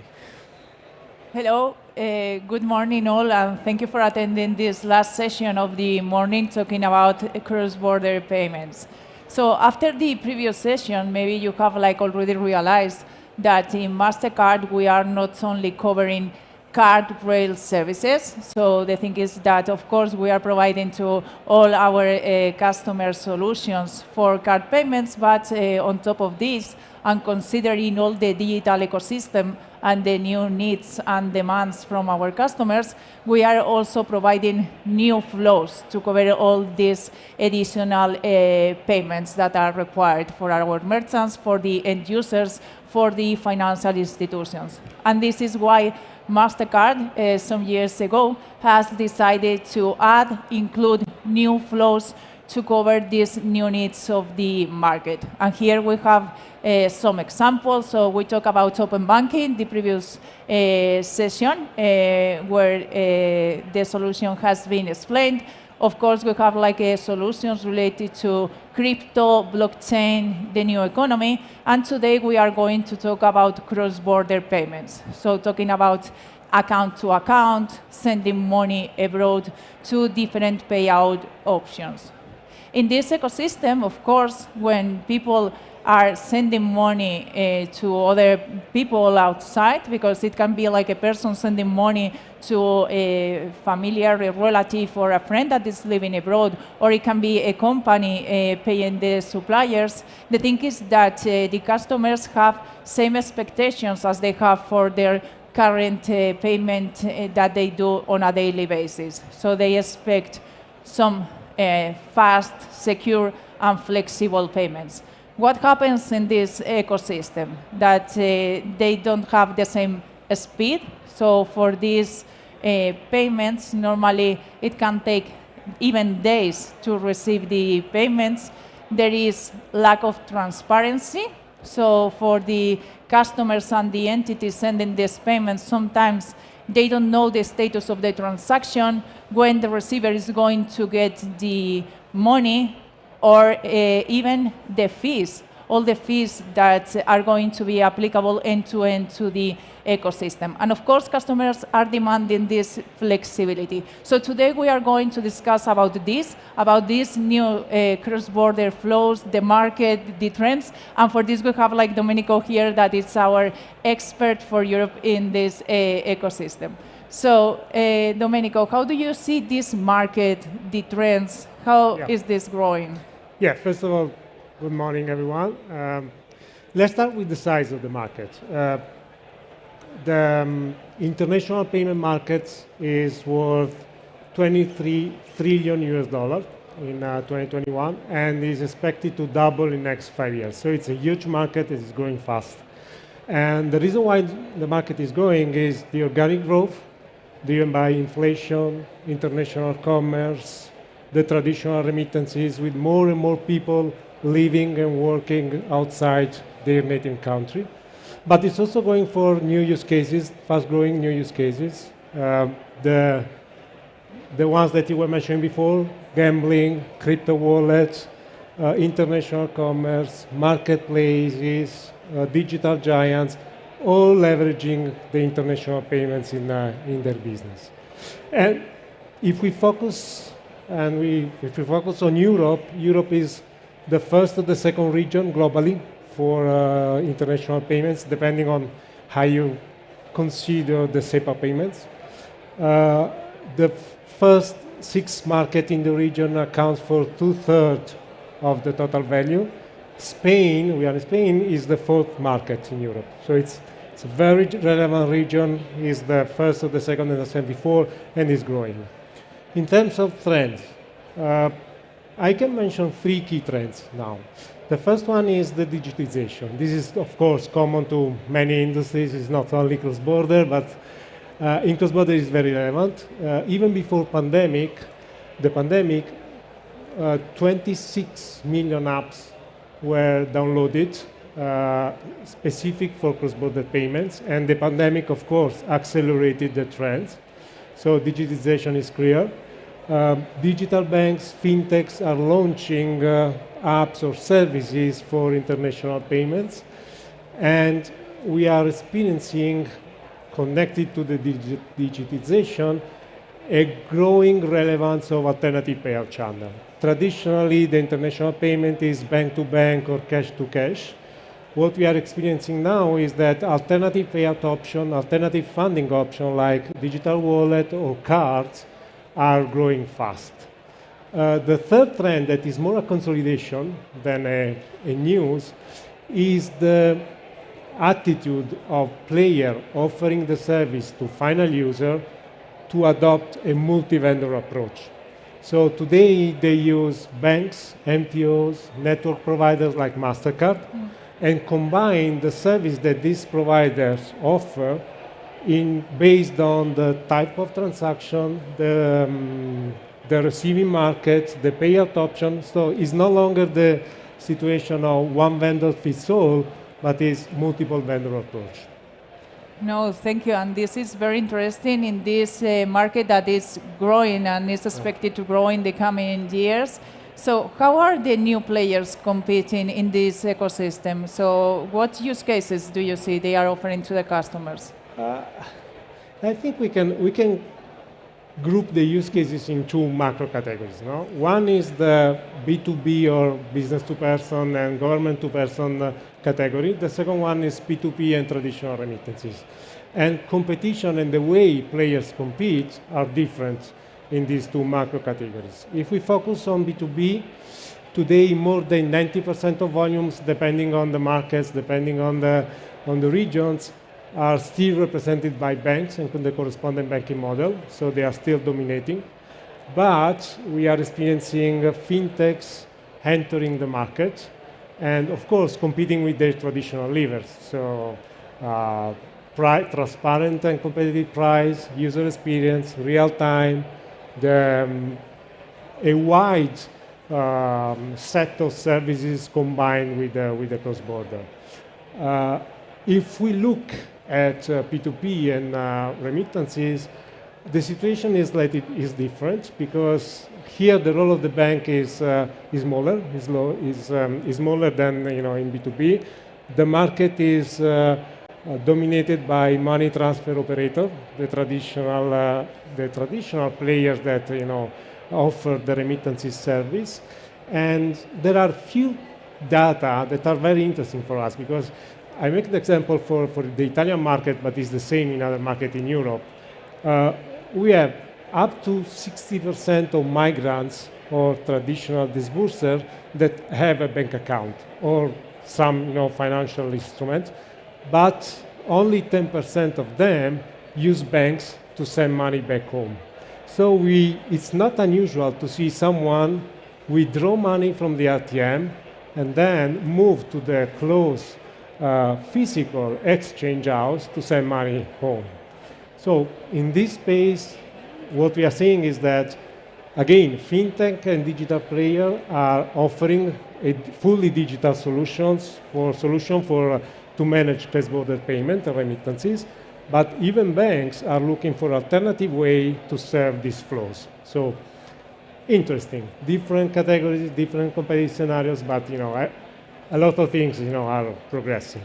No, but listening to you, I have the impression that somehow the solutions are converging, and now that traditional banks are also offering these P2P payment flows to their customers, and the non-traditional players are also building solutions or being attracted by the new B2B flow. So somehow they are building just like a let's say, embedded combined solution, and you can have your traditional bank that normally provides you with the credit card, banking account, and everything, also offering to you, to final customers, to send money, cross-border payments, and also on the other side, so the entities providing B2B services, so let's say lending for SMEs that are now also offering the option for payments, including cross-border and domestic. So yeah, for sure, very interesting timing. Let's see how these solutions are going to evolve. And yeah, I would like to know in this ecosystem, what's the vision of MasterCard? How is MasterCard approaching this market? Yes, of course we are B2B2X providers, so we don't want to offer the solution to the final customer, but we are trying to offer a solution that is frictionless, convenient, and competitive to our partner. We are replicating what we did with the core business, in few words. So we are building a network of partners to allow people send and receive money globally, across the globe. And we are offering to our partners with one single connection, mainly API, but with some alternatives, the access to more than 100 markets in the world, reaching more than 90% of global population.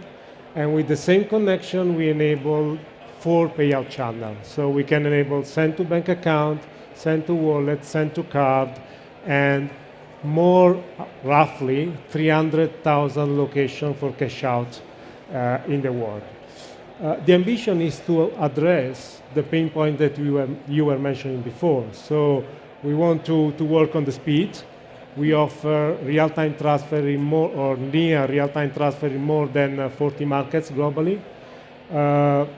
Price, our price is transparent, is well known upfront, with no lending fee, no hidden cost. The tracking that you were mentioning before, so through our API, it's possible to track real-time the status of the transaction, and this is very important both in business and P2P transfers, and the efficiency, because again, one connection enables all the markets and all the use cases. No, and I believe that these solutions are very interesting. We know that in this ecosystem we have different players offering this solution, traditional banks with the model of corresponding banking. We have like now new digital players that are offering to the final customers new products more on a digital perspective, allowing them to use different payment methods. So I would like to focus now on some use cases. Can you share with us some use cases that are already live, the information that you can say here, of course? Yeah, sure. Without disclosing any name or sensitive information, I can give 2 examples that for me are interesting given the panel and the situation today. One is the B2B. And I'm thinking about the account payable and ERP solution provider. So today, this kind of provider offers service like account payable accounting, account payable reception, document exchange, reconciliation, all services that are not directly linked to the payment. In the payment space, they often, but not always, offer the possibility to generate payment instruction file that are then sent to the bank for the execution of the payment. Of course, if we focus on the payment side, they are facing a challenge. The challenge is the scale, because in order to have this payment instruction file processed, they need to have one-to-one connection with banks. And of course, this takes time. They can be connected to all banks in the world, so this is limiting their ability to scale up. What we are doing with a few partners in this space is embedding our solution in their core offer. So they embed the MasterCard cross-border services in their account payable process tool or ERP solution to fully automate the account payable process. So the reason why we believe this solution is successful is because we solve, of course, the pain points that we mentioned before, speed, transparency, tracking, but we also help corporates to work with multiple banks account because we are bank agnostic, so we can work with all bank accounts with the same connection. We can be efficient because we are embedded already in the core solution, so let's say the implementation is much easier, and we can enable a fully automated process to manage the account payables. Again, this is one of the examples that we were mentioning before. So it's a non-traditional player embedding and enhancing the standard proposition, non-financial, with a money transfer solution and payment solution. The second example that, again, I think it's interesting is about business-to-person payment. So we are working with a few players in the shipping business and that are specialized in salary payment. The way today the employers, so the shipping companies, pay salary is either through bank account or most of the time in cash. they pay cash because the seafarers are usually unbanked or they are used to cash. So the process is the employer send the cash in the port, wherever in the world. They pay salary in cash, and the seafarer use the cash to go in the physical exchange house to send money back home. So what we are doing with this player is to create an holistic solution that embeds one basic payment instrument, like a card or a bank account, with our cross-border services. And the cross-border services is used in two ways. The first step is to pay salaries. So through cross-border service, they transfer money into cards of the digital wallet. And the second step is offering our cross-border services within the digital wallet or the app to allow seafarers to digitally send back money home. Let's say the benefit is clear because it's a way for the seafarer to have a digital solution to avoid the inconvenient experience of managing cash and moving into physical store to send back money home. There is one thing that is interesting of this second use case is that first of all this is applicable in many other use cases. So if we think at gig economy, if we think of marketplaces, if we think of all the situations where the receiver of the money can be unbanked, can live in an exotic corridors, or is used to cash. In all these situations, our solution and this approach can be a winning approach. The second thing that for me it's very interesting is the ESG angle, because this is a tangible and concrete way to work on the financial inclusion, because it's a way to convert cash users, usually heavy cash users, in electronic money users. And we know that this is a common goal for MasterCard, but all the partners in the ecosystem. Yeah, no, indeed, I see this very interesting that I know that the entities that are trying to build a solution to provide this type of payments have also a lot of challenges, as we have discussed, because they need to have all this agreement with all the banks in order to be able to send payments, which is very difficult, and even it has a lot of additional costs. And obviously we have also all the regulatory complaints because they need to comply with the regulation, and the regulation in this type of payments is not easy. So it's very helpful for them to work with organizations like us that can also support on this phase. No, that's true, because although we are, as a network provider, what we do is supporting and integrating our partners' AML and fraud systems. So we are not, of course, we will never be responsible for AML because this is not our role, but we will support them in managing all the AML checks. So, and we will let's say, assign a scoring to each transaction, and we will let them understanding if the transaction is a safe one, is a risky one, we can stop the transaction, we can send back the transaction asking for additional information. So this is part of the value proposition that we are offering. Yeah.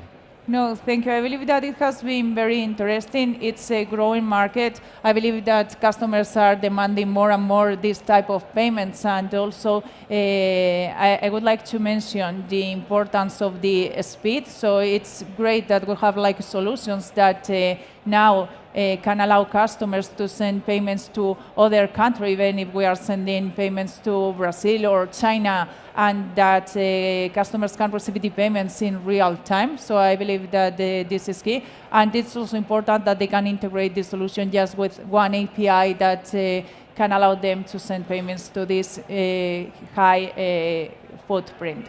So I don't know if you want to mention anything else. If not, I believe that we can open to questions from the audience in case they have any questions about cross-border payments, the solution, the digital players, the competition.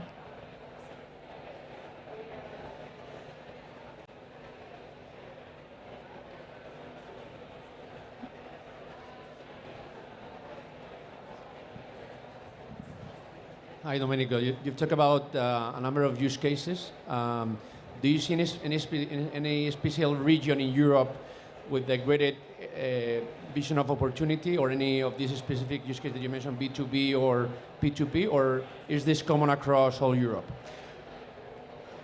No, it's across all Europe. I mean, we are working with partners in most of the countries. Of course, there are markets that are advanced, more advanced than others. I think of UK, of course, but even Spain, because we have some partners here, even here in Spain. But I would say that the trend is across most of the countries in Europe.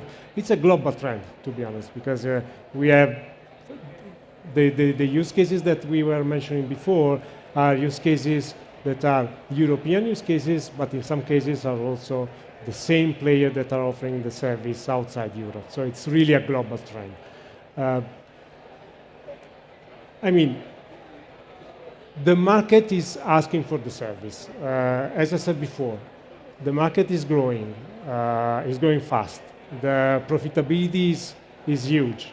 Cross-border, for the reason that I mentioned before, so the number of people that are banked but use other player to send money is also a way for new entrant, for new players to attract customers, because it's a way to engage customers. So the demand is there. And I also like the fact that this is not just fintech and digital banks entering the market and offering the solution, but it's also banks that are rethinking about the way they are serving the customer, because they are aware that there are opportunities in the B2B and threats in the B2B, so they are actively looking for alternative solutions.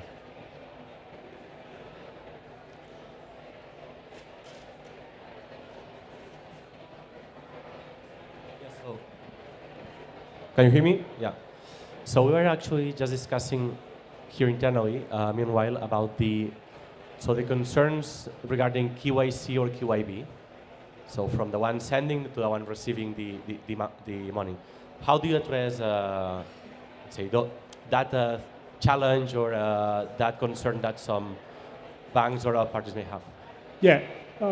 Okay. On the KYC side, of course, the KYC is not our responsibility. So we are banks or fintech or licensed entities that are responsible for KYC. What we do on the AML side is, as I said before, we assign a scoring to each transaction. So each transaction that goes through our network will be flagged, will be treated in three ways. If the scoring is good, is fine, we process the transaction. If we have some doubt, we pause the transaction, we put the transaction on hold, and we ask for an integration of the information. And once we receive the information, we execute the transaction. The third case is that we decline the transaction, because I make an example. If someone is sending a transaction in a blacklist country, we can't process the transaction. We simply block the transaction. So this is the way we integrate the AML policies within the banks.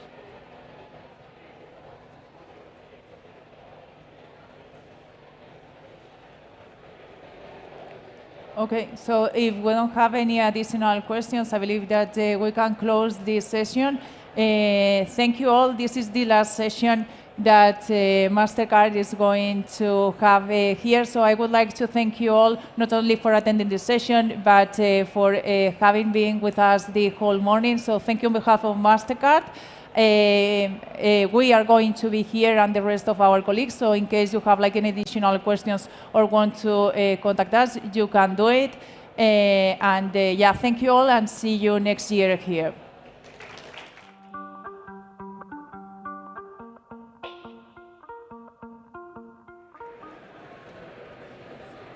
Okay, ladies and gentlemen, thank you so much. That was our last session before the lunch break, and we'll see you soon. Please do not forget to download our app. It enables you to contact every single attendee, schedule your agenda, access the VIP meetings, and so much more. And also for our social media, please do follow us on our social medias, LinkedIn, Instagram, as well as Twitter. Use our hashtag, which is hashtag South Summit 23. Ladies and gentlemen, see you after lunch.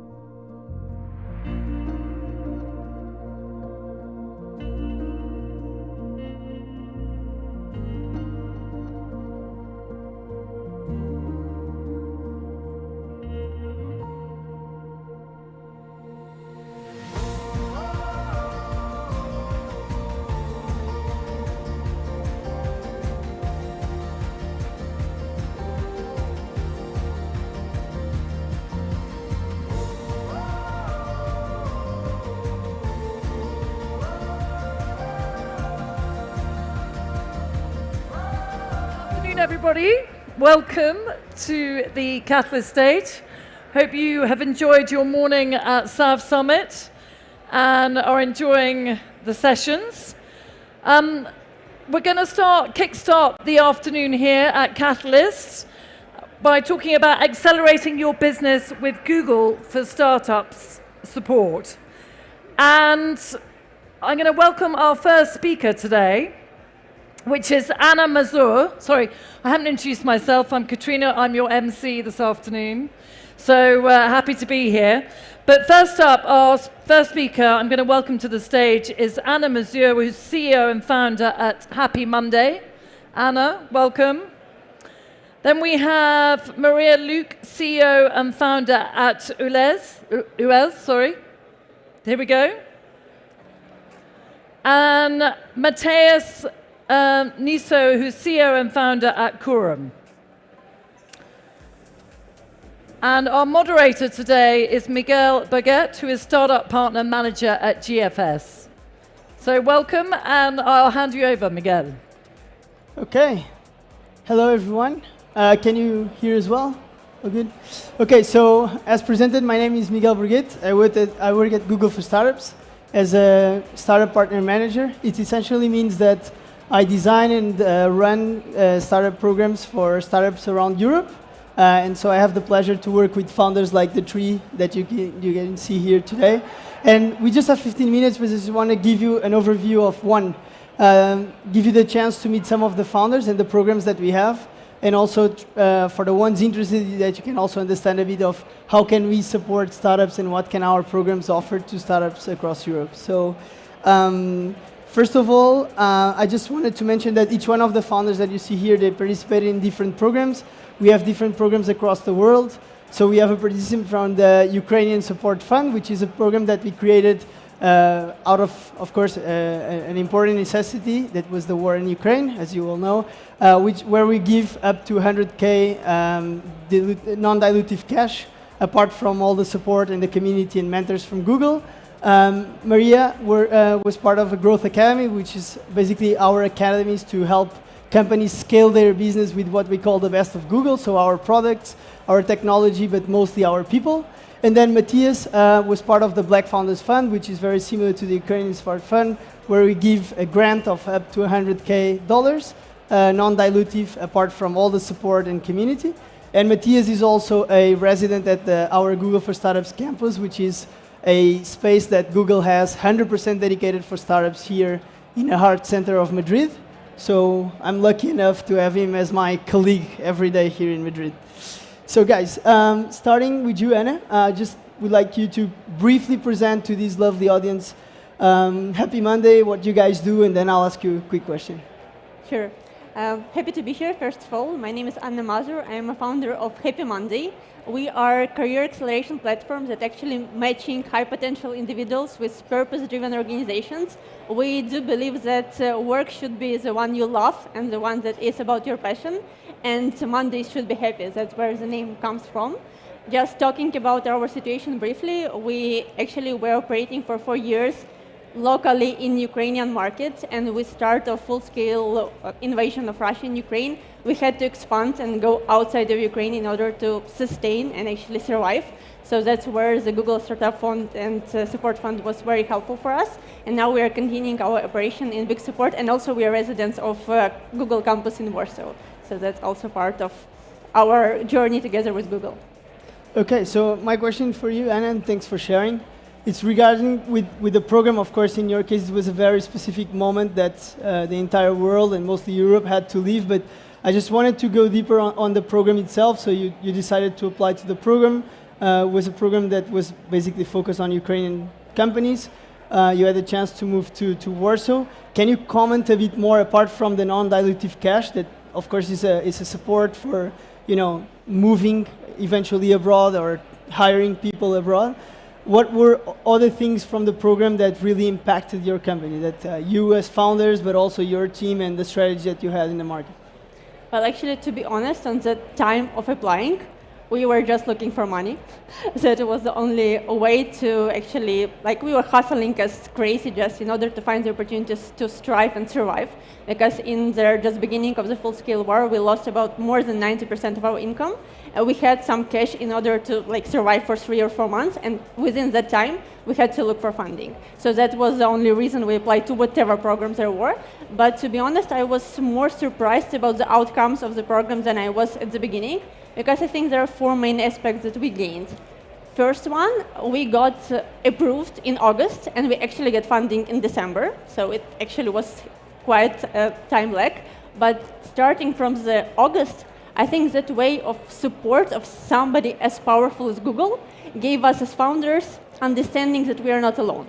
So this kind of just trust and opportunity to feel that, okay, maybe not in August, maybe in December, but actually we will have the support, and we already have the trust of big players, Google. That was the first emotional, like this fundamental feeling that we actually will go over that. So that was the first for me. The second was about employees and companies, because what you see in the crisis economy is nobody knows who will actually still stay in the market tomorrow. So if you're a startup, are you stable enough to trust you for like tomorrow work? Are we going to pay you and then you will close and people aren't able to work? So in that way, when we went in media that we are supported with Google Startup Support Fund, that was a huge marker for our clients to stay reliable with us, that you're going to work over it, you're going to be like on the market, so we can go and continue the work with you afterwards. And the same was with employees. We actually hired 2 senior employees because they saw that we were supported by Google, and they said, okay, these guys also will like strive for more. They are sustainable, they can provide work, and they can provide some growth, and they have this ambition to work and go globally. So that was the second point. Third one definitely is the funding and money itself. And the fourth one was mentoring and education. To be honest, I was as well skeptical. Like, I got through a lot of startup programs, but what we definitely got out of it is OKR, and we started to put it inside the processes, and it's the second quarter in a row when we have all planning inside Happy Monday based on OKR system. And the second one was business model. Although it is so simple and so like logical, everyone talks about business model, but the precise workshop and attitude of Google team and knowledge was also very helpful for us to make it more flexible and also expand for other markets. So that 4 aspects were quite valuable for us. Okay, great. So a lot of brand association and mentorship and community working at I would say trust, loyalty, education, and fund itself. Okay. Thank you, Anna. Maria, can you briefly present Wells and a bit of the long journey so far? So thanks for inviting me, Google, Miguel. We do billing and payment automation system for recurrent revenue businesses, especially software businesses. Our product has 3 main pillars. One is payments. We implement different payment methods to allow our customers to charge their own customers globally. We have also an automation tool. We allow our customers to build any billing scenario without any technical cost, and then reconciliation part where they can put all their data in one single tool. So this is what we do. We are now based in Spain, but operating all over Europe. Great. Thank you so much. I hope you have some clients here afterwards. Yeah, I hope so.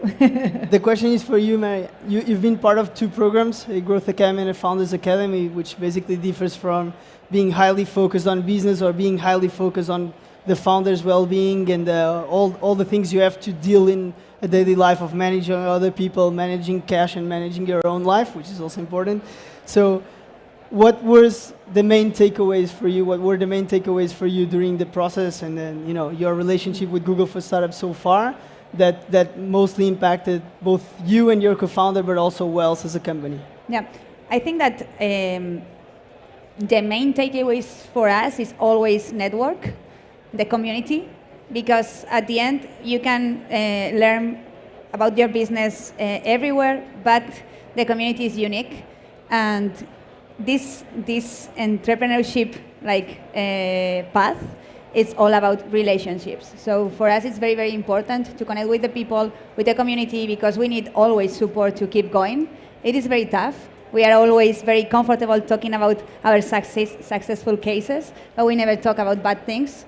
And this, like this type of programs or this type of, for me, a special help from Google is helping us to create those environments that we are feeling safe to connect with other founders in order to talk about bad things. I love that because Google for Startups campus, before we were even a global team, was actually a building that was created for community only. So and that was the core back in the day in 2015. And it's what we still do. We just do it at a bigger scale now, but it's definitely in our DNA. It's like we create communities and we build those communities over time. So yeah. And you are doing very well. I know. Matthias, lastly but not least, can you briefly present Quorum?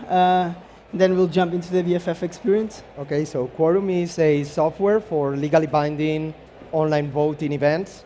So mainly we do shareholder meetings and union elections for big corporations like Oracle, Fujitsu, Whirlpool, or Danone. Also professional associations and sport clubs like Football Club Barcelona. And what we provide is a technology with which they can vote online and it's still legal and secure. So everyone here that have to do any kind of secure voting, you know where to go. Matthias, you were a participant of the Black Founders Fund, together with your team, international program, startups from all over the world, apart from the grant. What are your main takeaways, and before that, what were you looking for when applying, apart from the cash? Well, let's leave the cash apart for now. What were the things that you were looking for by having Google supporting your journey as a founder? So for me, it was really positively surprising to see that Google has a program to support startups led by Black founders. The reason being less than 0.5% of the VC funding goes to startups led by Black founders. So the consequence is kids don't have reference of business leaders in the community. And I found that very interesting. And when I applied, I didn't think we would get it. It was really difficult. There were 700 startups all across Europe, and we were one of the 40 selected. And main takeaways, so reputation, community, and mentorship. Reputation, because after going through this very selective process, we have noticed that the respect from other accelerator programs, we got public funding since then.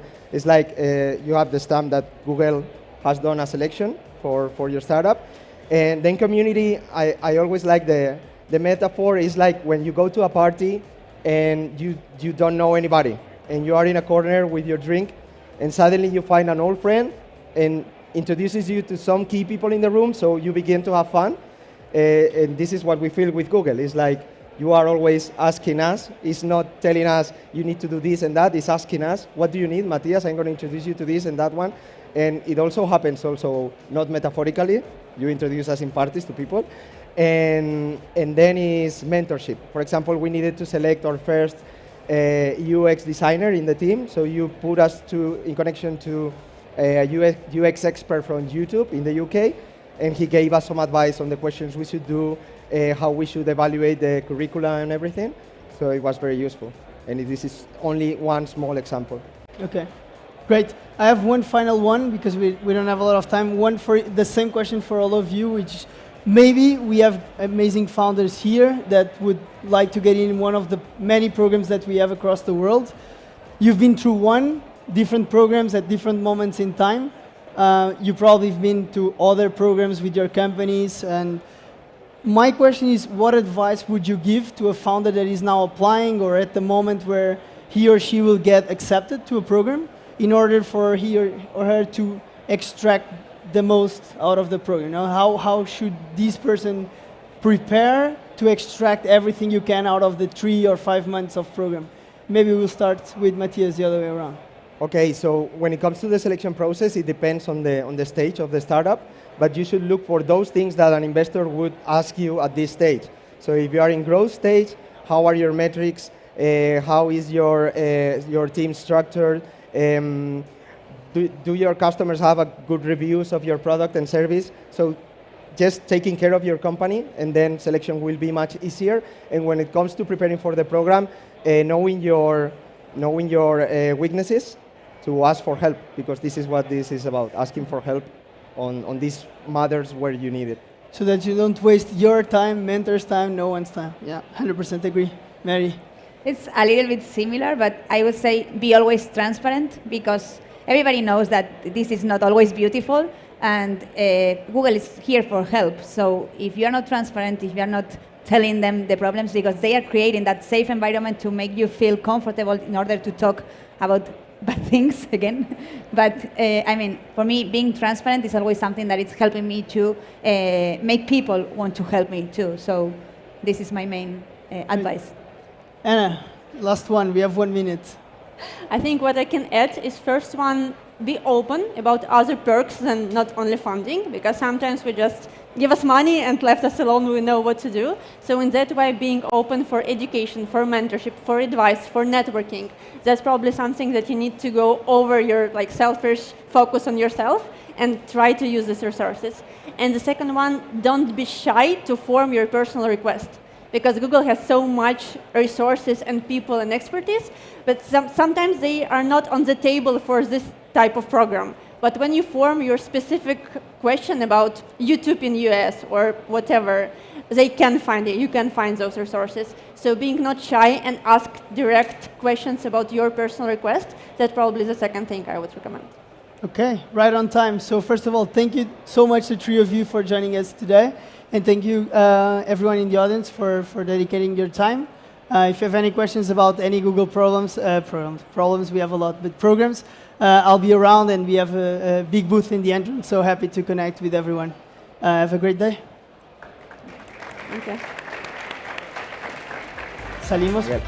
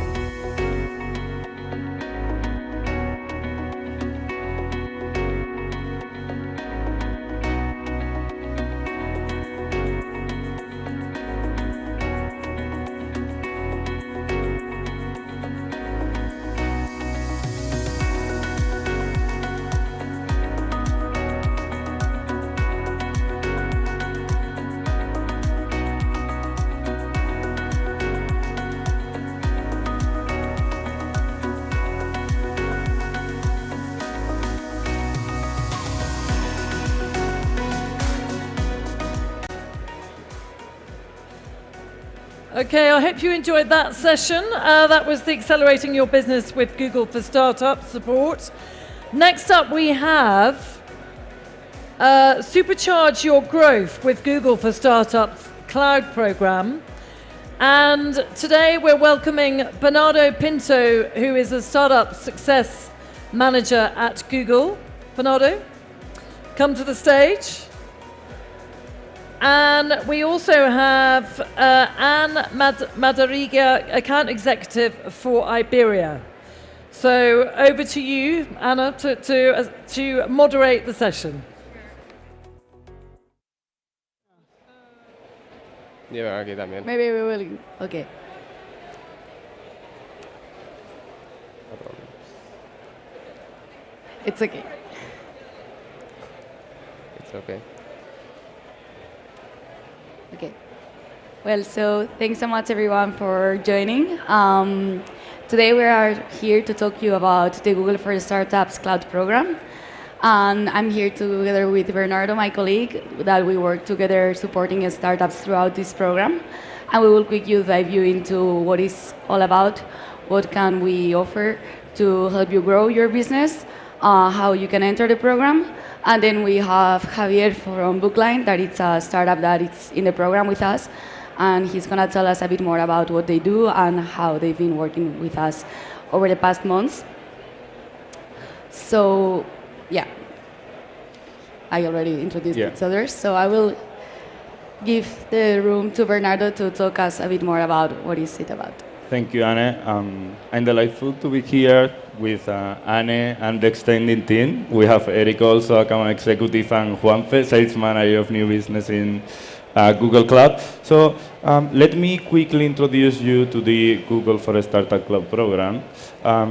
We actually launched a program to invest more and provide a closer support to a startup, specifically in the early stage, with the idea, with the intention to have a 360 coverage, not only from the financial point of view, but also from the technical and from the business point of view, right? So I will go in more details after this. Starting from the financial point of view, right? I understand, usually when you're running a startup in the early stage, allocating the financial resources efficiently, it is a challenge.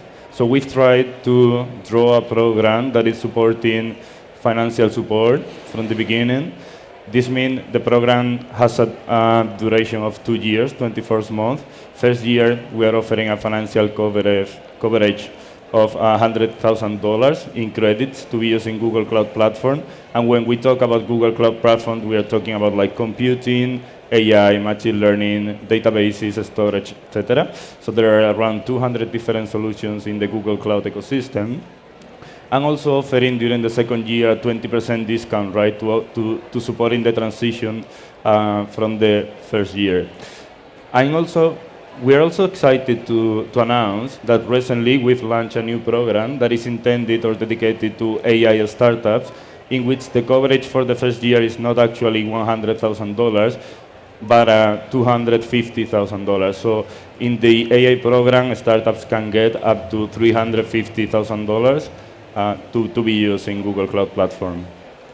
But as I said, we are not only trying to offer financial support, we are trying to offer a 360 support. So we also have a dedicated team of engineers, customer engineers, that are working in Google Cloud that can offer one-to-one sessions to make sure startups are building in the appropriate way the infrastructure, and also support on drawing the roadmap, etc.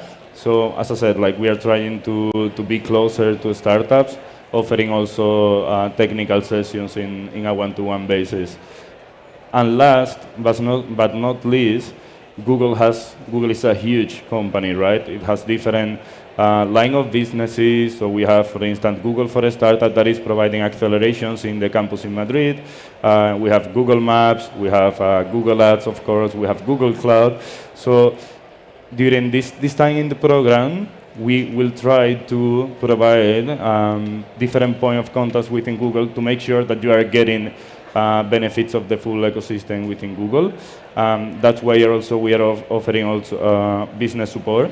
My colleague Annie will comment about this later, but we want to make sure you understand that there is a dedicated team working with a startup in Google Cloud from the really early stage to make sure that you are getting the appropriate support. And with this, I will pass to my colleague Anne. Sure. So yeah, wrapping up a bit on what Bernardo was saying, we want to provide you guidance along the journey. We know that Google, it's a very big company and sometimes it's hard to navigate. So we are here from the Google Cloud standpoint, but we also want to connect you with other parts of Google and other experts that can help you grow your business. You will be supported throughout your time with us, and you will always have someone to contact, a person. And basically that's it. I think that we are innovators by nature, and we want to help companies innovate, do better for the world, and that's kind of like what Google it's core in its mission, and we really want to provide the same to our startups. So I just want to now talk about the eligibility for this program, because I think it's pretty open in terms of what you require in order to enter. But I will also point later on another program that we have in case you are not able to enter in this one yet. So basically the first requirement is that you need to have an equity fund. So basically Google Cloud does not review like your business idea or your business case. They really rely on the investment that you have received from an investor, an accelerator, in order to see that that's a validated business and project. This equity has to be up to a Series A fund because we really want to support startups that are in an earlier stage. So we accept startups that are up to a Series A round that have received that Series A in the last 12 months. And then with no prior Google Cloud credits, we cannot re-enroll startups twice in the same program, as it's obvious. But if you meet these 4 requirements, then you will just need to fill out a Google form, and then you will be accepted, and you will start working with us. It's pretty exciting. And yeah, what I mentioned before, in case you are yet not like funded, you are creating the startup, looking into your first round, but you really want to start leveraging the cloud and the Google Cloud services, we do have a program that it's called the Start tier. So basically for this one, there's no like funding requirement. The only requirement is that the startup needs to be 5 years old maximum.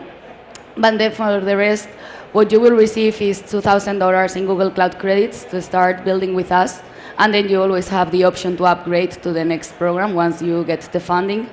But I think that the most exciting part apart from the credits is that you will also be able to get the technical enablement from our team. You will have the option to access Google Cloud Skills Boost, that it's the platform where we have all types of trainings in the different technologies that we have in Google Cloud. You will also be able to access our webinars that we do for different type of companies and for different type of technologies. And also you will be able to access our one-to-one sessions with experts and engineers to release your platform or your apps or whatever you are developing to the next level. And then, of course, development opportunities. I think we mentioned this throughout the presentation today, but we really will help you as well, connect you with the right Google people to help you grow your business. And then, apart from that, we offer other Google-wide discounts and benefits for Google Maps, Google Workspace, Google Ads, and yeah, this is something that we can look into it once you start working with us. And then, yeah, this is the link to apply. So if you search for Google for the Startups Cloud Program on Google, you will find the link and you will see more information on other benefits, on how to apply, and we will be very happy to start working with you. And with this, actually, I want to present Javier from Bookline. As I mentioned before, they are in the startup program working with us, and I just wanted him to talk us about what they do, how it's been their journey throughout the program. So, Javier, please. Yeah, thank you, Anne. Thank you, Bernardo. As they said, I'm Javier. I work in Bookline as a lead product developer, and we've been part of the Google Startup Program for the last year, I would say. I think that we are ending the period now of the program, so I believe that we can speak a bit from the startup side of things, how this has been working for us. Bookline, we are a startup that we build voice assistants for small and medium enterprises, especially focused on handling anything related to customer service, but our main area of expertise is handling reservations, and this is the most customers that we have right now are handling reservations such as healthcare industries, retail industries, restaurant, golf courses, anything that has to do with booking. Well, we are experts in doing that. So a little bit of history about the company. We started 4 years ago. For us, since the beginning, Google was the partner of choice to build our solution. Actually, we developed the MVP with them, and we have been working with them since then, mainly because we work with voice services, so text-to-speech and speech-to-text. For us, it was the clear partner to work with, and also because of their strong position in offering Google Cloud services, the Google Cloud services. In these 4 years, we started growing, and when we did our first investment round, we learned about the Google for Startups program, so we applied, and we have been working for the past year with them. For us, it's been a really great opportunity, not only due to the fact that we have this financial support to grow our business since the first day, but also because we have this, let's say, direct connection to experts from Google Cloud Services, that we can give feedback to them, we can ask for questions. We have also been eligible for taking part in some beta programs for new functionalities. And as a startup that is in the early stages of development, it's very important for us that we take in these new functionalities from Google. So this has been very helpful for us to being able to take part in these beta programs and having this direct connection to solve issues and also to give our own feedback of what we need as a startup that is in contact with the real market, right? I believe that this has been our experience mainly. So it's also been really, really nice because it's not that we have to reach out to ask for help, but we have seen a proactive approach from Google also with an account manager that is regularly contacting us, asking how we are doing, and me working more in the technical side of things as a product developer. It's been really nice that we have this proactive help that Google has been giving us as a part of this program. That's all for me. So Sure. And well, I think we have to mention that you're also one of the 100 finalists here in South Summit. Yes. So actually, at this exact moment, I think that they are announcing the finalists. I don't know if we made it or not, but I hope that we passed to the finals. Yeah. Cool, great. So yeah, as said, Bookline is one of the startups that I've been working, and we are super excited to see them grow and to really provide them our services and access, as he was mentioning, to earlier technology, so they can provide us feedback. And I think it's great that you're working with us. We wanted to make even if we had time. I think we have a minute, so if you want, we can try to make a little. Sure. So demo. Yeah, I wanted to make a live demo of what we do. So as I said, we have our system in more than 500 customers at the moment. Most of them are restaurants. So I would like to have a call right now, live, and make a reservation with our system. It will be in Spanish, so I apologize for the ones that don't understand it. I hope that it works. Bienvenido a Bookline España. Recuerde que está llamando a un restaurante ficticio y no está haciendo una reserva real. ¿Quiere hacer una reserva? ¿O en qué le puedo ayudar? Quería hacer una reserva hoy a las 8:30 para 2 personas. Estoy viendo que para esa hora estará un poco nublado, aunque la temperatura será de unos 24 grados. ¿Qué zona prefiere? ¿Interior mesa alta? ¿Interior mesa baja? ¿O terraza mesa baja? Terraza, por favor. Disculpe, ¿puede repetirlo? Terraza. Confírmeme hoy a las 8:30 de la noche para 2 en terraza mesa baja. Confirmo. Por favor, dígame o pulse un número móvil de contacto.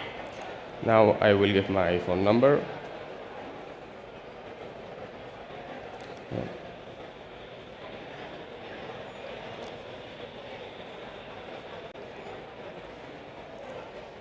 Hola.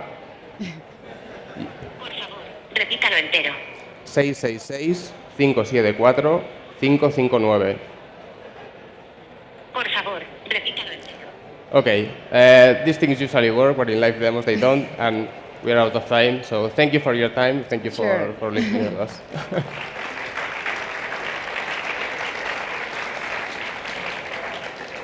Bueno, vamos.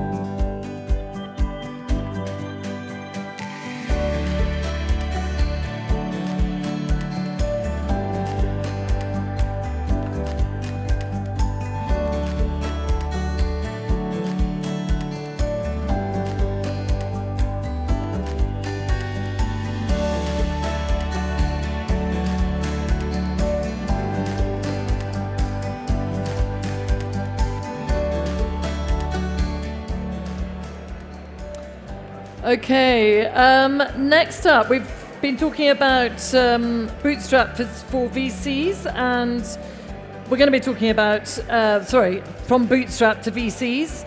And I'm going to introduce you to Guillermo Guerro, who is the CEO and founder of Flecto. So welcome, Guillermo. Over to you.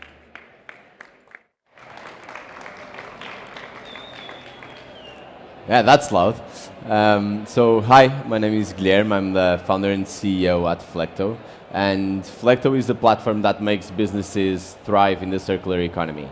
So what we were seeing was that more and more companies were looking for alternative models to the typical buying and selling.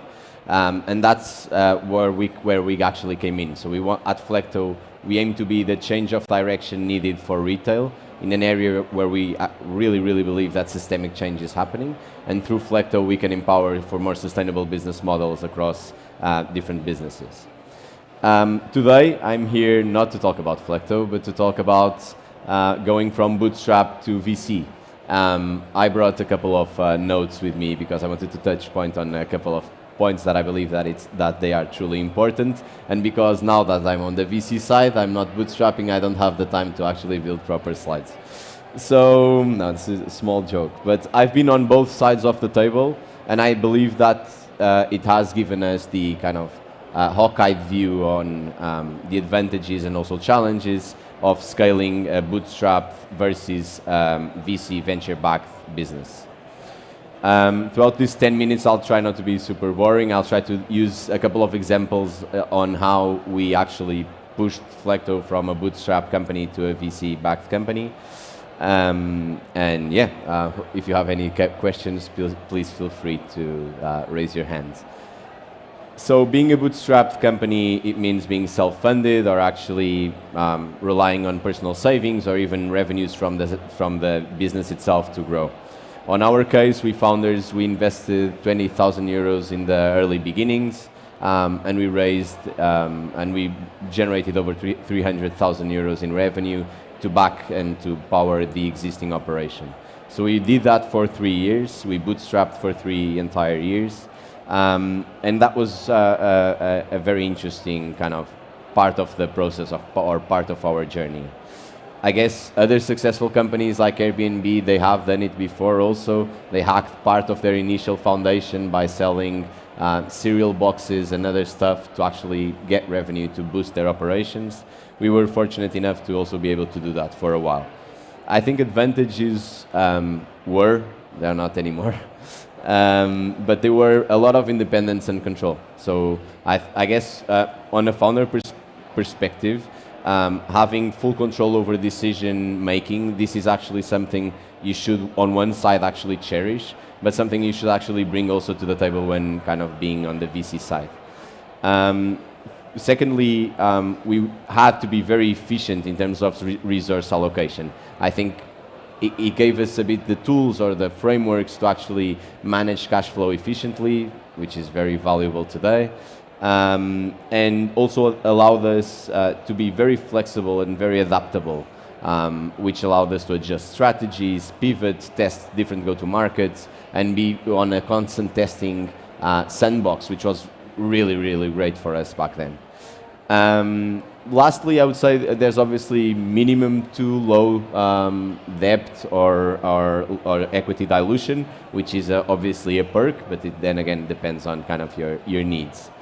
Being a venture-funded startup today, obviously we raised capital from external investors.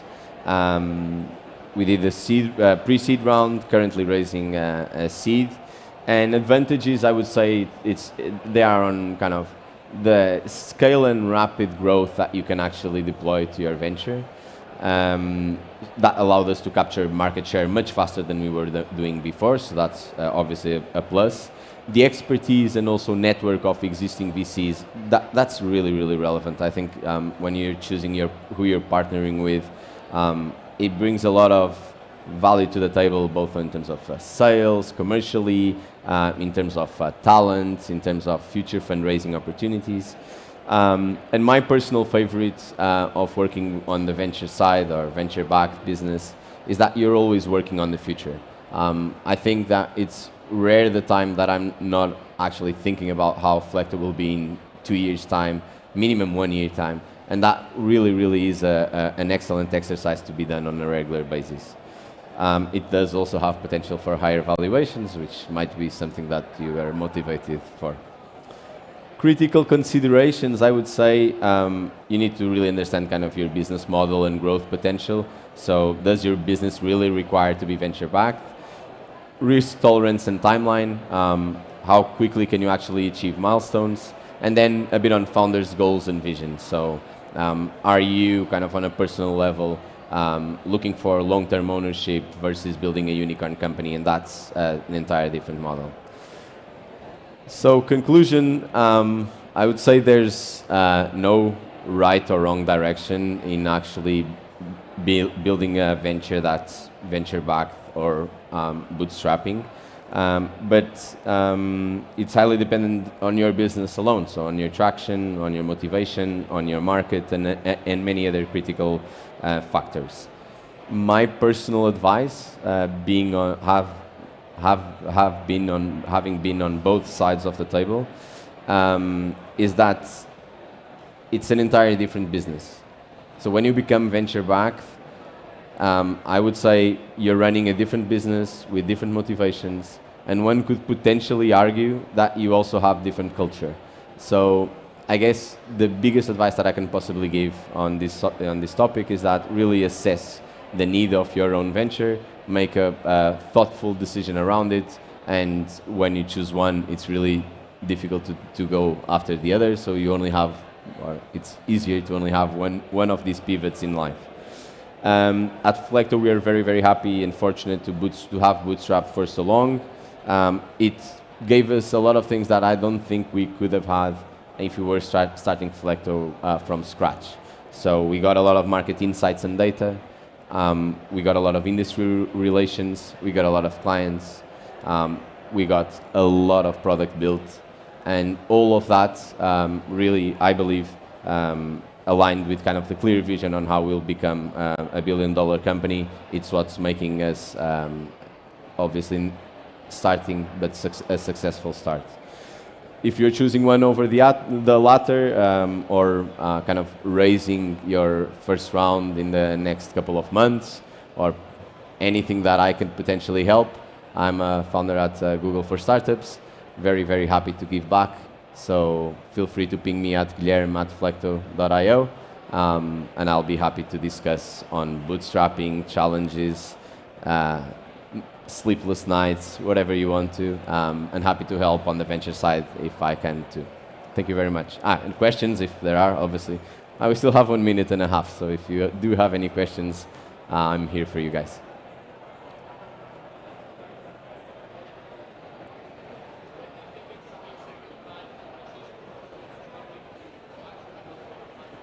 Yeah, I think becoming venture-backed, it does require you to have, or at least it's a big discussion here, because I think that's probably one of the best possible questions, because there's no right timing to switch from one to the other. Obviously, if you do have any sort of product, traction, insights, first revenue, first client, first market data, like that will make your round, your first kind of pre-seed round so much easier. So I would say that would be great, but let's make it clear, like bootstrapping doesn't need to be something that only people that have saved some money can afford to do. It should be something that you could potentially open, and pre-seed rounds should serve also people that are exploring the market. So I would say if you really want to raise kind of the pre-seed round at the best possible stage of your venture, try to bootstrap for a while, at least to get first market indicators, but be very, very precise on the market indicators that you want to achieve, and probably even tell that to your current investors. So look, I'm going out to the market, bootstrap to achieve this or to learn this, and after that I'm raising like full time, and if they agree, probably that's also kind of one first data validation that they have from you as a founder, that you can achieve what you're setting up to do. So.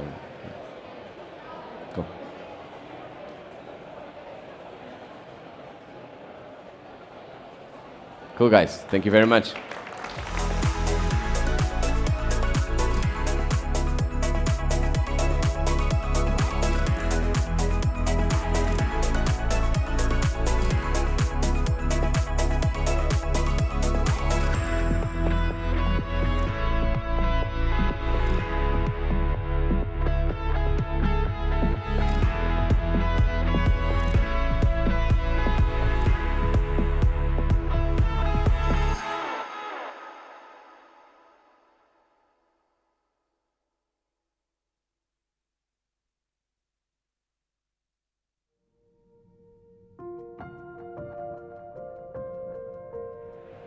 Okay.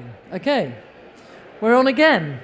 So we've just been talking about basically from Bootstrap to VCs, and now we're going to be talking about this is my architecture and for Google, and this is a panel discussion, and I'm going to introduce you to Miriam Lopez. Please come to the stage.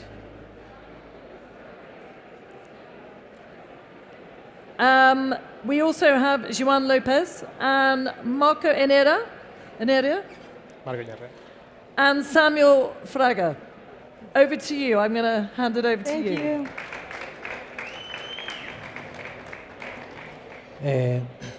We are going to switch to Spanish for this session. I hope that it's okay. But we have prepared the slides and everything in Spanish. So here we have with us EcoCar and Clevergy. They are two Spanish startups that are growing on Google Cloud, and that's why they are going to share today with us how they build their architecture on GCP. We have Juan, that is the CTO of Clevergy, Samuel, that is CTO of EcoCar, and Marco, that is the CTO of EcoCar too. So, Juan? ¿Spanish? Spanish. Okay. Bueno, pues pasamos a español, ¿vale? Bueno, bienvenidos, muchas gracias a todos, muchas gracias a Google sobre todo por invitarnos a hablar aquí un poquito y un placer estar con la gente de EcoCar, que bueno, ya luego les podréis escuchar su historia. Primero, un poquito sobre mí, nada, Juan López, 17, 18 años en el sector de tech, ya se me empiezan a ver un poquito las canas por aquí. Trabajos, pues bueno, un poquito de todo tipo, desde startups que empezaban de cero, compañías más grandes multinacionales, empresas como Packlink, que fue mi anterior trabajo antes del que estoy ahora, que estoy como fundador y CTO de Clevergy, ¿vale? Vale, ¿qué vamos a contar en esta charla? Lo vamos a hacer muy rápido porque solo tenemos 15 minutos, ¿vale? Entonces luego los que tengáis dudas, feedback, preguntas, lo que queráis, lo vemos con un café fuera, unas cervezas o lo que sea. Vamos a ver qué es Clevergy lo primero. Lo segundo, vamos a hablar un poquito sobre los ways of working. ¿Por qué? Porque los ways of working dependen un poquito del tipo de arquitectura que utilizamos, ¿no? Y la arquitectura depende un poquito también de la forma de trabajar que tenemos. Tercer punto, la arquitectura, que es el punto fuerte que venimos a hablar aquí. Por último, vamos a hablar de la estrategia que tenemos a nivel de datos. ¿Qué es Clevergy? Antes de nada, os lo voy a contar yo, pero yo tampoco es que cuente muy bien las cosas, así que lo que podéis hacer es descargaros la app de Clevergy, tanto en Play Store como en la App Store de iOS, así la podéis probar y podréis ver ahí lo que os voy a contar ahora. En Clevergy el punto principal es que tenemos los datos del consumo de energía de todos los consumos, o sea, de todos los hogares de España. ¿Qué hacemos con esos datos? Porque yo, por ejemplo, tú puedes ver en la factura que estás consumiendo 100 kilovatios hora y dirás, ¿es mucho o es poco? No lo sabes, ¿no? Entonces, nosotros te cocinamos un poco estos datos y te decimos, oye, comparado con gente como tú, que tiene una casa parecida a la tuya, que vive en un sitio parecido al tuyo, pues estás consumiendo mucho, poco, regular o lo que sea. ¿Qué podemos hacer también? Aparte de saber cómo consumes en tu casa, vamos a ver cómo produces en tu casa. Si tú tienes un panel solar, pues tenemos acceso al inversor, tenemos acceso a los distintos dispositivos que tienes en tu casa. Con todo este cóctel, pues bueno, nosotros ya te estamos dando insights sobre tu consumo. Incluso te podemos decir, oye, estás gastando mucho dinero en tu frigorífico, mucho dinero en tu lavadora, mucho dinero en lo que sea. Y por último, nuestro objetivo en la empresa, nuestra única North Star es ayudar a la gente a ahorrar energía. Entonces, bueno, aparte de enseñarte los datos, te vamos a dar algunos consejos, algunas ideas para que tú gastes menos energía en tu casa. Vale, nosotros obviamente ganamos dinero y como ganamos dinero vendemos nuestro producto, ¿vale? Que es un software, que es un SaaS a distintos clientes. Y lo hacemos con 3 tipos de integraciones distintas. Primera, microfrontends. No os lo voy a contar porque tenemos luego una slide que lo cuenta, ¿vale? Segundo, white label. Te podemos hacer en muy poquitas horas una aplicación para iOS y para Android con tu branding, con tus colores, con tu logotipo de tu empresa. Y por último, la más simple que seguramente conozcáis todos, que es vía API. Esto le puede interesar a empresas más grandes, tipo bancos, tipo empresas que tienen ya su propio equipo de desarrollo, pues bueno, simplemente quieren coger el dato y construir ellos sus propias features. Microfrontends, que es una de nuestras modalidades y es en la que empresas grandes que ya tienen su página web o su aplicación pueden empezar a disfrutar de nuevas features de energía desde el día 1, ¿vale? ¿Cómo funciona? Coges un JWT, que es la forma estándar de autenticación y de seguridad que tienen la mayoría de las páginas web del mundo, pones un tag de HTML y le puedes configurar los colores, la imagen, como quiero, los bordes del microfrontend tal, y desde el primer día tú puedes disfrutar de features de Clevergy en tu página web. ¿Esto qué te habilita? Pues que puedes iterar muy rápido, puedes probar si la solución es buena y puedes ver el valor que estás dando a tus usuarios. ¿Cómo trabajamos en Clevergy a nivel tech? Aquí hay muchas palabras que no voy a contar, pero ¿qué es lo importante? Cada commit que hacemos, cada cambio que hacemos va directamente a producción. Esto que he dicho así tampoco parece muy importante, tiene muchísimas cosas detrás, ¿no? Entonces, nosotros hacemos mucho pairing, hacemos TDD y sobre todo tenemos una pipeline de CI/CD muy potente.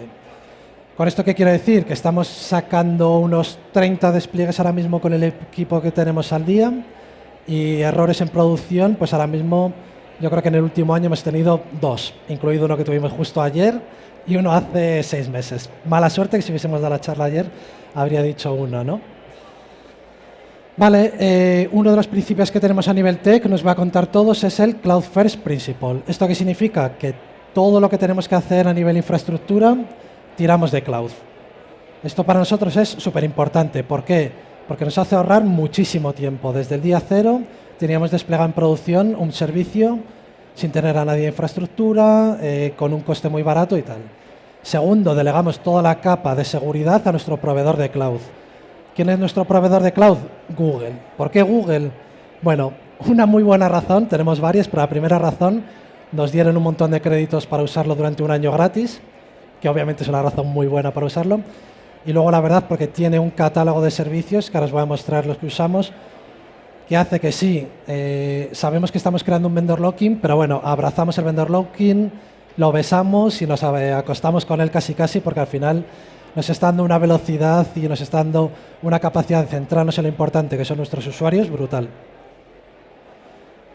Vale, aquí hay 3 palabrillas, 3 frases que usamos mucho en el día a día nosotros en nuestro equipo de desarrollo, que están sacadas de un libro que se llama Evolutionary Architecture. ¿Por qué las usamos al día a día? Porque al final, gracias a esto, estamos haciendo un trabajo realmente agile en nuestro día a día. El primero es Fitness Functions. Todo desarrollador sabe si su código que está desplegando tiene una cierta calidad, ¿vale? Sabemos cuál es la latencia que queremos para nuestros endpoints, sabemos cómo son las queries que tenemos, qué tiempo tienen que tardar, cómo es el sistema de hilos que tenemos, cómo está afectando las nuevas features, etc. Segundo, bring the pain forward. Esto tuvo mucho peso, sobre todo al principio de la empresa, y es, si sabes que algo te va a doler, arréglalo lo primero, porque si no vas a estar arrastrándole y el problema además va a ser mayor día a día. Por ejemplo, migraciones de bases de datos o la pipeline de CI/CD es algo que hicimos prácticamente el primer mes, lo dejamos automatizado. Por último, y este yo creo que es el que más nos repetimos y nos echamos en cara día a día, es el Last Responsible Moment. Si no sabes algo, no lo hagas. Nosotros siempre decimos, más simple mejor, vamos a dar valor al producto. Si alguna decisión no la tenemos, no montemos un arco de iglesia, sino deliver al cliente.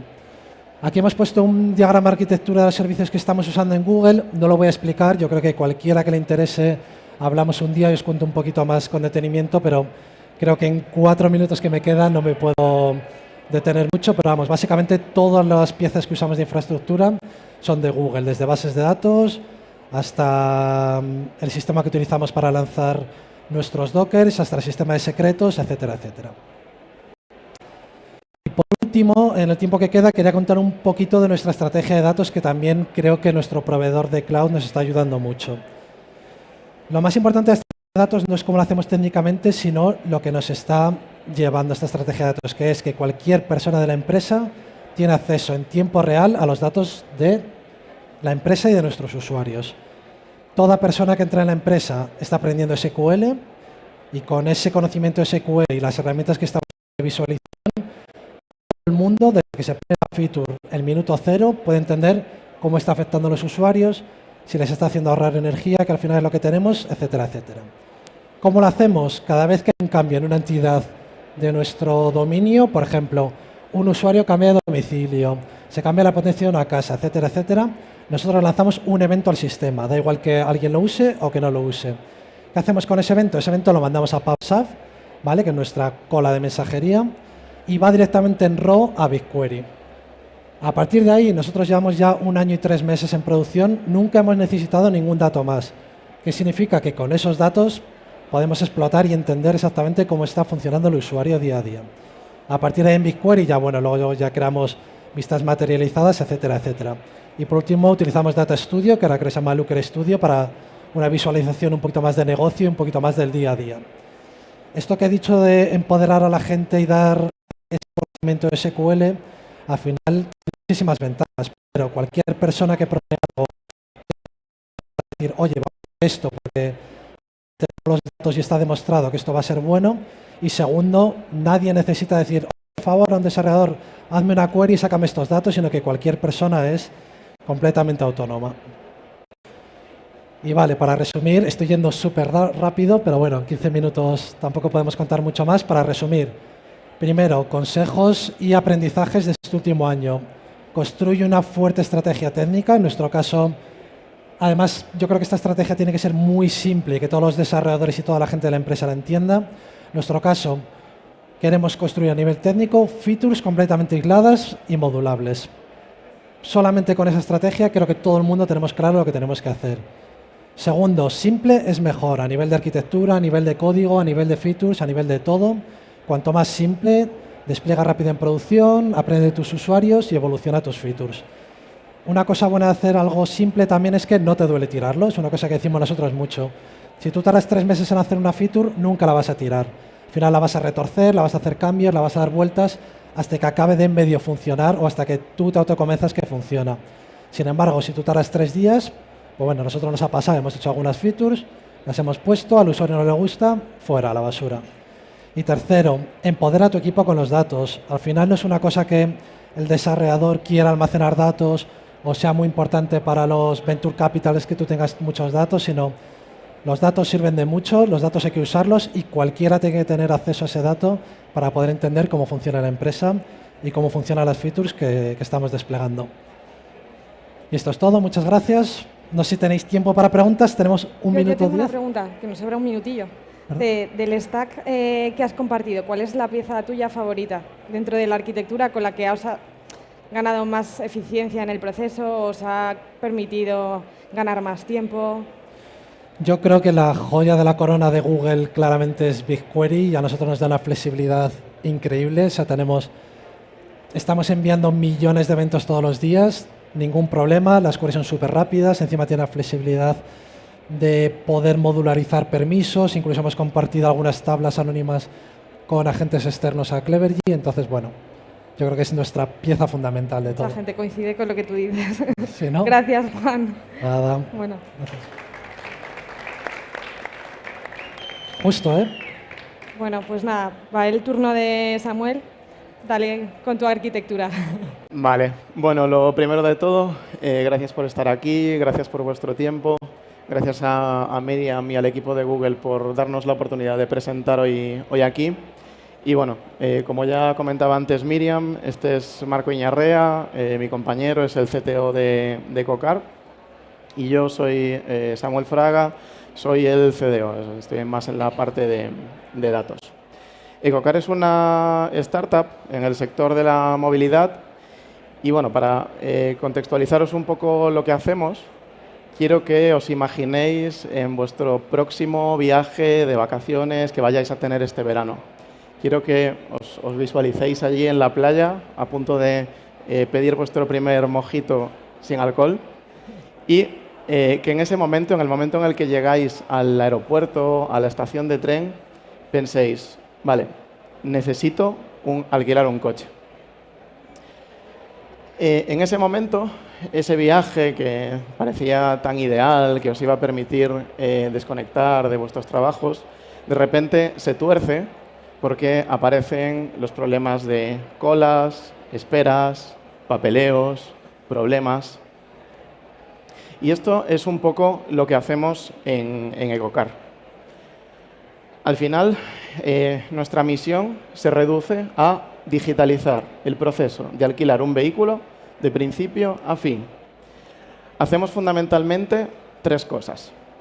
La primera es habilitar la captación de leads y la conversión a través de nuevos canales, ya sean app, vía web o vía integración en brokers famosos que seguro que todos conoceréis.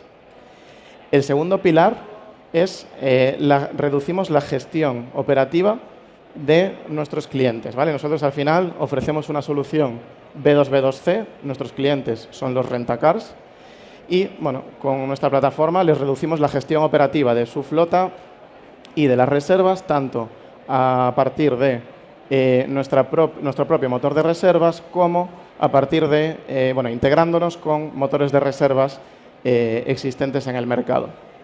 Y la tercera pata, y no menos importante, es establecemos comunicación con el vehículo conectada. Desde una aplicación somos capaces de abrir y cerrar puertas de forma que ofrezcamos la mejor experiencia de usuario posible al usuario final. A nivel empresa, estamos en un momento muy bonito porque estamos en un momento de escalar, estamos en un momento de crecer. Pero gestionar ese crecimiento tiene unos retos, ¿vale? Que ahora pues, le voy a dar paso a mi compañero Marco para que os explique pues esos retos tecnológicos a los que nos vamos a enfrentar. Ya te paso. Hola a todos.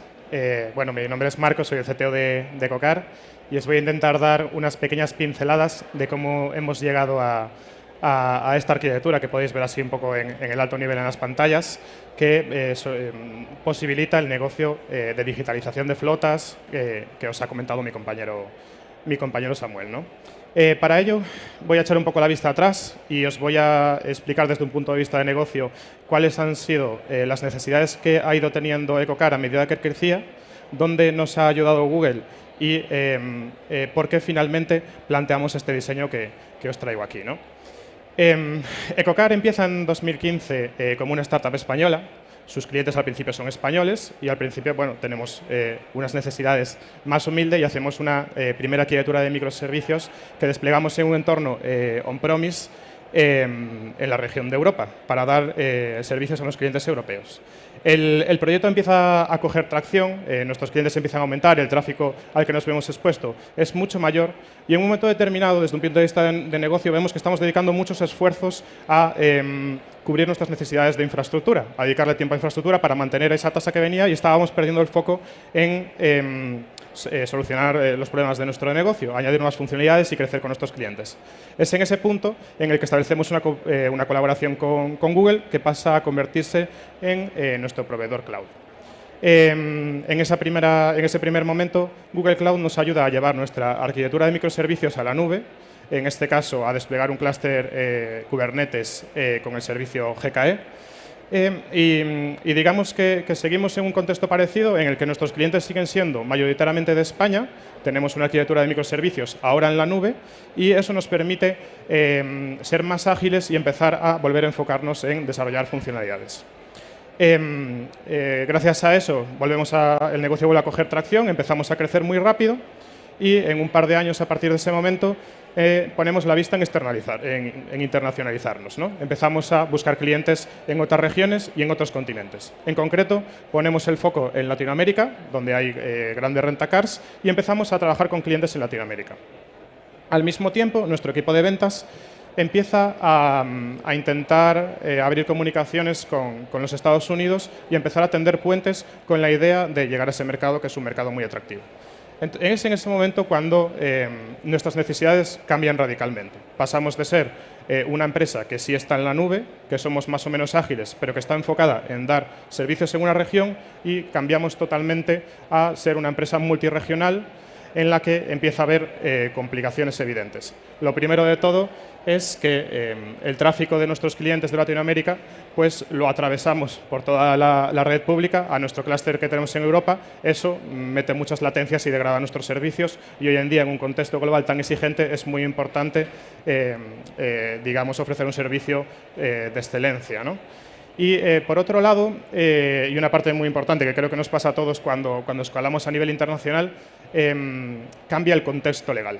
Nos vemos en una situación en la que somos un intermediario entre proveedores de servicios finales y el usuario final.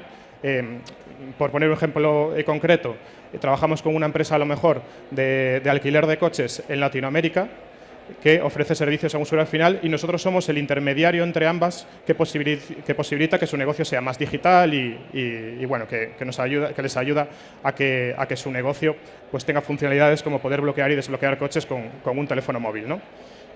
En ese contexto en el que empezamos a ser multirregionales y que nos tenemos que preocupar por clientes en diferentes regiones, tenemos que empezar a tener cuidado de dónde almacenamos los datos. Es un tema muy delicado, al final tenemos proveedores de servicios en diferentes regiones a los que le afectan su regulación local. Entonces, nuestra arquitectura, que hasta ese momento estaba pensada para ofrecer servicios en Europa, se tiene que expandir a todo el mundo y tiene que poder replicarse en diferentes continentes para ofrecer un servicio de calidad y tiene que tener formas de almacenar los datos en diferentes regiones, ¿no? Entonces empieza una nueva etapa de COCAR, empieza una nueva etapa de internacionalización en la que Google Cloud nos acompaña en todo momento y nos ayuda a empezar a dibujar una nueva infraestructura global. Teníamos dos problemas principales, ¿no? Esos problemas de latencia y esos problemas de gestión de datos. Y al mismo tiempo nuestro negocio iba evolucionando. Nuestros clientes, que hasta ese momento monetizábamos a través de aplicaciones que le dábamos a nuestros clientes, empiezan a querer integrarse directamente con nuestros servicios. Entonces nos vemos en un contexto en el que tenemos que ser capaces de atender las necesidades de negocio y empezar a vender nuestros servicios, nuestras APIs como productos, a la vez que nuestra infraestructura escala. En ese punto nos planteamos esta arquitectura, que esta arquitectura lo que plantea es replicar nuestros clústeres en los diferentes continentes. Hasta ese momento solo teníamos un clúster Kubernetes en la región de Europa, en ese momento lo desdoblamos y tenemos el clúster en Europa y en Estados Unidos, y por delante ponemos un servicio que para nosotros ha sido clave, que se llama API. API es un API Manager que nos permite, digamos, sin tener que estar cambiando nuestros microservicios y nuestro negocio, meter una capa por delante de nuestros clústeres de gobernanza, que nos permita empezar a exponer esos servicios como esas APIs como productos, empezar a controlar qué clientes llaman a nuestras APIs, con qué tasa, empezar a monetizar nuestras APIs y, en definitiva, adaptarnos más rápido a las necesidades que estábamos teniendo de nuestro negocio. Entonces, tenemos un API en cada región que por detrás tiene un clúster de Kubernetes. Ese API nos permite controlar el acceso a datos, la autenticación de nuestros clientes, el rate límite, tarifarlos y a la vez nos permite mejorar la interlocución entre negocio y el equipo IT.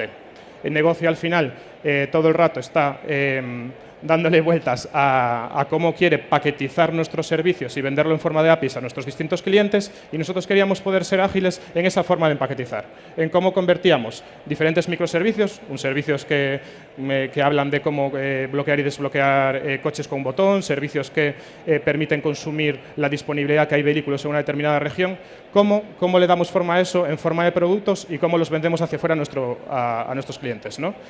A veces pues, nos planteamos tener una API de disponibilidad, a veces nos planteamos tener una API de conectividad de vehículos que nos permitan bloquearlos y desbloquearlos. Entonces, queríamos tener esas conversaciones de una forma muy ágil con negocio sin caer en estar todo el rato adaptando nuestros microservicios. En ese sentido, API nos dio mucha flexibilidad. Y bueno, no me da el tiempo para mucho más, le voy a dar paso a mi compañero Samuel para que os introduzca un poco cómo estamos trabajando los datos, que es otra parte muy importante en la que estamos poniendo mucho foco en la compañía, y sin más. Vale, bueno, no tenemos mucho tiempo, así que bueno, pasaré por encima algunas cosillas. Básicamente, el problema que nos encontramos es que en el momento en el que empezamos a escalar la parte de infraestructura y la parte de desarrollo, el equipo del dato es como que bueno, estaba ahí aislado y todo se centralizó en él, ¿no? Al final estábamos recibiendo pues, solicitudes de los diferentes equipos de desarrollo, de operaciones, de ventas, en fin, al final éramos un cuello de botella. Y al final eso lo que provocaba es que ralentizábamos los procesos de explotación del dato incrementábamos el TCO del propio dato y eso pues, nos limitaba esa capacidad de crecimiento, ¿no? Para solucionar esto, nos hemos ido a una orientación Data Mesh. Data Mesh es un término que se acuñó en el año 2019 por parte de Zama, que es un término relativamente reciente, pero que está revolucionando el mundo del dato porque al final lo que nos permite es poder delegar en los equipos una parte de explotación del dato al mismo tiempo que mantenemos un control ordenado pues de temas más delicados, como comentaba Marco, ¿no? El tema de privacidad de datos, protección, gestión del dato, la definición de un lenguaje común a nivel empresa. Este Data Mesh lo estamos construyendo sobre la arquitectura de Google. De hecho, recuerdo que cuando le comenté el término Data Mesh al equipo de Google me pasaron como 20 artículos. Algunos no me los he leído todavía. Pero bueno, estamos ahí construyendo esta solución. Y bueno, contaros que básicamente hay 4 pilares, ¿vale? Y lo que quiero es contaros qué servicios utilizamos en cada uno de estos pilares. El primer pilar es la orientación a dominio. Al final, en el mundo del desarrollo, desde 2011, con la arquitectura de microservicios, todo se enfocaba a dominios y los equipos son responsables de almacenar sus propios datos, que en función de la naturaleza, pues utilizaremos un tipo de persistencia, como puede ser Cloud Storage, o otro tipo de persistencia más analítica como BigQuery o pues, Cloud SQL en este caso, si es pues una base de datos. El segundo punto es convertir los datos en producto, que es un cambio de mentalidad que tenemos que dar a nivel empresa. Aquí es importante mencionar que tradicionalmente se ha visto un producto de datos como un dashboard que pones en un sitio y está súper chulo, pero realmente un producto de datos es más que eso. Es cierto que puede ser un dashboard, pero también puede ser un modelo de inteligencia artificial, puede ser un fichero de texto almacenado en algún lado o puede ser una API expuesta en un catálogo, en un marketplace, como comentaba Marco. La tercera pata es bueno, la centralización del gobierno del dato, la definición de políticas comunes y bueno, el control de acceso a todos esos datos. Aquí estamos utilizando pues, soluciones tipo el IAM, Cloud DLP para toda la parte de enmascaramiento y protección de datos en función del rol que accede en cada momento. Y utilizamos soluciones Dataplex que han nacido de la mano de este concepto de Data Mesh. Y por último, y ya pasando a la parte de infraestructura, esta es la parte quizás más engorrosa, más técnica, más friki, por así decirlo, donde trabaja nuestro equipo de ingenieros del dato y es pues, la parte que se encarga de mover los datos de un lado para otro y construir una plataforma de datos de autoservicio que dé servicio, valga la redundancia, a nuestros equipos de dominio.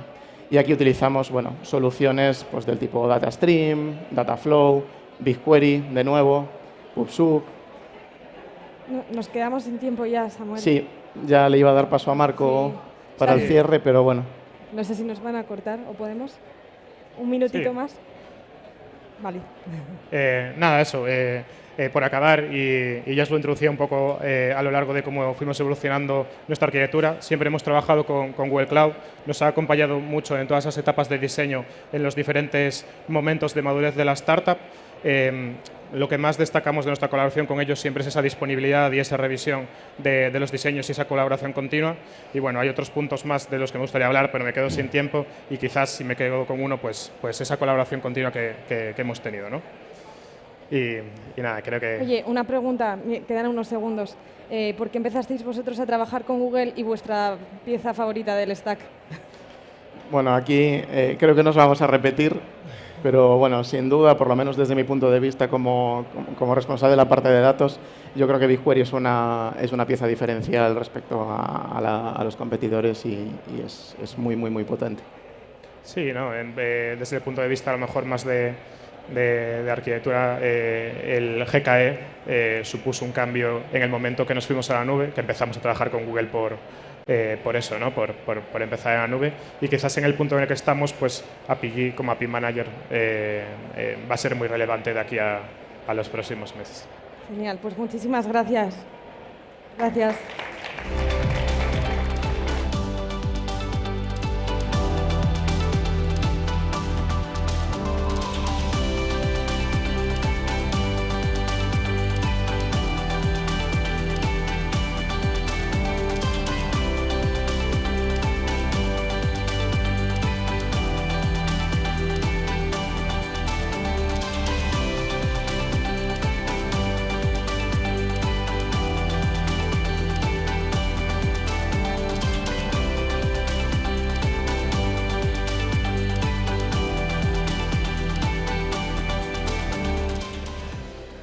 So next up, we're going to welcome our keynote speaker on how to build and grow inclusive teams.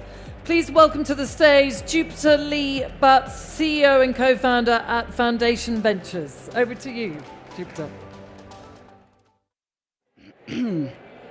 Hello, everyone. Thank you for having me. I'm actually talking today on how I exited my company in COVID. I think we had a little mix-up with the talk title, which I did last summer, and I'm very excited to be here and talk to you about some of my learnings and a little bit of my story.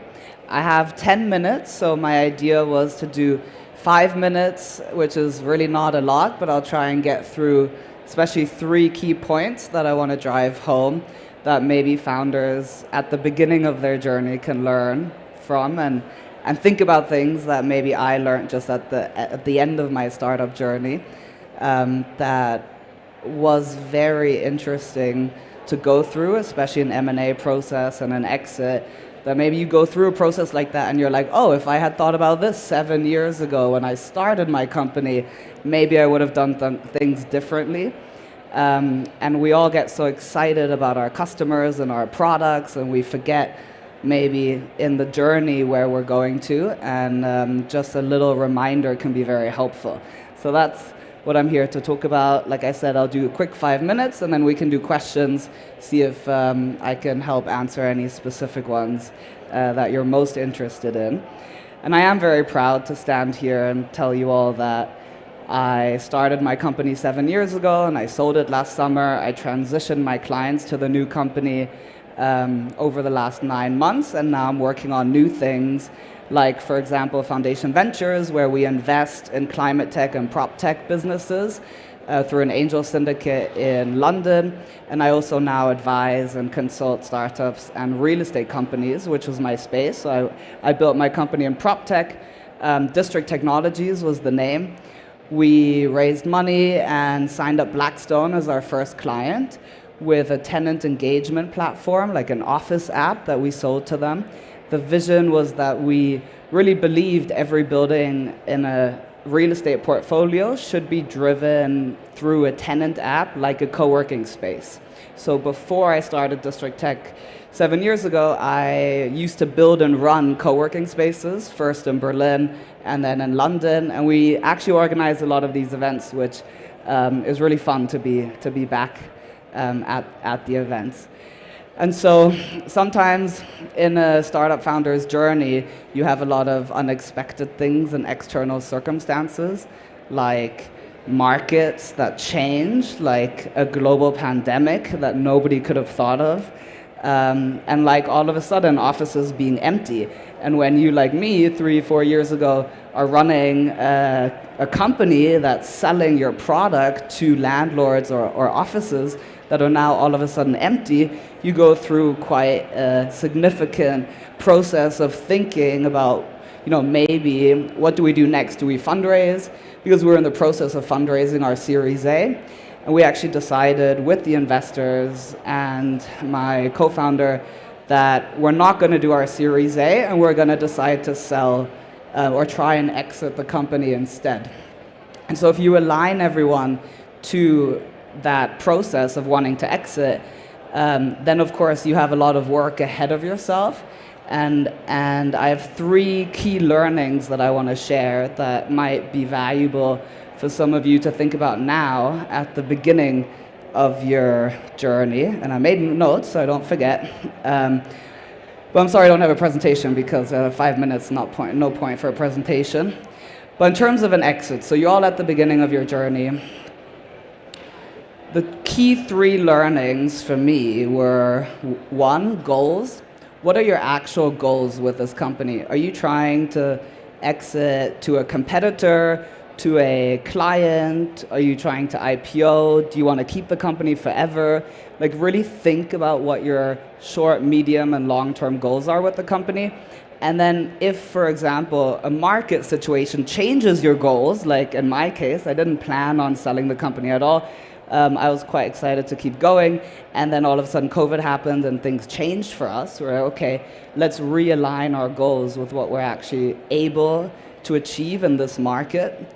and of course try and get your best outcome possible. So first of all, goals. What are your financial and personal goals? And that's very important because I think we forget to really reflect and think about what we're actually trying to achieve rather than just saying, oh, you want to build a big company or you want to change the world or really focus on your customers or product. So what are your real goals and how are you going to get there? Then align your investors and your board. So do you have the right people in place that will support you in this journey of exiting when you want to exit? Or are they going to try and make you exit faster or later? And I actually had venture debt that I took on right at the beginning of COVID, which was also a trigger of essentially saying, well, now we need to pay back the debt. We're going to have to make a decision of how to get that money in. And so it triggered an exit maybe faster than we would have otherwise because we were profitable and we could have kept going. So in hindsight, I'm like, oh, venture debt. Be really, really, really careful if that is something you want to take on. We had a great experience with our venture debt investors and they helped us a lot at the time. But if I could have had equity investment, it would have been much better than debt. So that's a big learning. Who are your investors and your board, and will they align with your exit? And then acquirers. Are you already now making friends with the companies that could acquire you? So it turns out in an exit process, for me, the companies that were most interested in working with us had known me for 5, 6, 7, maybe 8 years before. And these are founders and CEOs that I became very friendly with. I would update them, not tell them our secrets. Don't get me wrong. Don't tell them they're your competitors, maybe at times. Don't tell them everything, but make sure they know where you're going and what you're working on. So those are my 3 key learnings that I think anyone can implement from the very beginning of your journey, and to especially think of the acquisition potentials of who they are, and to just reach out to them on LinkedIn. I'm sure they'd love to hear from you if you're a competitor or a potential client. So these are my 3 learnings. Especially in an uncertain market like COVID, it was quite challenging. I think I learned a lot and I would definitely do it again, and I'm quite proud of where we are, like I said. But I'm happy to now open the floor to anyone if you have a specific question about an exit or about my exit specifically. I can't tell you who I sold to yet. It's going to be announced in the press very soon. So if that's your question, I can't answer that. Everything else I can answer. Let's see if there's any. Yes, one question there. Do you need a mic or are you good? Or maybe, there we go. The mic is coming. Perfect. Hello, yes. Hi. When you're considering an acquisition and you start to reach out to potential acquirers, do you limit yourself to possible competitors that will want you for your market and possibly your technology? Or would you look for those that you can actually complement their offering with yours, creating something where 1 + 1 is higher than 2? Who would you be looking for other than competitors for a possible acquisition? I think it's a great question and very valid. I would speak to everyone you can. I spoke to everyone I could, like everyone who would pick up the phone to us that I trusted with this information. So what I didn't want is I didn't want my clients finding out. So I didn't want them thinking we're going to sort of ditch them. We were looking for a really good home for our clients, and we had amazing clients from the beginning that supported us a lot. So we tried to make the best decision based on the clients, the investors, myself, what I wanted. Like, I personally did not want to spend another 5 years working at the new company because I've just done 7 years on exactly this product. So I was very happy that as part of my exit, I could actually leave and do a process of sort of 9 to 12 months, but then exit that new company that acquired us. Some people end up being tied in for 3 to 5 years in that new company. And do you have investors that'll support you in wanting to leave maybe, or will they force you to stay so you get more money for the exit, right? It's a really important question. And sometimes a company where the product is complementary to their product will pay more because they're actually getting into a new market. Maybe a competitor will pay less because they feel like they've already have a similar product, so they won't value your product as much. They might only value your clients that they're trying to acquire.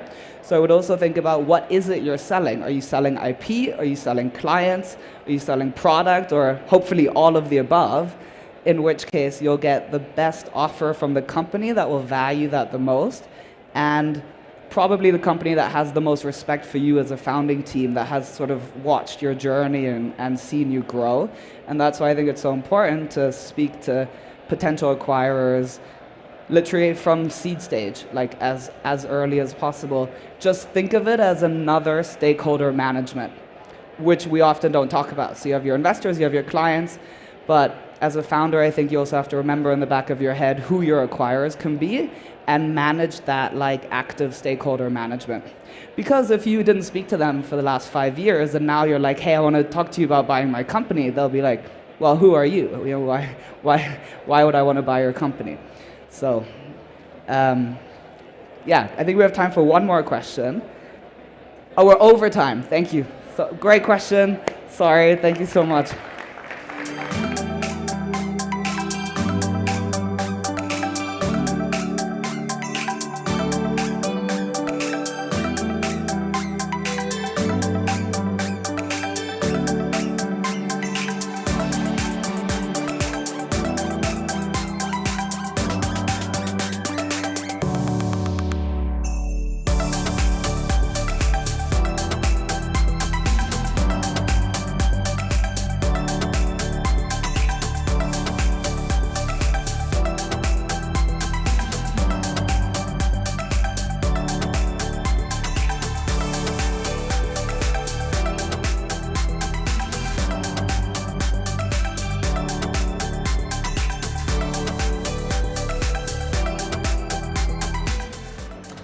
Okay, that was a great talk by Jupiter on how he exited his company during COVID. And next up, we have another keynote, which is the new President of Digital Marketing AI-powered ads in 2023.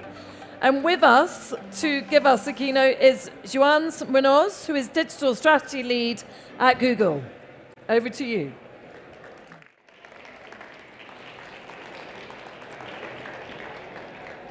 Hi, hello everyone. Yeah, today we're going to talk about what's the new present about marketing in the digital ecosystem. When I was thinking about the talk today, I was like, I want to talk about the future, what's coming with AI, but actually, AI, we are living it now. AI power ads is what we are doing in Google for the last 5 years. First, I want us to look a little behind. We all remember, not all of us remember the internet revolution. After that, we had the mobile revolution. And now we are living the third shift. It is the artificial intelligence shift. And we know and we are confident the artificial shift will be that amazing and powerful as it was with the internet and also with the mobile. And it's something we have been ahead of. And we know about it since 2017. I don't know if you know, but Google in the beginning was a mobile-first company until 2017. In 2017, our CEO, like our global CEO, Sundar, decided to move a little bit further. And he declared that Google is now an AI-first company. And since that moment, we have done several steps and revolution. And one of these is BART. I don't know if you have heard about BART, but it's our main initiative in this moment that is available in around 35 countries, and it will be available in more countries in the future. And the main thing here is that you give a prompt to BART, and BART creates something completely new that you haven't had before. And it's really amazing because, for example, when you use it, you can go for getting, vegan recipes, plan your vacations, or maybe create your new book.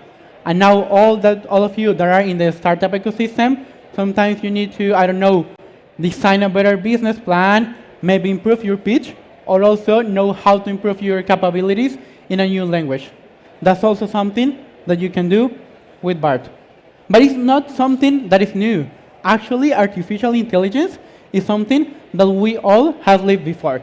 And I want you to, for example, analyze some things that also artificial intelligence can do and has been doing for a long time. Because artificial intelligence is not just generative as BART. It's also analytical and predictive. and it's optimizing the world that is around us, from moving to one point to another, taking into consideration not just the traffic, but also how to be more environmental friendly to have the lower carbon emissions through your way. That's something that is really amazing because we as humans cannot process all the amount of data that we have in front of us. So that's the power of AI, to take into consideration all the data that you have, put it in a place, and take the best decisions that you can have. At the end, what's the goal of artificial intelligence for Google? We want to help people, communities, a business to achieve the full potential. And when I'm thinking about artificial intelligence, I think mainly in two ways. Sometimes we have been thinking about artificial intelligence as moving to a slower car to a fastest car.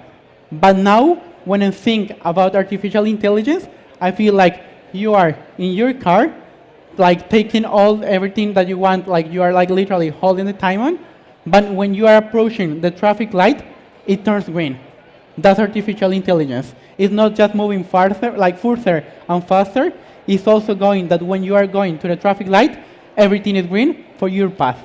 That's artificial intelligence.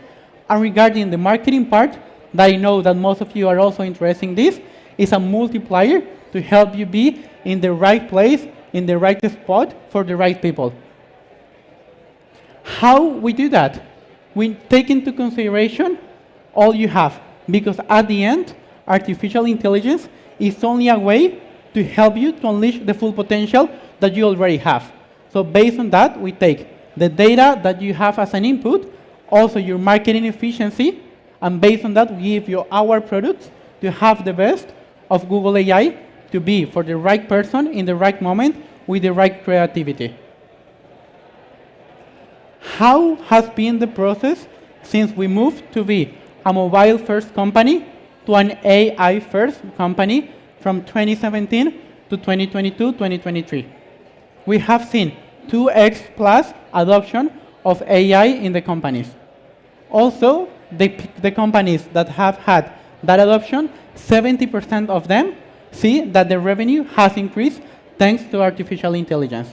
And besides that, also 28% of those adopters have seen an increase in the decrease in the marketing cost, and is being more efficient with the same amount of money that they are putting in their ads efforts.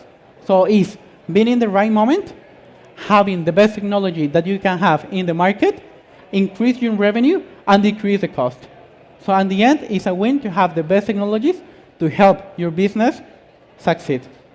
And I want to help you understand how this works with you and works with the business.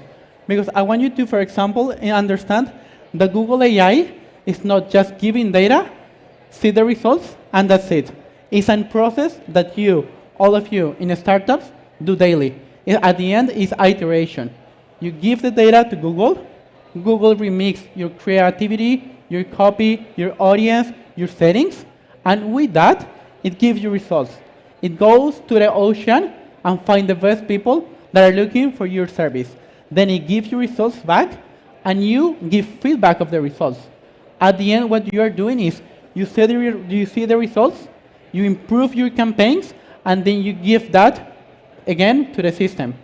I want you to think, for example, when you are having an investment, and think about compound interest. When you have compound interest, you are winning in each round. And when you are, for example, going back to the loop, you don't start from behind. You start from on top of what you have already done. This is artificial intelligence. You give to the system optimizes based on that, give you results, and you optimize based on those results, and it starts iterating and always getting better. And I want to go also to share with you a little bit about the products that we have about artificial intelligence. Some of you may be aware of most of them, because that has been something that we have been working a lot in our company. One of that is search and how it works with Performance Max campaigns. What are Performance Max campaigns? Because maybe this is a little bit new for some of you. Is campaigns that have all the inventory of Google Ads and think about Gmail, think about YouTube, think about discovery feeds, the news feed, think about display, think about search, all we have in Google to help you find the right person in the right moment. Sometimes, I don't know, you are, I don't know, looking at an influencer in YouTube. Maybe another of you are looking about, I don't know, the news in Forbes. Maybe you are looking, I don't know, for a new opportunity or a new investor looking, I don't know, in Crunchbase. If you are in different places, what we want to do and what we are doing currently with Performance Max is find the right person in the right moment and give your message. And how it powers with our search campaigns is that it understands what's the best for your audience, and then you can use that feedback and those insights to increase and to improve your current campaigns in search, YouTube, and all the ecosystem of Google Ads. So it's giving data, take insights, and then coming back and improve your current campaigns. Additionally, we have app campaigns. App campaigns is one of our most automated campaigns that we have that help you reach your app goals in all kind of the goals that you can have. It can be downloads, it can be increase the revenue, it can be also get more revenue from the current users, and it helps you also across all the inventory that we have in Google to help you achieve all the different objectives that you can have in your app campaigns. Also, and this is something really new and really exciting, is Google Analytics 4. We understand the privacy, that is like the privacy requirements from governments, from people, and from users. And we understand how important it is for everyone here. So based on that, we also have solutions to improve our metrics and our capabilities to be relevant and useful for business and for people in a cookie-less world. And based on that, also we have Google Analytics 4 that with predictive data can help you to analyze and to understand where the people is and how to get more sales, more leads, and more people in a cookie-less and in a privacy-centric measurement world. Also, and this can be a little bit like difficult to understand, is value-based bidding. What we do with this is we not only want you to have more leads or more conversions or more sales. We understand that some products may have more profit than others, or some leads are more profitable for you, for your business, than others. It's not the same to sell, I don't know, one pair of sneakers than selling 20 pairs of sneakers for a big company. And we do understand that. We do not want you to have only more sales, but more profitable growth, because we understand that at the end, businesses grow thanks to profitable growth. So we can also help you to value base and understand which clients are the best and use our artificial intelligence to improve and to get more clients that are the most valuable for all of you. So based on that, there's an open field of possibility. Sometimes we see that the field is greener on the other side. What we want with Google is to start getting your field more green. So based on that, and that's also one of the reasons that we are here, we want to get closer to you. Sometimes there are lots of startups outside, and we want to get closer, be with you, and help you to have all the capabilities that you can have, and also engage proactively with us to use all the technology that we have in Google to have the best results in your marketing strategy. We understand that sometimes when we are starting in our ads campaign, so the path, even if it is linear, is not that clear. It's not that easy to understand. There's some process on, I'm just starting my website, or I have 1 million of investment in my current ads campaigns. Sometimes that process is a little bit tricky. And we do understand that. And that's the reason why we want to help you to be from a nascent company to a multi-moment company, to be in the right moment for the right people, depending on the stage where you are. We do understand that not all the people that are here are the same. And we are good with it. The idea is to be in the right moment based on where you are and what you want to achieve. So how do we help the companies based on that? We mainly have 3 different pillars. Our first one is how to be ready for growth. Sometimes we are eager to grow. We want to grow fast. We want to move faster. But maybe we're not ready yet in our digital maturity. So we want to understand where you are, what you need, and also how we can set everything for success. We want you to grow fast. We want you to grow further. But we want you to get ready when that amount of sales are going to grow 2x, 3x, or 4x. We want you to have all the capabilities to get powered to get that. Also, we want to get you market insights. One of the most important and powerful things that we have at Google is that we organize the information for the world, and we want to make it accessible and useful for all of you.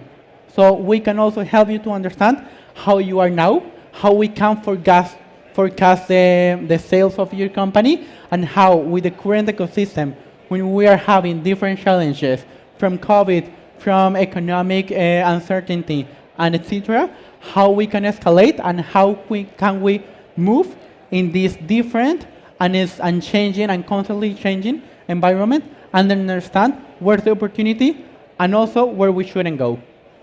And in the third part is also the international expansion. I know that in Europe, the possibility to grow is so big. And sometimes we are, I don't know, in Spain, Portugal, in Ukraine, and we want to go to another market. But maybe we don't know how the market it is, if it is bigger, if it is smaller, how can we get ready to enter into a new market. So we want also to help you, as we are also a worldwide company that has been in that process in the past. We want to help you to get ready to understand the market where you want to go and help you to get ready to grow in your current market, but also go beyond. So based on that, we have different programs that can help you to grow and to achieve new potential. And based on that, first, like this is me, you can also write to me, but you can also apply to our ads program in order to have the best support from our ads team to help you reach your full potential. So that's basically it. I know we have some minutes in case any of you also have some questions.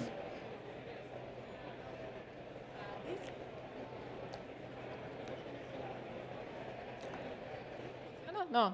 Sí, gracias. Thank you very much. It's very interesting. Is it only for the Google environment, only Google tools and YouTube, or it can be used for the external ads campaign? For example, I don't know, other social network or external media campaign, like to optimize the creativity, what audiences should target, or it's only inside Google tools? Here, mainly, we have regarding the Google Ads inventory, but we do also have a part regarding DV360. In DV360, you can manage also the inventory in different environments.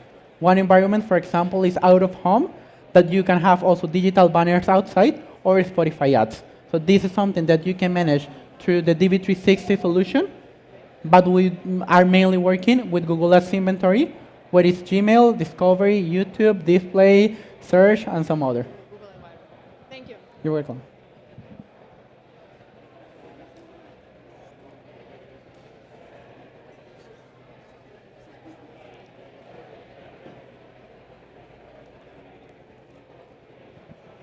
How do you see the future of the digital marketing?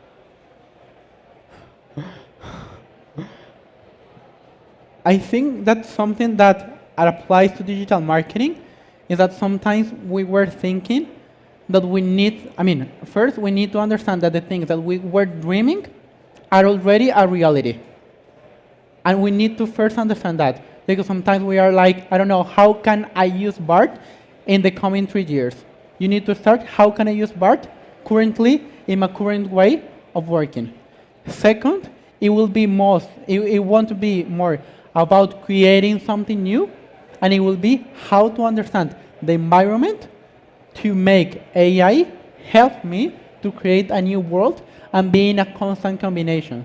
Sometimes we feel like I give something to AI, AI generates something, and then that's something that is going to be as an output.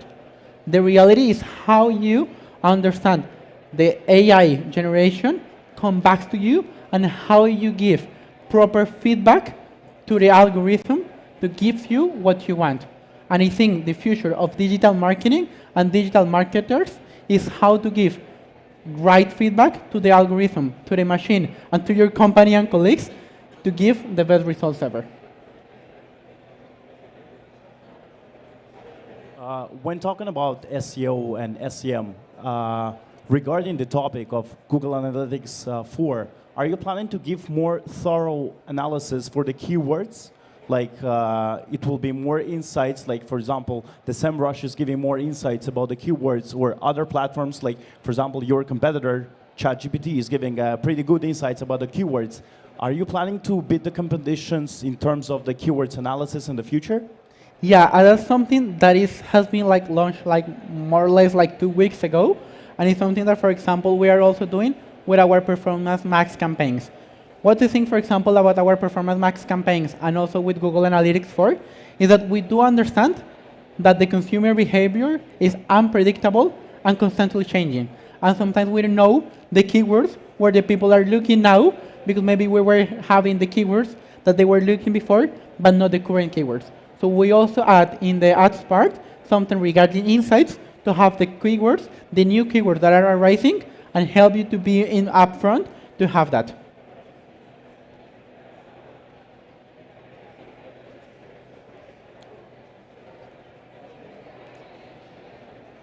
Hi, thank you very much. What would you say that is the comparative advantage of BART from ChatGPT, for example? Sorry, I couldn't hear you. Okay. ¿Se escucha bien? Sí, ¿no? Se escucha bien. Vale. What would you say that is the competitive advantage of BART from ChatGPT, its main competitor? I think that here is first, in regarding Google AI, what I'm thinking is regarding AI, and I think that when we are thinking, for example, about ChatGPT, we need also to be aware of the things that have been before. And regarding that, we need to understand that, for example, Search Performance Max shows that maybe we are not the first company that has been there, but we are working to be the most efficient one and the best one that is also useful for the company, for the user, and for the people. And it's, for example, something that we have been doing at the end, artificial intelligence, with Search for more than 20 years. So something, for example, that we can take into consideration is how we use all the information that we have been recollecting for more than 23 years to use that and be more efficient and useful for you in this current moment. The ecosystem is moving further. The thing is not just to move faster, it's to move in the right direction. Yeah. Thank you.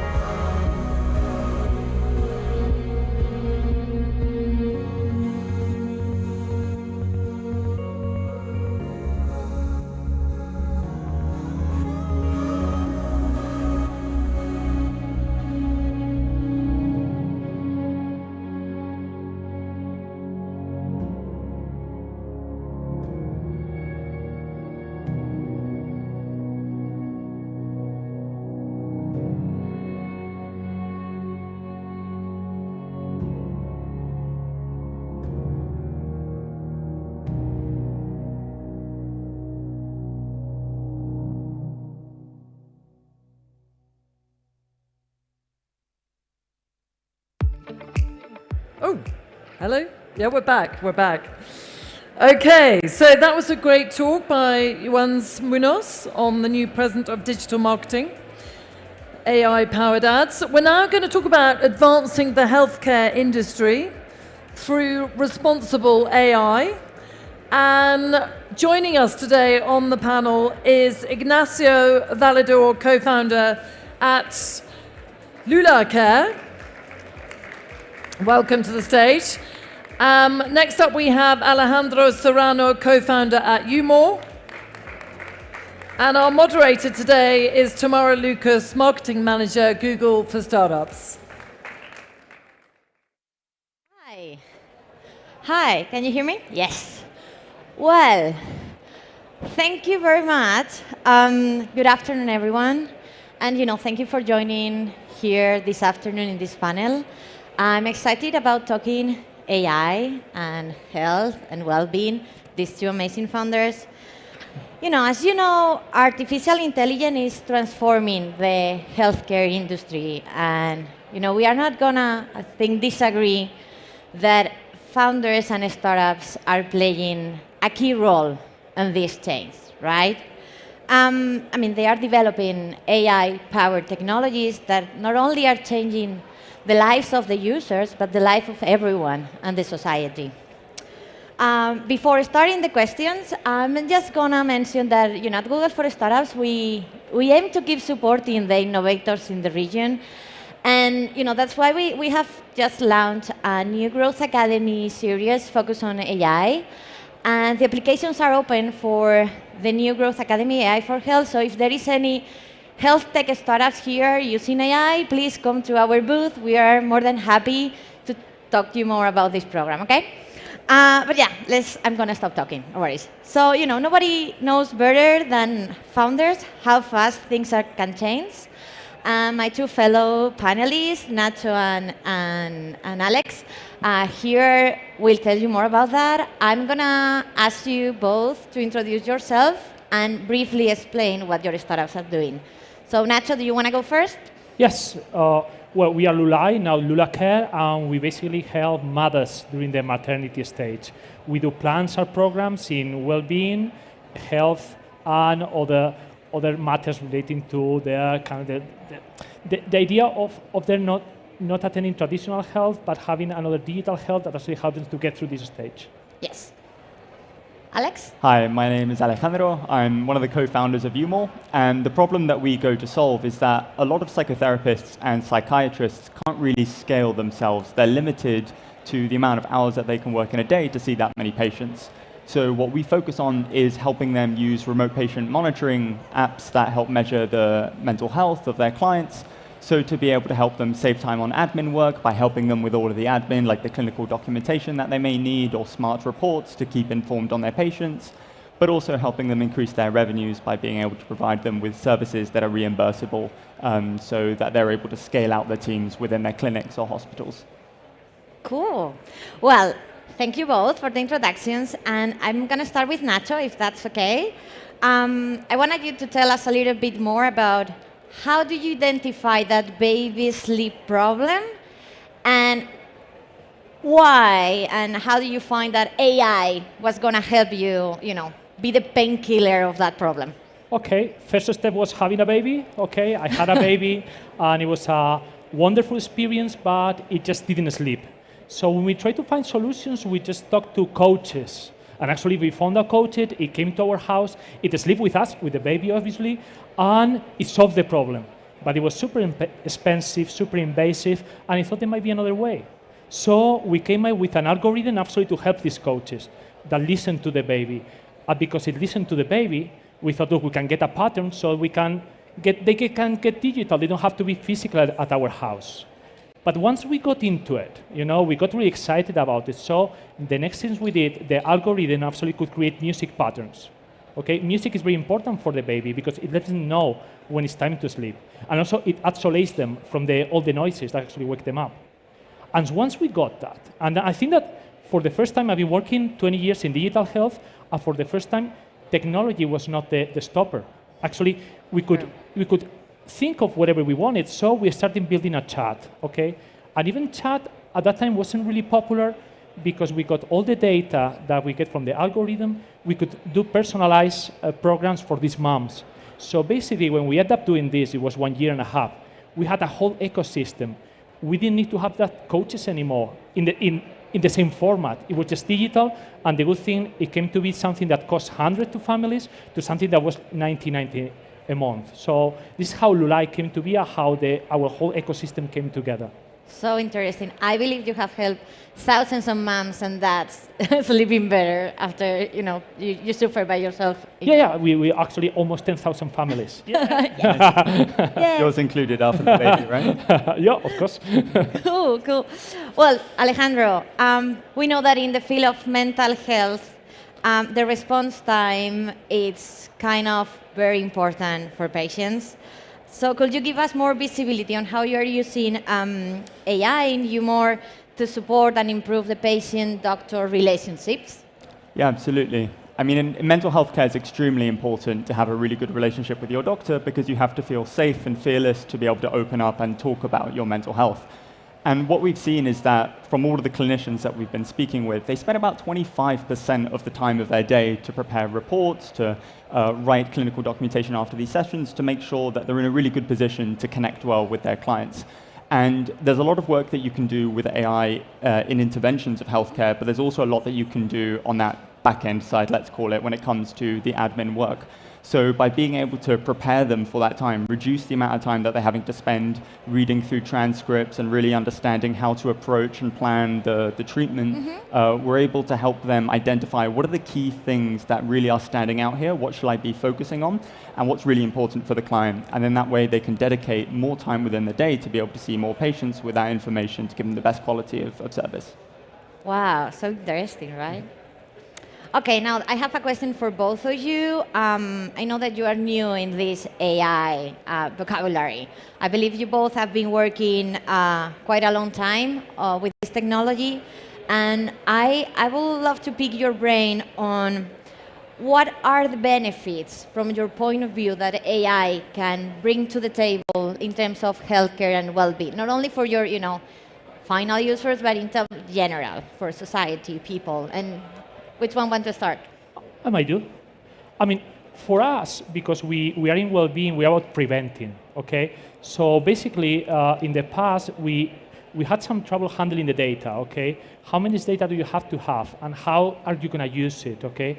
The good thing now is like we can integrate more and more data and be better, be more preventive, be there when they need them the most, before they even know sometimes. Just to give you an example, like recently we just launched our new product. It's called Maternity Plus, and we done it with Google and Zurich Insurance, and we integrated the wearables, okay? So now we not only have the data from the baby that they know that the mothers are logging in and the algorithm, we also have the data from the mothers. So we know how much they are sleeping. So it now, for example, where we are talking about sleeping your baby, we are also talking how for the mom, how to be rested.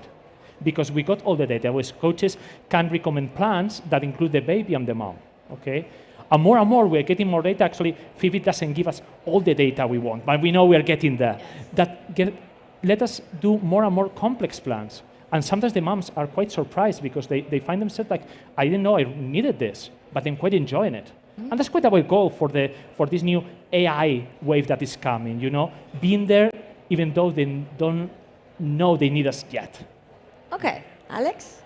Yeah, on a similar point to better understanding the patient, I think in mental health care, it's really interesting how we know how to best prepare treatment for a patient, because there are many different ways in which you might want to get treatment. Maybe you want to opt for cognitive behavioral therapy, or maybe acceptance and commitment therapy, maybe psychoanalysis. But when you have a 20 to 15-minute consultation, which is the standard that we've seen with US healthcare, to understand the clinician you're going to work with and know what is going to be the right course of treatment for you, they can only ask so many questions to know what's right. Mm-hmm. But by having a lot of this background data, how they got on for a week, by remotely monitoring how they do, their response to particular self-care activities, then you can start to see that actually this type of treatment for this patient is probably going to be the most effective. And then they can look within their own healthcare resources. Okay, how many specialists do we have within the clinic or within the hospital that can deliver this? Okay, it seems like there's a cultural match as well based on everything that we know about the patient. And then we can hopefully make it so that the choices of clinicians being paired to clients will have the lowest rate of unsuccessful treatment. Okay, cool. We have a little bit more of time, and I just think about a question. Feel free to ask if you want. If you don't, let me know. But I was thinking of how are you positioning AI in your startups? Because right now we are all talking about AI, but maybe in the past when you started, AI wasn't as friendly in our conversation as it is right now. So how are you foreseeing that? For us, I think, especially when you work with doctors within the healthcare industry, there tends to be sometimes a bit of an allergic reaction to the word AI, right?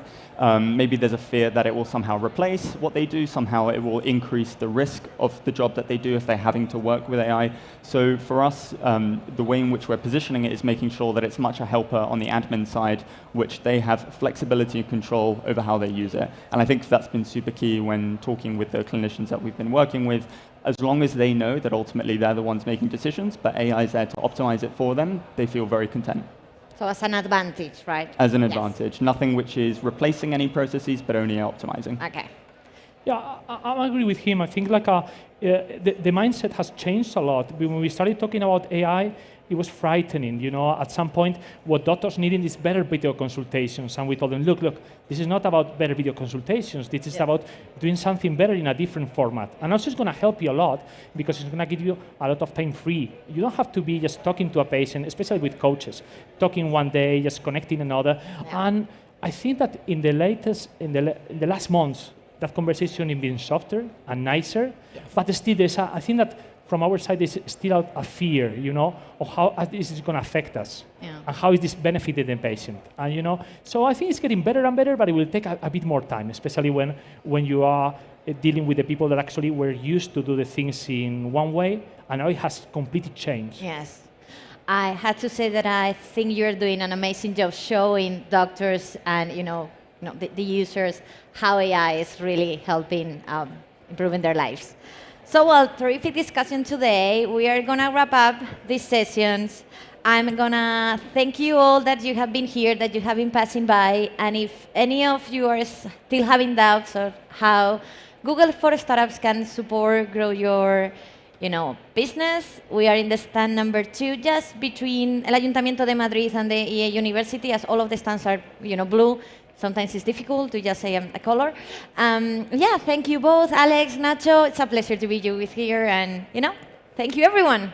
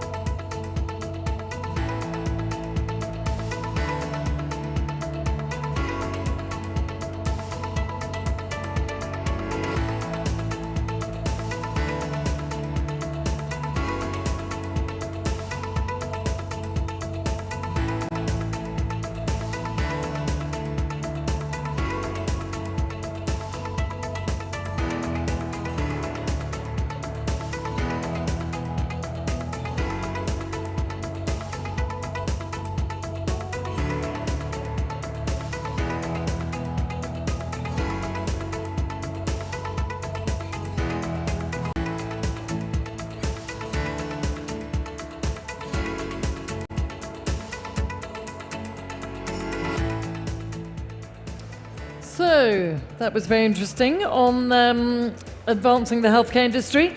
We're now moving on to another panel, and we're going to be talking about moving from cancer to hope through sport and innovation.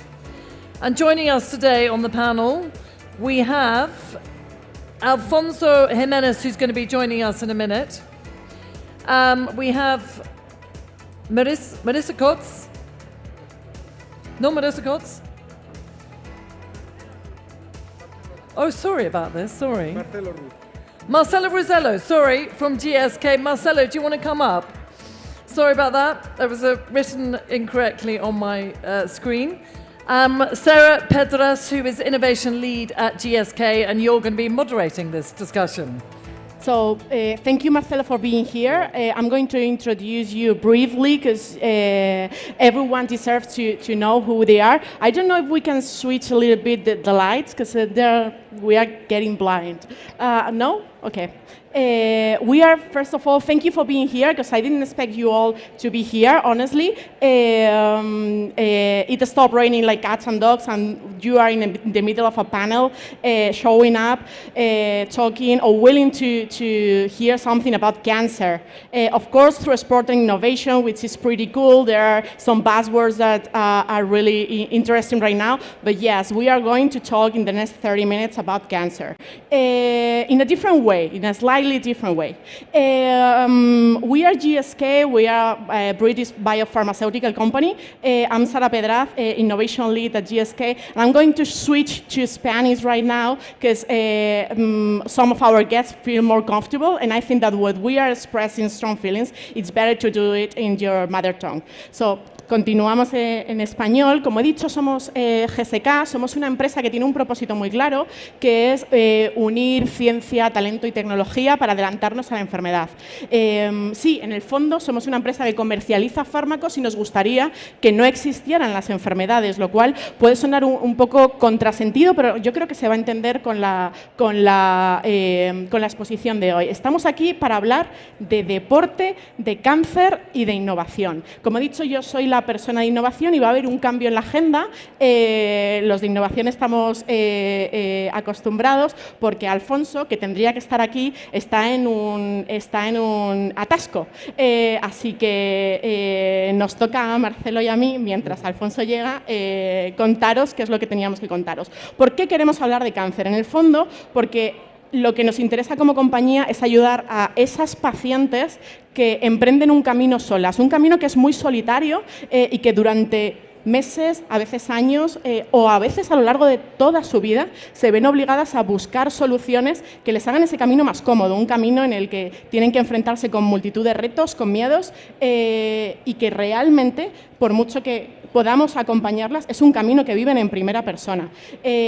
Como compañía, desde GSK, nos gustaría que esas pacientes tengan un halo de esperanza, esperanza que se puede encontrar de muchísimas maneras, esperanza que se puede encontrar con pequeñas soluciones que se integran en su día a día, con pequeños momentos en los que esas emociones, esos sentimientos tan fuertes que tienen las pacientes se relajen y sean un poquito más sostenibles a lo largo del tiempo. Y para eso, en marzo de este año, lanzamos un hub de innovación abierta que se llama Ellas. Ellas lo que busca es generar conocimiento colectivo para que las soluciones que estas pacientes necesitan, que les pueden aliviar en su día a día, se puedan implementar, se puedan hacer realidad y realmente impacten en su vida. Ellas está movido por GSK, pero en el fondo creemos que hay valores que exceden este propósito, que obviamente no vamos a acabar con las enfermedades solo y tampoco somos capaces de sembrar esperanza si no colaboramos con otros.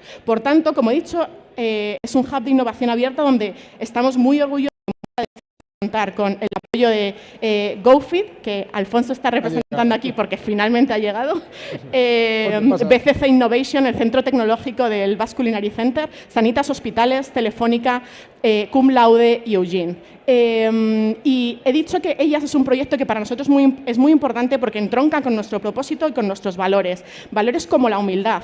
Las compañías estamos acostumbradas o hemos estado acostumbradas hasta ahora a saberlo todo y siento mucho decirlo, pero no lo sabemos todo. De hecho, para cumplir con nuestro propósito tenemos que dar un paso atrás y decir necesito ayuda de otras personas. Personas hoy, algunos de ellos nos acompañan. Necesitamos ser generosas y por tanto también hemos decidido darles la voz y el escenario para que cuenten todo lo que otras compañías nos pueden ayudar en este viaje. Y sobre todo necesitamos conocimiento y tecnología de muchas de las empresas que están aquí. Nuestra primera charla de hoy, que es finalmente es la de Alfonso, va a hablar sobre deporte. Alfonso es catedrático de la Universidad Rey Juan Carlos, es profesor visitante de muchas universidades internacionales como Victoria, como Sheffield Hallam, como Coventry o como Greenwich, y al mismo tiempo es director de I+D del GoFit Lab. Te doy toda la palabra, Alfonso, para que cuentes qué hacéis en el GoFit Lab y por qué estamos aquí. Como quieras.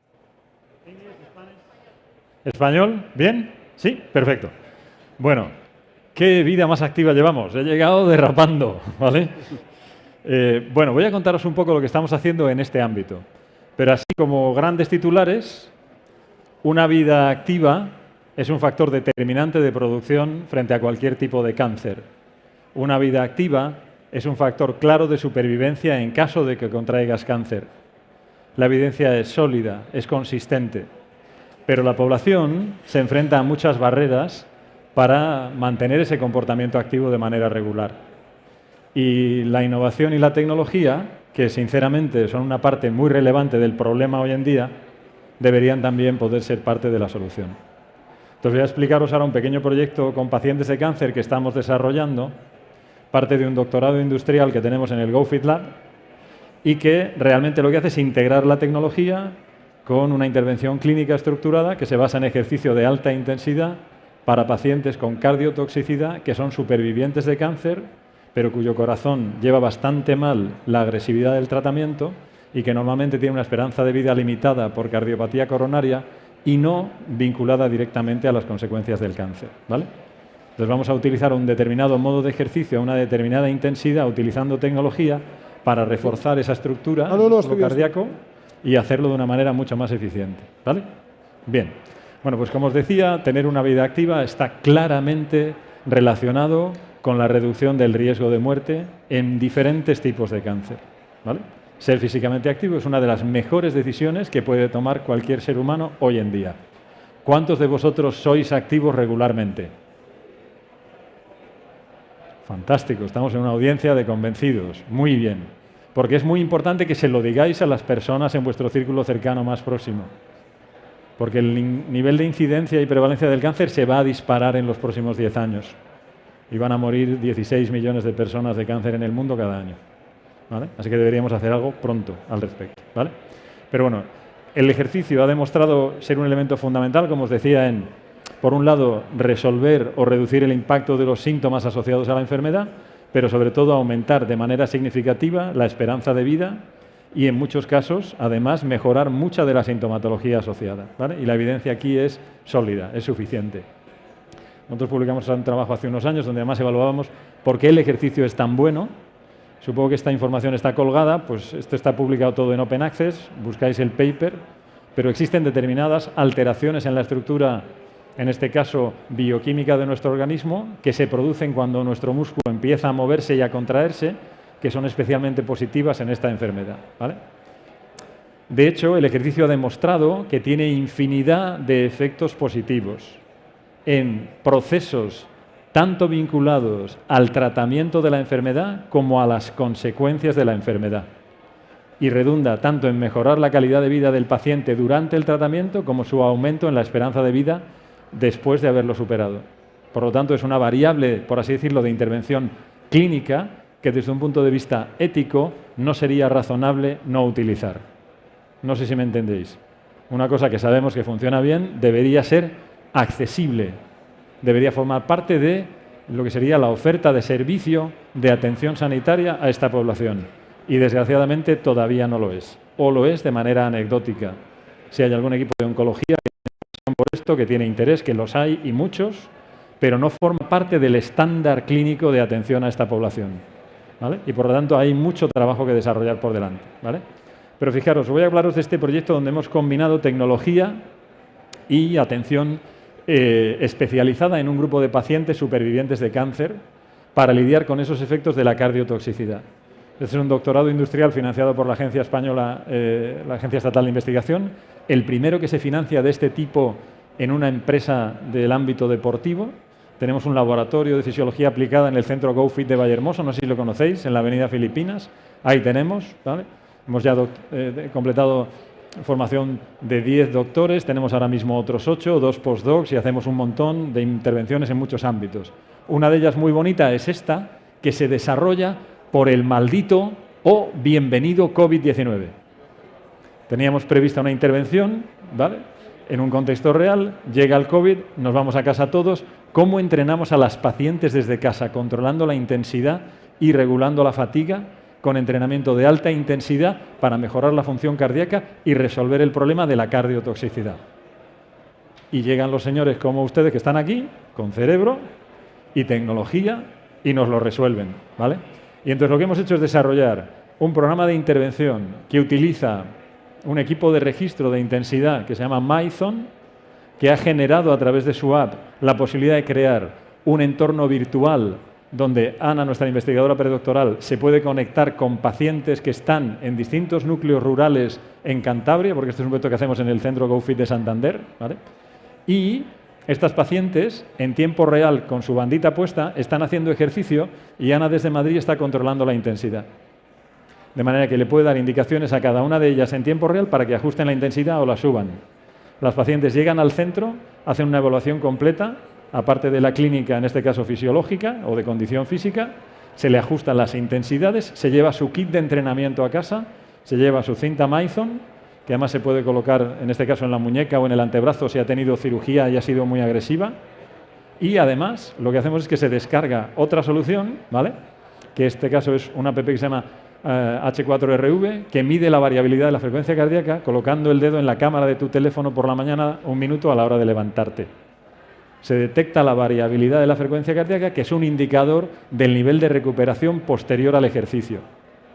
Y vemos como en ese caso somos capaces de combinar la intensidad durante el ejercicio y el efecto del ejercicio después, a la mañana siguiente, para poder entrenar a las pacientes a la mayor intensidad posible, que sea segura y que sea efectiva. Y sin tecnología es imposible, olvidaros, ni estando físicamente delante. ¿Vale? Desarrollamos ese proyecto, ¿vale? Y los resultados, fantásticos. Tenemos ahora un montón de papers en revisión. Este en concreto, de la derecha, que evalúa cuál es la adaptación en esa variabilidad de la frecuencia cardíaca por efecto del entrenamiento 24, 72 horas o 4, 6, 8 o 10 semanas después, ¿vale? Y lo que tenemos es la combinación de soluciones tecnológicas, en principio utilizadas para los deportistas de alto nivel, ¿no? Esto lo usan mucho triatletas, ciclistas, maratonianos, aplicado a una población clínica para identificar una variable concreta que tiene que ver con el umbral determinante de expectativa de supervivencia de esa población. El proyecto se desarrolla con el área de cardiología y de oncología del hospital, pasado por los comités de ética tanto de la universidad como del hospital, etc. Y tenemos una intervención telemática e individualizada en tiempo real, utilizando la tecnología en población diana, que se beneficia específicamente de esto y que además podemos controlar en este caso con total seguridad, que sería un poco esa variable que tendríamos que tener en cuenta cuando planteamos ejercicio en estas poblaciones, ¿vale? Y nada más, muchas gracias a todos. Perdón por el retraso, Sara, y a vuestra disposición para lo que queráis. ¿Sí? Vale. Muchísimas gracias, Alfonso. ¿Se me oye? Vale. Muchísimas gracias. Me quedo con una cosa que has dicho que creo que justifica mucho por qué contamos determinadas cosas en estos foros, que es, sin tecnología esto sería imposible. Y aquí hay muchísimas empresas que nos pueden ayudar en este propósito de generar mejor salud, mayor salud a gente que realmente lo necesita. Continúo porque no sé si os habéis dado cuenta, pero a mí hay una cosa que se me hace muy rara, que es que no... Vaya. Que es... Estamos hablando de cáncer y no tenemos a un paciente representando qué necesitan los pacientes que están pasando por todo este camino. Marisa tenía que estar aquí, de hecho se le ha presentado, pero finalmente no ha podido venir. Estamos teniendo una intervención con muchísimas improvisaciones, lo cual a mí como innovación me gusta. Pero la tecnología está para conectarnos a Marisa y Marisa nos ha querido contar qué supone hablar de cáncer, hablar de deporte y hablar de innovación desde el punto de vista de una paciente de cáncer. Para mí, hacer ejercicio físico como paciente oncológica me ha aportado estar menos cansada y tener más energía, tener las defensas más altas, es decir, superar mejor cada ciclo de tratamiento, tener menos momentos de ansiedad, de depresión, de cansancio, de aislamiento. Por mucha información que nos han ido dando, en la que ya nos dicen muchos profesionales que el ejercicio físico suma y ayuda a que los tratamientos funcionen mejor, a evitar una recaída, a que la curación se consiga mejor y tengamos una tasa de éxito más alta. El hecho de tú decir, pues yo voy a hacer ejercicio físico y voy a hacer esto, te hace sentir que no solo estás en manos de un tratamiento o en manos de lo que la suerte te vaya a deparar, sino que tú también estás haciendo algo, que estás haciendo ejercicio y que eso suma. Te motiva por el hecho de tener una meta, de tener la ilusión de que todo funcione bien y vaya bien. Te motiva en el sentido de que pasas de, en vez de estar sin relacionarte con muchas personas o tumbada en casa o sin querer dar un paso, te pongas la meta de salir, de sociabilizar más, de hablar con otras personas y de motivarte para encontrarte mejor. Es erróneo pensar que contra más descanso, más en forma estoy. Es al revés, contra más estoy quieta, más cansada estoy a veces. Y eso es algo que hemos ido comprobando, ¿no? Compañeras mías y yo a la hora de hacer ejercicio. Sí que diría, por ejemplo, que no escojas un ejercicio que no te gusta. Es decir, si te gusta bailar, pues escoge bailar. Si te gusta nadar, nadar. Si te gusta correr, correr. Un ejercicio acorde a lo que tú puedas hacer también. No hace falta que te conviertas ahora en una deportista de élite, nos volvamos locos, no hayamos hecho nunca nada y ahora que estás en tratamiento tengamos que hacerlo todo, no. Sino siempre es progresivamente y respetando también tus momentos de descanso, tus momentos de calma, de relajación, que también es tremendamente importante. Importante la relajación en el sentido de que el ejercicio físico en sí también implica, y una de las cosas que aporta es, además de la serotonina, es ese estado de ánimo en el que te hace estar mucho más positiva y enfrentar y encarar pues, esos momentos malos que nos puedan venir durante el tratamiento y durante el recorrido que tenemos que hacer. En resumen, yo simplemente diría que el ejercicio físico, con letras mayúsculas, suma a todo el recorrido y al tratamiento que estemos haciendo como pacientes oncológicos.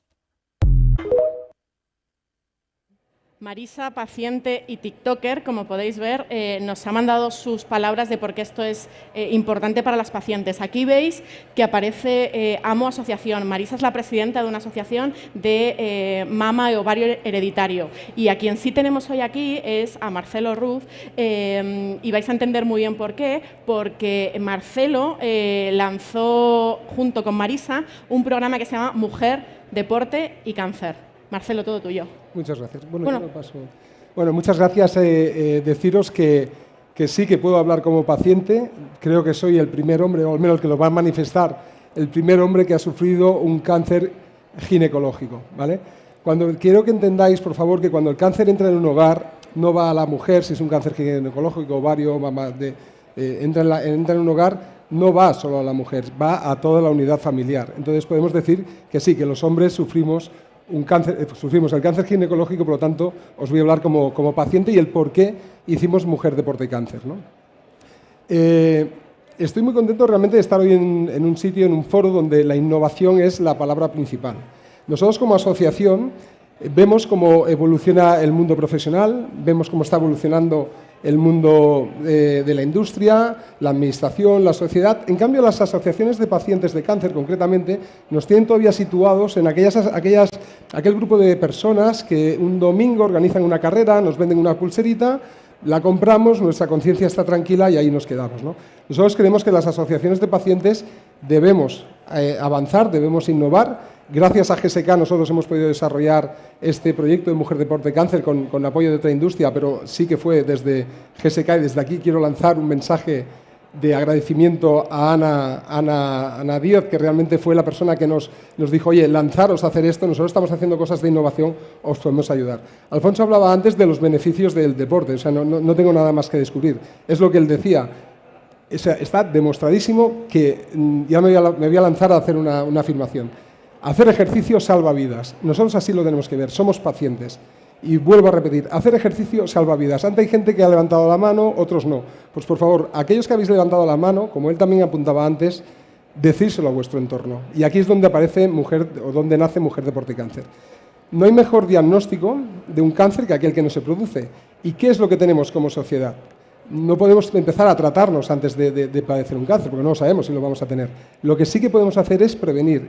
Lo que sí que podemos hacer es pues, ayudar a nuestro sistema inmune, ¿no? Que es el que realmente pues, nos ayuda a contrarrestar esas células malignas que vamos desarrollando por el mero hecho de estar vivos, ¿no?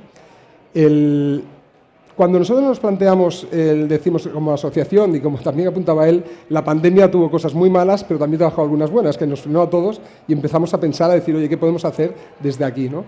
Ideamos una idea que dijimos, llegó a nuestras manos un estudio epigenético de GEICAM, que es el Grupo Español de Investigación de Cáncer de Mama, donde daba una cifra tan increíble, ¿vale?, como cierta, que se hizo un estudio epigenético, creo que con unas 2.000 mujeres de la zona centro de España, donde decía que aquellas mujeres que no realizaban ejercicio físico de forma regular tenían hasta un 70% más de probabilidad de padecer un cáncer de mama. Si tenemos en cuenta que las mujeres vais a tener de una a casi 2 mujeres de cada 8 van a padecer un cáncer a lo largo de su vida, que también decimos ya que se puede superar, es decir, la palabra cáncer no es igual a muerte, estamos hablando de que todo el mundo está trabajando para superarlo, pero es cierto que casi 2 mujeres de cada 8 va a padecer ese cáncer, pues estaba como claro, ¿no? Como decir, oye, blanco y en botella, hay que hacer ejercicio para intentar contrarrestar, ¿no? Este año serán unas 120.000 mujeres son las que van a padecer algún tipo de cáncer. Es una curva ascendente, que son los datos de SEOM, de este último ejercicio, Y cada año va incrementando. ¿Qué es lo que podemos hacer o cuál es nuestro objetivo como asociación? Contrarrestar. Para que entendáis un poco, AMO es una asociación de cáncer de mama, cáncer ginecológico y cáncer hereditario. Son aquellas chicas que tienen una mutación genética. Os sonará el tema de Angelina Jolie, chicas que con 20 y pico, 30 años se llegan a hacer una mastectomía, tienen que extirpar ovarios, es decir, es una situación muy compleja. Nosotros estamos ahí con dos grandes objetivos. Uno es ser un referente, lo estamos trabajando directamente con los médicos en los hospitales y tal, pero el otro es la prevención, ¿vale? Y ahí es donde nosotros estamos trabajando. Aquí dijimos, oye, vamos a hablar si el deporte es bueno para la salud y es preventivo ante el cáncer, vamos a desarrollar un proyecto, bueno, pues que una al mundo oncológico y al mundo del deporte. ¿Qué hicimos? Nos fuimos a la SEOM, Sociedad Española de Oncología Médica, le presentamos la idea de decir, oye, queremos hacer algo realmente de aplicar, porque todo el mundo tiene la conciencia que el deporte es bueno, pero ¿cuánta gente realmente está activa en ese deporte? Entonces, vamos a activar a la sociedad. Queremos hacer esto. Nos dijeron que estaban totalmente alineados con nosotros y nos fuimos al otro estamento que representa, pues ya teníamos el del mundo oncológico, nos fuimos al del mundo deportivo. Consejo Superior de Deportes, con la suerte de que dentro del Consejo Superior de Deportes hay una sección que era Mujer y Deporte, y dentro de su misión había una parte que era salud. Entonces nosotros le presentamos nuestro proyecto, o sea que estábamos los tres totalmente alineados. Con esto que conseguimos, dijimos, bueno, tenemos el programa, Mujer, Deporte y Cáncer. ¿En qué consiste el programa? El programa tiene dos líneas estratégicas de actuación. Una es ejercicio físico y paciente, cómo el ejercicio físico puede beneficiar al paciente, y aquí él nos ha explicado muy bien todas las pruebas todos en todo el estudio que están haciendo. Y la otra es deporte. Fijaros que ya no hablamos de ejercicio físico, sino que hablamos de deporte, porque aquí sí que vamos a apretarles un poco más, y prevención, ¿vale? En el ejercicio físico y paciente, nosotros estamos luchando o trabajando para conseguir la receta deportiva, es decir, que un oncólogo cuando te dice, oiga, usted padece un cáncer, tiene que hacer este tratamiento, tiene que hacer ejercicios y le vamos a decir a dónde ir, porque luego está todo el sistema cómo organizamos esto. Pues aquí con la Sociedad Española de Oncología Médica, el apoyo de muchísimos profesionales e iniciativas como de GoFit, estamos trabajando en esa línea para llegar que la sociedad realmente, el ejercicio físico por la parte que tiene tanto física como mental, que es tremendamente importante para superar una situación de cáncer, ¿vale? Porque se pueden superar y se superan, gracias a Dios, se trabaja en esa línea. La otra línea, la de la prevención. ¿Cómo hacemos llegar a la sociedad? Lo tuvimos muy claro. Fuimos al Consejo Superior de Deportes, dijimos, oye, queremos hacer pues, las campañas de concienciación, queremos facilitar que la gente haga deporte y queremos ir a las federaciones, ¿vale? Dices, bueno, pues si la federación ya la gente está federado y está haciendo el deporte, ¿no? Porque tener en cuenta que las federaciones, pues bueno, son miles de clubs los que dependen de las federaciones y nosotros lo que veíamos que esos miles de clubs tenían miles de niños y niñas, pero esos miles de niños y niñas tenían miles de personas que eran familiares. Y dijimos, vale, empezamos la cascada, vamos al Consejo Superior de Deportes, empezamos a hablar con las federaciones. Tengo que decir que hasta el día de hoy llevamos hablado con 80 federaciones nacionales y autonómicas, todas nos han dado su apoyo, ¿vale? Empezamos, digamos que el programa empieza en febrero y estas asociaciones, ese programa que nosotros vamos a desarrollar, lo empezarán a desescalar a los clubs. Para que los clubs, cuando llegue el Día Mundial del Cáncer, el de mama lo conocemos todo el mundo, pero el de ovario, que es el día 8 de mayo, ya no lo conoce tanta gente. El día 8 de mayo, la asociación, imaginaos, de baloncesto española, que tiene cientos de miles de seguidores en sus redes sociales, pondrá un mensaje donde dirá, recuerda de acudir a tu ginecológico, o el ejercicio salva vidas, ellos lo dirán de otra manera, reduce el riesgo de padecer cáncer, ¿vale? Es lo correcto, lo que me dejan decir. Entonces, esto es lo que nosotros intentamos llegar, es buscar a esas otras empresas. Antes Sara estaba hablando de que gracias al proyecto de ellas necesitamos la ayuda de otras empresas para todos trabajar y poder innovar. Nosotros queremos llevar esa innovación o todo eso que se está trabajando a la sociedad y para eso necesitamos altavoces como por ejemplo pueden ser las federaciones, ¿no? Estas federaciones desescalarán el proyecto en los clubes y tendrán, pues lo que os decía, desde pues el día que haya un día mundial, serán 3 o 4 de importante, lo podrán transmitir.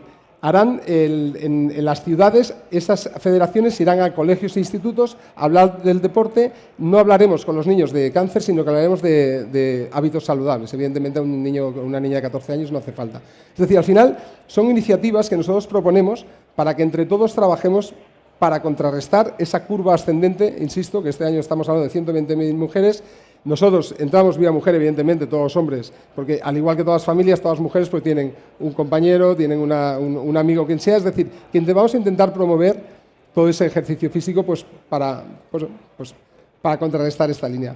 Y poco más, simplemente agradecer la oportunidad que nos habéis dado de presentar y que lo iréis viendo y por favor sumaros a todas las iniciativas que vayamos a llevando a cabo. ¿Se me oye? Sí, ahora sí. Decía muchas gracias, Marcelo, y le pido a Alfonso que vengas. Y yo me gustaría empezar a cerrar con una pregunta que os hago a los dos. Voy a empezar contigo, Alfonso, porque a mí también me genera curiosidad. Yo creo que en la mente de todos, GoFit es una marca muy conocida. Yo tengo dos al lado de mi casa, además. ¿Por qué? ¿Por qué meteros en el segmento del paciente oncológico, que es un segmento que no es fácil? ¿Por qué una empresa muestra eso y además, por qué con tecnología? Has dicho el tema del COVID, pero... Sí, bueno, yo creo que hay dos razones fundamentales, ¿no? Por un lado, GoFit es una compañía de felicidad, no de centros deportivos. Y el lema de la compañía es que la felicidad también se entrena. Entonces, nuestro objetivo está construir un ecosistema que promueva un comportamiento activo donde el individuo redescubre el placer natural de moverse, ¿vale? Es decir, nosotros creamos las condiciones para que el individuo pueda desarrollar un comportamiento natural en un entorno positivo. No vamos a leerle la cartilla a la gente, sino que lo hacemos a través de la sonrisa y de otro modo. Pero nosotros hemos tratado siempre de democratizar el acceso a los servicios deportivos de calidad. Hay un sesgo de desigualdad social en donde los individuos con menos recursos económicos y en los estados sociales más bajos sufren más los efectos de las enfermedades crónicas y en este caso también del cáncer. Por tanto, en este ámbito para nosotros es muy importante que si pretendemos abarcar al 100% de la población, estemos preparados con programas y servicios que puedan atender a poblaciones que van a llegar con una mochila donde ya vienen con trastornos de salud, alto riesgo de cáncer o lo que sea. Y por lo tanto, para nosotros es fundamental desarrollar un área muy bonita, que es esa que se llama el ejercicio clínico desarrollado en entornos no clínicos y conectar la capacidad del ecosistema del deporte con la agenda de salud pública. Y por eso nos metimos en esta. Y ahora te pregunto a ti y te voy a dar 30 segundos, porque soy así. Súper rápido. Nosotros nos metimos porque realmente tenemos evidencia científica de que el deporte, todo lo que aporta son beneficios. Cuando uno padece cáncer, de verdad que lo último que estás es por el deporte y por otras cosas. Es decir, a partir de ese momento, digamos que aplicamos la ley de relatividad de Einstein, pero de otra manera. Todo es relativo. Es decir, nos da igual absolutamente todo. Solo te preguntas si vivirás o morirás. Creemos que el deporte aporta, valga la redundancia, esa válvula de escape y realmente esa fuerza. Pues yo os doy muchas gracias a los dos y me quedo con algo que has dicho, Alfonso, que es la felicidad también se entrena, que es vuestro propósito como compañía o vuestro claim, porque para nosotros es muy importante que esa paciente que caminaba sola finalmente pueda entrenar su felicidad. Y además nos gusta mucho trabajar de la mano de partners que comparten valores con nosotros, porque para nosotros ya sabéis que la esperanza es el motor principal que mueve todo lo que hacemos. Os preguntaréis... Perdóname que te interrumpa porque tengo que decir. No os podéis imaginar lo que significa esperanza en cáncer. O sea, cáncer no es muerte, es vida. No es un pañuelo, es quítatelo y ponte guapa. No es quédate sentado, es levántate. Y todo eso, sin esperanza, sin hacer el camino de la esperanza que representa la vida de una persona cuando vive el cáncer, no tienes razón de ser. Por lo tanto, perdona que te haya interrumpido, pero es que es tremendamente importante. Yo ahora tengo que concluir y me cuesta después de lo que has dicho, pero a todos los que os estéis preguntando por qué esta media hora aquí, cuando puede que muchos penséis que no hemos hablado de innovación, insisto, necesitamos muchas empresas que nos ayuden en este propósito, que incorporen innovación, que incorporen tecnología, porque este propósito solo va a ser posible si estamos todos. Muchísimas gracias. Gracias. Gracias.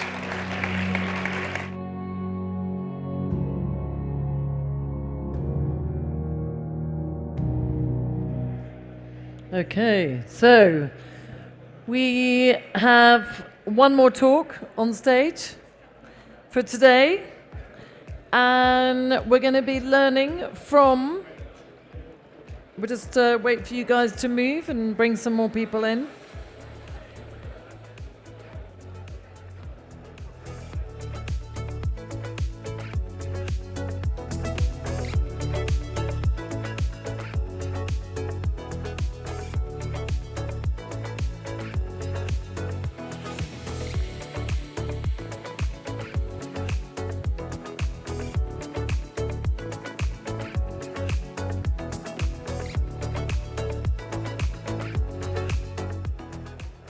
Yeah. Okay, so for our last talk of today, we're going to be learning about innovation in sustainable tech. Joining us on the stage today for a keynote is Maria Antonia Rodriguez, and we will be learning, General Manager of Spain at Dell, and we're going to be learning about innovation in sustainable tech. So welcome to the stage. Yeah.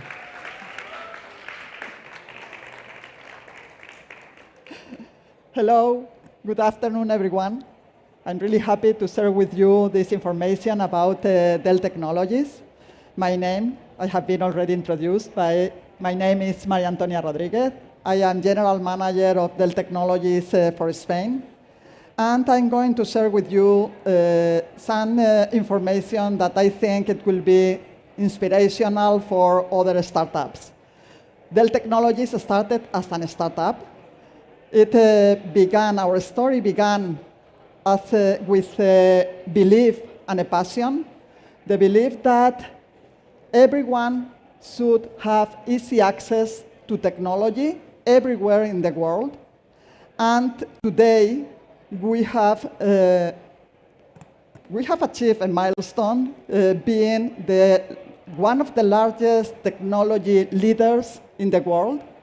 And we are really proud that we are contributing to improve human lives through innovation and with sustainability. So our founder, Michael Dell, he started the company 39 years ago. He started the company in a dorm room in the University of Texas. And after 39 years, we have become one of the largest IT global companies in the world.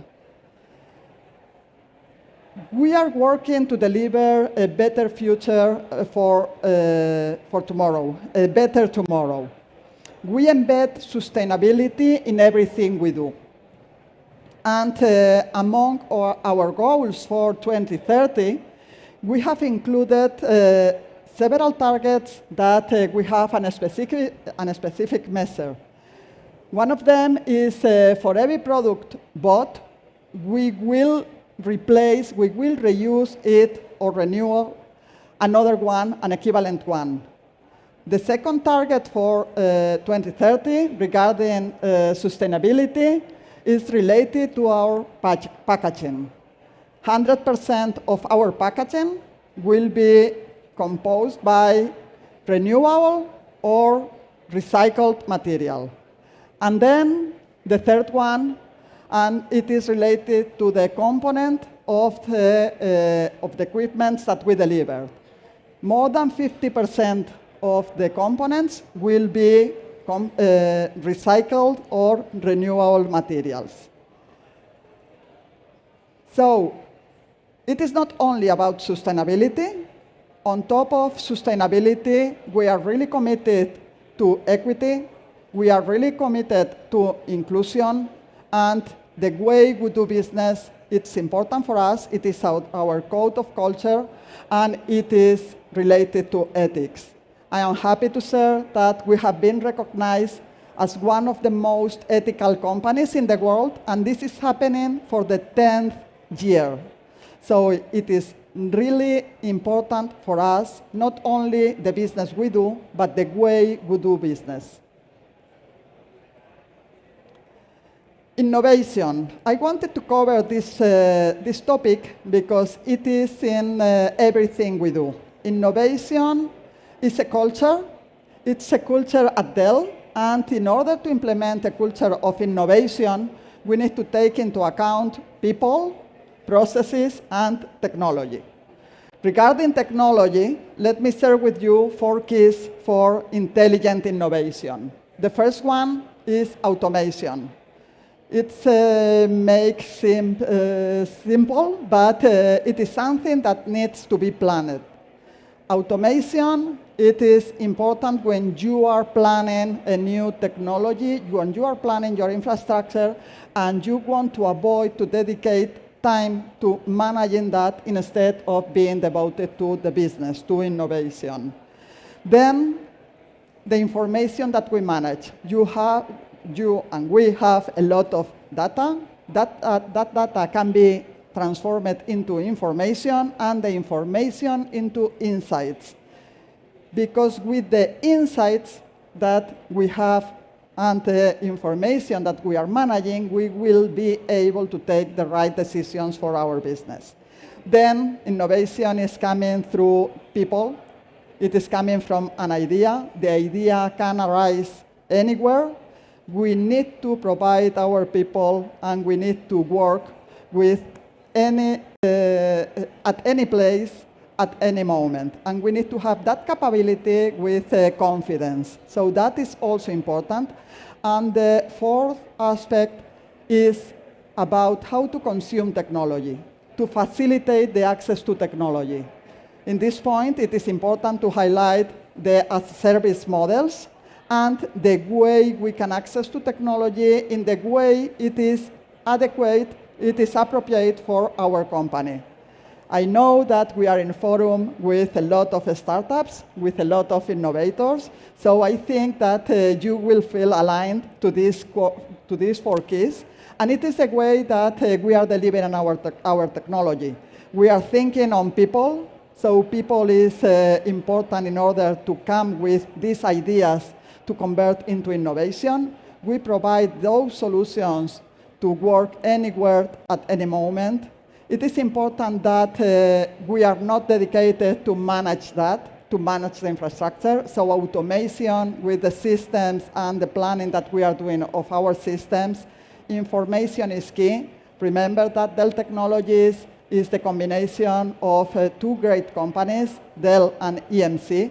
EMC was leader, and we continue being leaders in managing information, in managed data, and the way to transform that data into information and their insights, something that I will always repeat and repeat because that is key for our business. And of course, let me say a name, Apex. Apex is the name with which we integrate all the solutions related to facilitate the access to technology.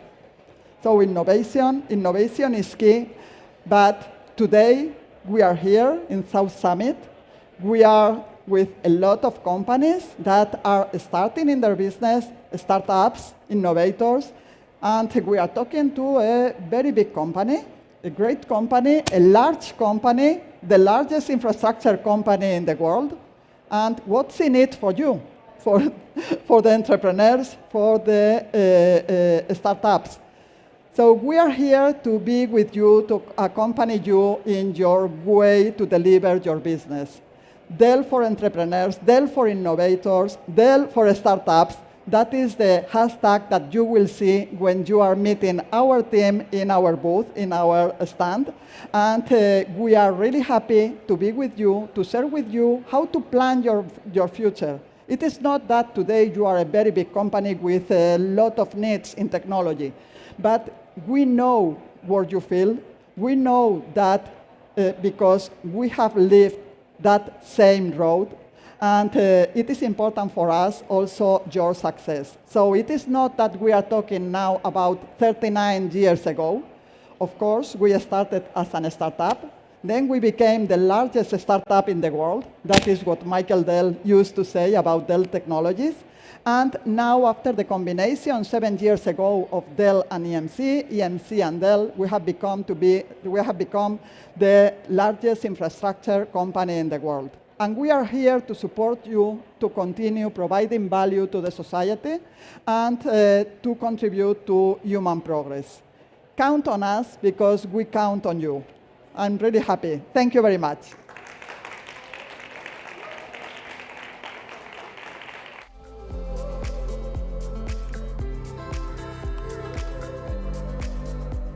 Questions? No questions? Okay.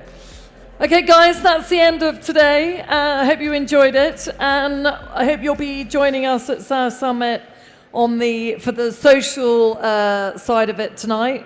There's a party actually, you need to check where it is, but it's on. I'm trying to remember where it is, but yeah. So I hope you can join us tonight, and I think it's 8 o'clock in the Palau. There's a good band playing tonight.